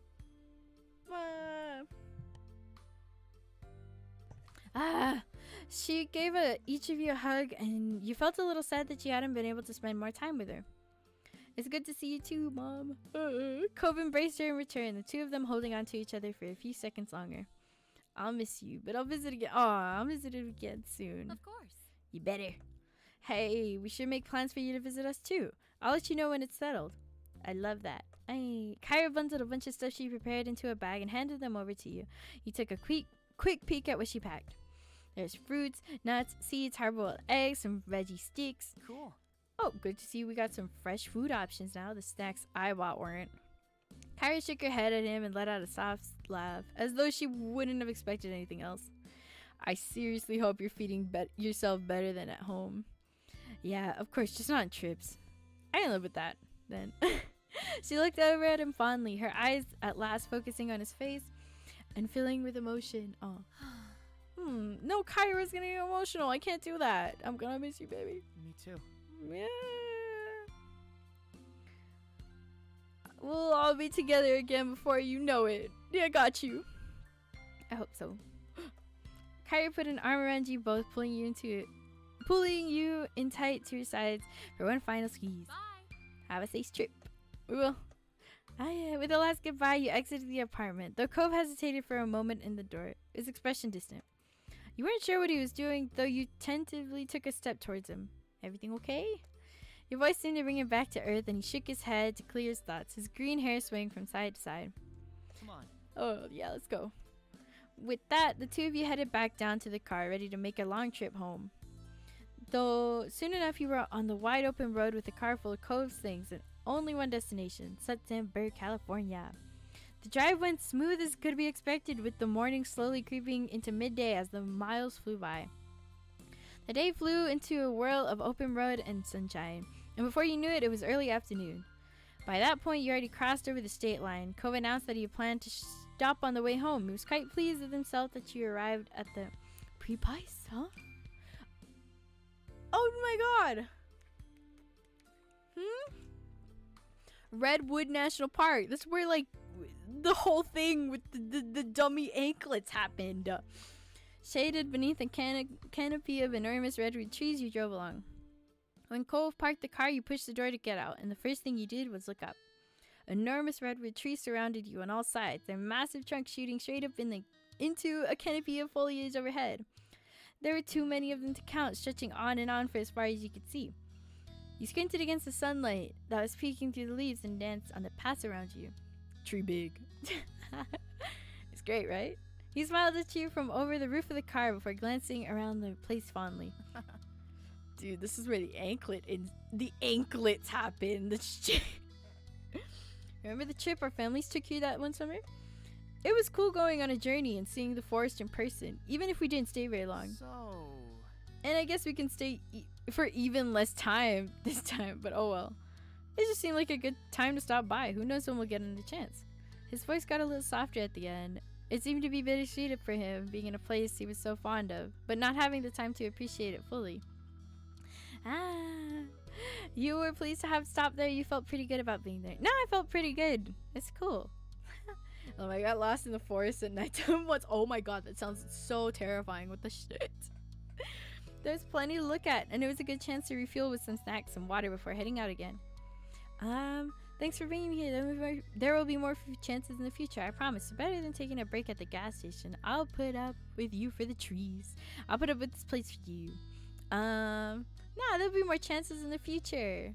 Ko smiled, shoving his hand in his pocket and tipping his head. I'm gonna hold you to that. The two of you walked around for a while, completely dwarfed by the sheer scale of redwoods. It was kind of put your view for yourself and everything in strange new perspective. You took in a lungful of clean forest air, listening to the sounds of bird song and the cool breeze rustling through the underbrush, taking advantage of the space to move around freely. However you felt about being there, it was totally different. It was a totally different scene than sitting in that old car of yours for hours and hours. I would do this one because I don't think I would initiate it. He didn't pull away, and he had to. I can't do this.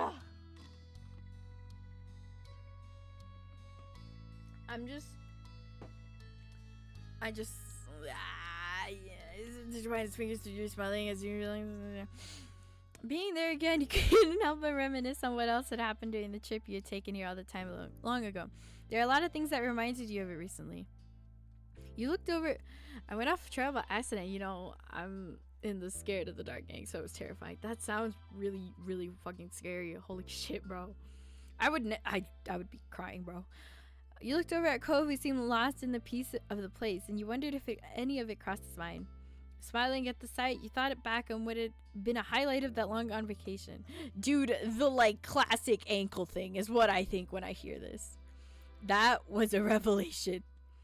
Cove scratched his face awkwardly and sighed, seeming determined not to meet your eyes. I know you remember. I'm never gonna hear the end of that from you, am I? You gave a light shrug. Still like them? Oh my god. Just chill out, dude. You need to chill, bro. You need to just chill. That's ridiculous. That's crazy. That's crazy. That's crazy. I have ordered one in the mail. It's coming in. I do. I think they're pretty easy. He left quietly and the sound of nervousness and a little strain. Especially on you. And the word left his lips and you froze, completely taken aback by the compliment. He blushed and quickly dipped his head, unable to look at you.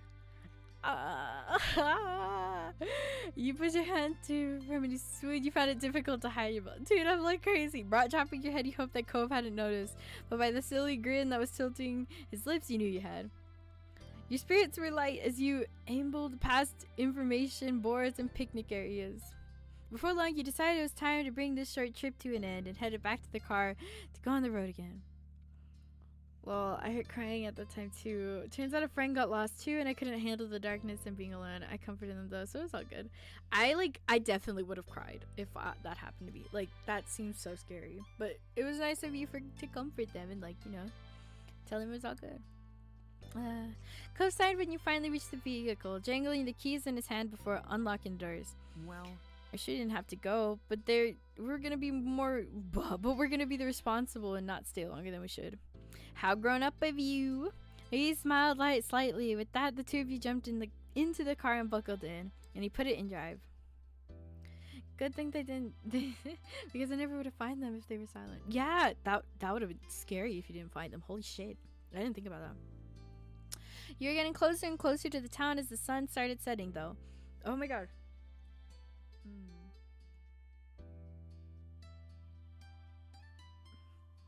You were getting closer and closer to the town as the sun started setting, though you were still far enough away that the rail stations were unfamiliar to you. Oh my god, chill out, bro. Oh, chill out. I saw that. What is this? What is this? Cove twisted the dial on his... Oh my god. Cove twisted the dial this way, and before stumbling onto a channel with a song he seemed to like, that was a rare gift from the fates in a static, strange radio jacket getting tunes. His face immediately brightened at the sound of it, as he drummed his fingers along the bottom of the steering wheel happily. Sitting back in his seat, he bobbed his head and shimmied his shoulders in time to the tune while mouthing along to the words. Occasionally, he even lifted one hand from the wheel to gesture his fingers for a specific line. Yeah. I would just smile, dude, if I don't know. I mean, I don't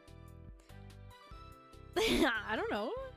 You got the impression that he's pleased to be heading back home after everything. The song ended and Cove reached over to start cycling through the radio stations again. Upon finding nothing tolerable, he flipped the dial off in defeat and leaned back in his seat with a sigh.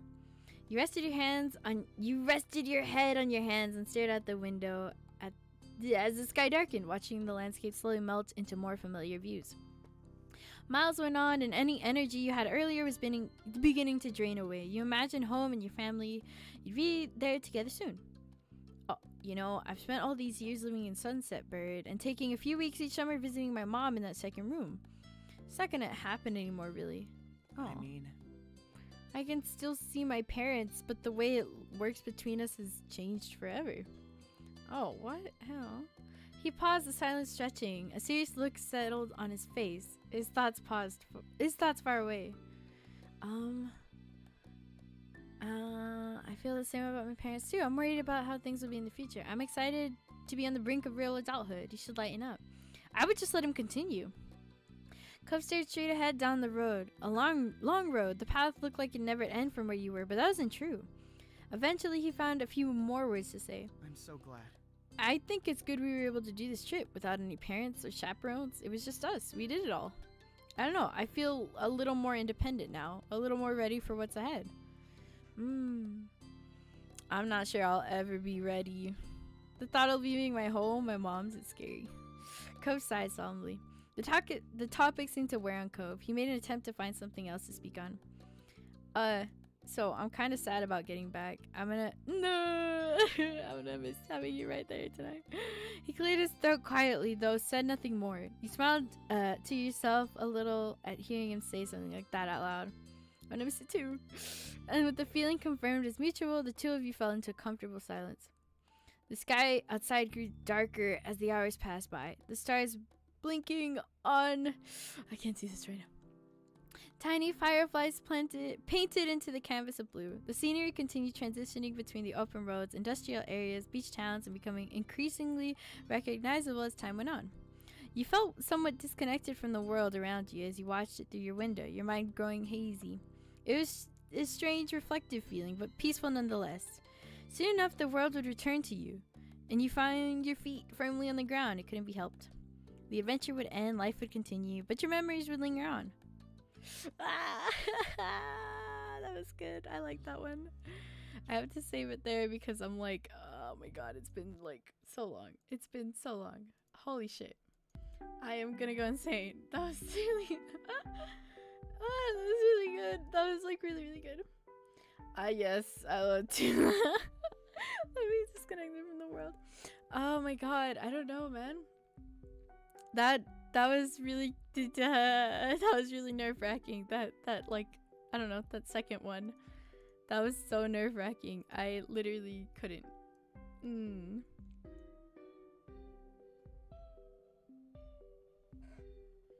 That was so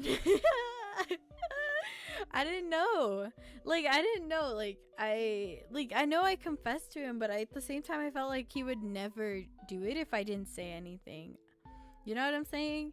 And I don't know, I felt like the moment was really, really good at that point. So I was like, okay, well, I'll just do it now. It's like now, it felt like a now or never moment to me, at least.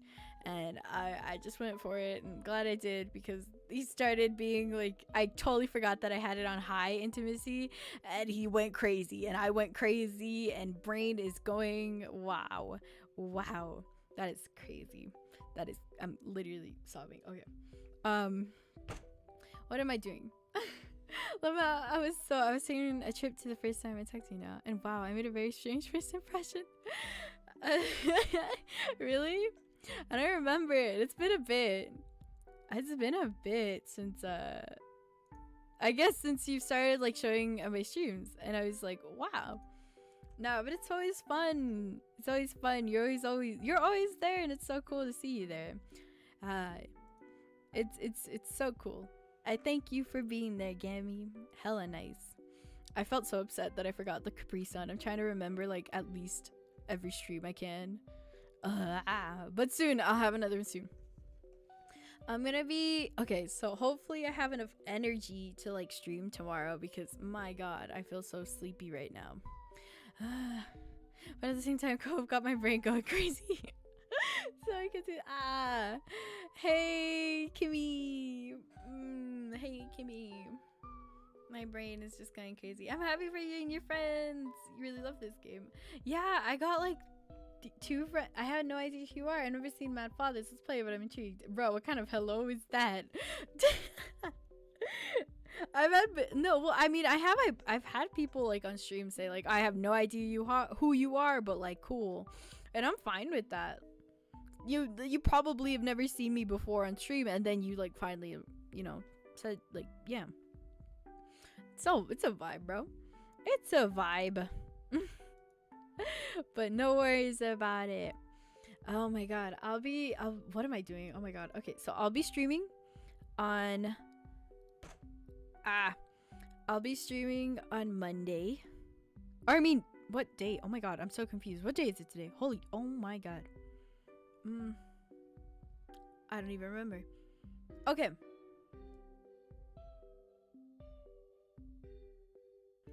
I'm gonna be streaming on tomorrow.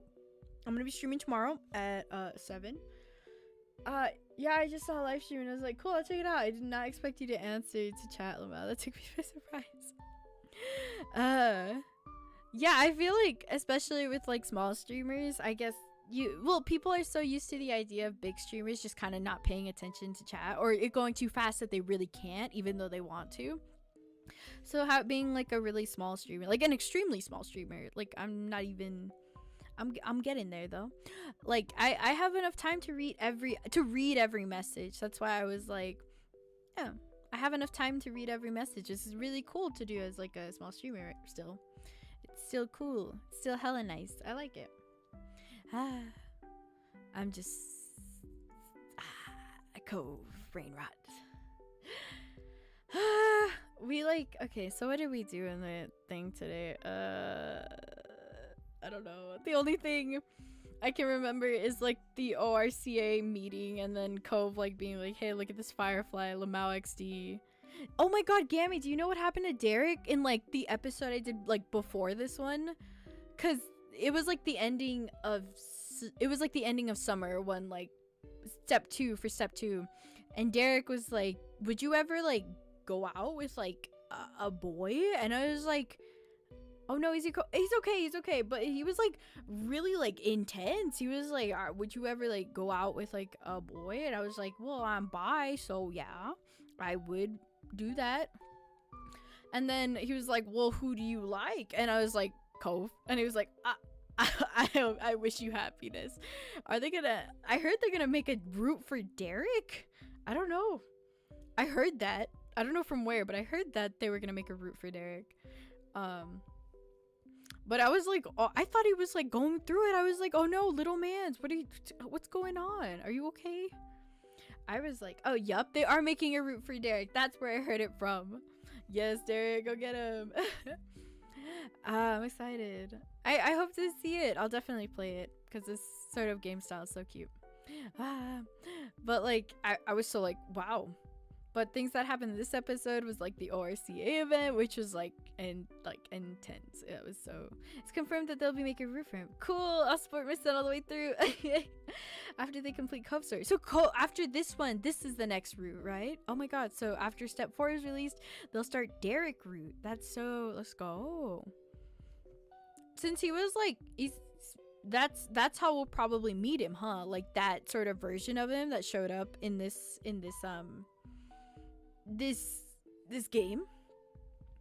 Do you think they'll make a Baxter route after Step 4 and the wedding DLC? They will. Oh, I feel like they're gonna make a Baxter route.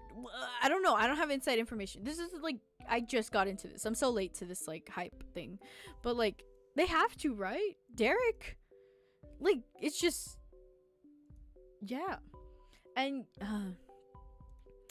you can know Derek's story in Baxter's route as well. Oh, you'll know more about them too. I figured we'll learn more about like Derek and Baxter soon, because I feel like they would have roots, right? They'd have like roots for them or something like that. But yeah, it's like, I don't know. I ended up like, okay, so if you weren't there for that, I ended up like confessing to Cove because he was like, hey yo, look at this firefly, and I was like, that's it, that's the last straw.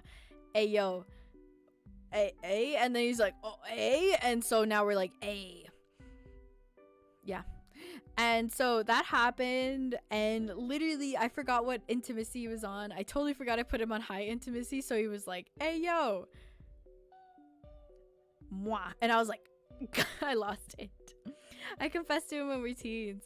I felt so like, I felt guilty. I was like, I don't want to confess to him when we're teens, only because he like, oh my god, he like I don't know, he was seeing his mom off, and I felt so awkward. I was like, I can't just tell him this before he like sees his mom off. He's like really like intense about this. I feel guilty telling him then, so I kind of waited. And also because I wanted us to be the same age. I'm 18 and he's 18 in like Step 3, so I was like more comfortable. I was so much more comfortable just doing it right now, right then, rather than later. All that stuff. But Derek, I need info. I'm a terrible father. I don't even know my son's son. Oh, that's so great. But yeah, it was kind of like that. Oh my god, bro. It was just fun. I don't know. I was like, I don't know. I felt like Cove wouldn't have confessed if I didn't. So I was like, okay, well, this is a good chance as any. I'll just go for it. And I'm glad. I mean, it is nerve-wracking, but I'm glad. My god, this is okay, so I don't know what I'm gonna be doing. Tomorrow I'm gonna be streaming some Minecraft to like break from like what I've been doing, sort of. And then Monday I think I'm gonna be streaming the last Angels of Death episode. Wednesday I'm gonna be finishing this game, hopefully, with the last part. You can also have Kofka at the end of Step 3. I figured it might be at the end of Step 3, but I was like, it felt like in the moment. It felt really like in the moment, so I just went for it. And I figured he would confess to us at some point. I just didn't, I don't know. I just felt like in the moment. What was I saying? Oh my god, I keep tripping. Tomorrow I'm streaming Minecraft. Monday I'm gonna be streaming Angels of Death. Literally, dude, I've been doing like streams every single day since like Friday. 1, 2, 3, 4, 4 streams in a row we're gonna be doing this, and I'm wow. But yeah, Minecraft tomorrow. Monday I'm gonna be streaming the last day. The last like Angels of Death episode should be Monday. And then Wednesday should also be the last episode of like Our Life Beginnings and Always, just because, you know, we can finish that in like a good, you know, day. And then Friday, I don't know what I'm gonna be streaming. I was like wondering if you guys wanted anything in specific. I have like, I don't know, because there's a couple things. I mean, I could do. I could just, I don't know. I haven't thought about it. I genuinely don't know. I kind of just play story games. You know what I'm saying? I don't know. Maybe, I don't know. I genuinely don't know. So if you have any suggestions for if you want to see me play anything in IDK little drawing stream, maybe I want to do a drawing stream again really badly. The only thing is I don't have a tablet. When I did my last drawing stream, I did it on my phone, and I just used like, because my phone has a pen, so I just scribbled on the thing, and I used like this app, so yeah, I could stream my like phone camera thing onto the computer through like a separate source. But that thing had started, it did this like new like sort of weird thing. It's never done this before, where it started. It was like, okay, Lamau, the free version, there's now a free and paid version. So you can only have 10 minutes. If you wanted to do anything, you only have 10 minutes to do it, like, at a time, which sucks. And it sucks. Because it used to be free, but now all of a sudden it's paid for. So I have to find, like, a different way if I want to do that. But I want to do a drawing stream again really badly. I just don't have, like, materials for it, I guess. But I really want to do it. It sucks so bad. It sucks so bad. Maybe I can try to find a way to do it. Because, I mean, I'll see. 10 minutes is not enough time, lol, ever. No, it is not. No, it is not, bro.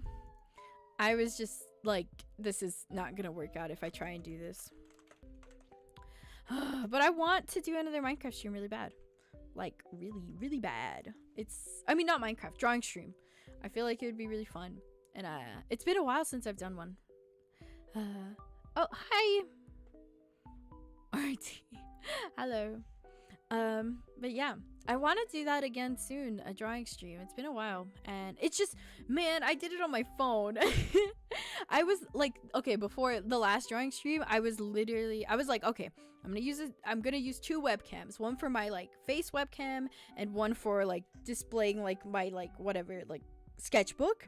But I did it, and the picture was all white. You could barely see. I like drew on it and tested it, and it was all white. You could not see the like pencils or anything. You can play a bunch of short games on Friday. True. Oh my god, you know what I should do? Wait, puppet combo games. What if I play a horror game? What if I play a horror game? Do you think I'll be okay if I play like a puppet combo game? I mean a horror game, like a horror game. Okay, so I played Nun Massacre as one of my like first streams. Maybe I'll play something else. Maybe Power Joe Massacre, The Night Ripper, Baby Sister Bloodbath. There's a couple options. YOLO. There's a couple options. You'll be fine. I am never better. Oh, dude, I'm scared. Like, oh, that's bad. Oh, that's even more worse. Okay, here. These are some, okay. Which one of these games do you think you look better? Okay, not Nun Massacre. I already have Nun Massacre, and I wanted to do that for, like, my anniversary stream. So I want to not play that one. But out of, like, Babysitter Bloodbath, the Power Drill Massacre, or the Night Ripper, I feel like one of these should be okay to play. Which one do you think? Out of these 3, what stands out to you as something that I should play? Maybe I should go back on this idea. Maybe I should go back on this idea. This is kind of scary now that I'm looking at it twice. If you have any, oh my god. I watched like Corey Kenshin play like all of these. Johnny Wolf play all of these. But I don't, Baby Sister Bloodbath sounds hilarious. I'm down for that. You think Baby Sister Bloodbath? You think Baby Sister Bloodbath for realsies? You should support Puppet Combo if you can, by the way. Their games are like $5 max. You should definitely play it if you haven't. You should definitely try it out if you haven't. But they're really like cheesy and like really like sort of old PlayStation 1 style games. PlayStation 1, 2 style games if you haven't like seen that. But yeah, that could be an idea. That could be a good idea. Maybe I'll do it. Bum bum bum. Ding ding. Yeah, maybe I'll do Baby Sister Bloodbath. Oh, this is scary. I'm actually doing like a I'm actually doing like a horror stream after like so long. Oh jeez. Ah jeez. Ah jeez. Lol. Gammy, please. Gammy, I'm gonna go insane. Gammy. Oh, and thank you for 108. I feel like I've said that already. If I haven't, then nutty. But ayo, 108's cool. Maybe I'll do something at 200 for sure. Hopefully no jump scares in that. Hopefully no jump scares. Gammy, I'm gonna rage. There's jump scares in like every Puppet Combo game. If there isn't in this one, that'd be just something else. That'd be insane. If there wasn't any like any jump scares at all, that'd be insane. Dun, dun, dun, dun, dun. Do you guys have an idea? What should I do at like? What do people do when they reach like a milestone? By the way, they just kind of be like, "Wee, pog." I mean, I'm almost at 200, which is cool. Bum bum. This is kind of scary. The fact that I might, trust me, I'm freezing up in fear just thinking about it. Like, yeah, bro, you know that thing you do when your feet sees when you really want out of a class or something? That's just kind of going on right now. Now that I'm thinking about it, and oh my god. I think I might just do it. I don't really have any, I don't want to play any like long games that'll be like multiple parts. I want to keep like the last day of like my week, usually something different every week. That's what I wanted to do. I didn't even mean to play Our Life, but I thought I could just slip it in there, and now I'm addicted. But yeah. Yeah. Oh my god. Okay. Dude, I'm getting butterflies in my stomach just thinking about it. Holy shit, maybe I shouldn't. Oh god. Usually people cry or thank the subs over and over again, do a challenge if they reach a milestone. Yeah, that's true. Should I do like a fake crying video? Like a thank you guys for what? I would actually cry. I don't have, oh well, I guess I'm like, people would thank the subs. I'm like, I'm not on Twitch. I don't have like subs. And I was like, you have subs. That's literally the thing that's on YouTube, bruh. Maybe I'll do like some sort of, I'll do something at like 200. I don't know what it's gonna be, but it's gonna be something. Din din din din. I'll try to make you laugh if you do the crying thing. Post like the most raunchiest stuff, bro. Absolutely like spam the thing with like fun facts. Also, dun, I'ma ruin it for ya. That'd be fun. I cried earlier in stream over like the confession scene. I don't know, it got to me. I saw you confess to Cove about the whole dad deal thing right away when they're kids. Oh, did you? I felt so nervous about that. I was like, no, I feel so guilty like keeping this in. I feel like it happened like in this step. I should leave it in this step is what my like thought process was. So I was like, okay, that's fine. That is fine. I'll do it like that. Is what I kind of did, because I felt guilty like not telling him. I want to know what happens when you tell him, like in step 2 or 3. I did my own routines. Oh, I want to know what happens if you do it when you're like teens, or like even like step 3 or 2, but I want to play it myself, you know what I'm saying? I was in La La Land, so I have absolutely no idea what this is about. Oh my god. It's like, okay, so catching you up, Gammy. It's kind of like okay, so Cove's dad is like, oh my god, my son needs friends. We just moved here. He's kind of like alone. He comes up to you. He's like, hey, take this $20 bill and play with my son and just don't tell him that this ever happened. And I was like, you have a deal. So obviously I took the money, and then I found Cove, and then it kind of went from there. And it's just like these things, like each step you'll have like a chance to tell him, Cove, that his dad did this, that his dad was like, hey, your dad offered me money to like hang out with you, you should probably know about this. But you can like, I guess you can tell him every, like, you have like a chance like once a step, I think, but you can also just not tell him. But I told him immediately after, because I was like, I took the money, I feel a little bit guilty now. But that's what that's about. I should probably end stream too. It's like, okay, I'll post my stream schedule soon. I'll do whatever soon. I'll hope maybe do the puppet combo thing. I need to think about it, because I'm really like scared of puppet combo games, even though like not many people think they're like that scary. I don't know, I find them terrifying, specifically that style of game. I find them terrifying. But I'll let you go for now.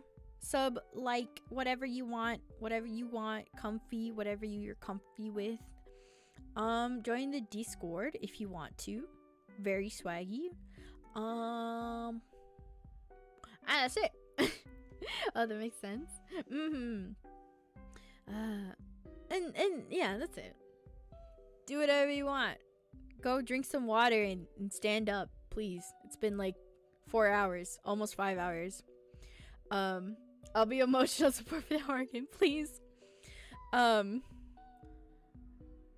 that's scary, the fact that I'm probably gonna do it. Okay, I'm gonna leave that thought for next time. I'll see you tomorrow. I'm streaming Minecraft. Hopefully it'll be half and half on the realm and just on my own thing. So hopefully I'll see you there. That's it. Goodbye. Wada!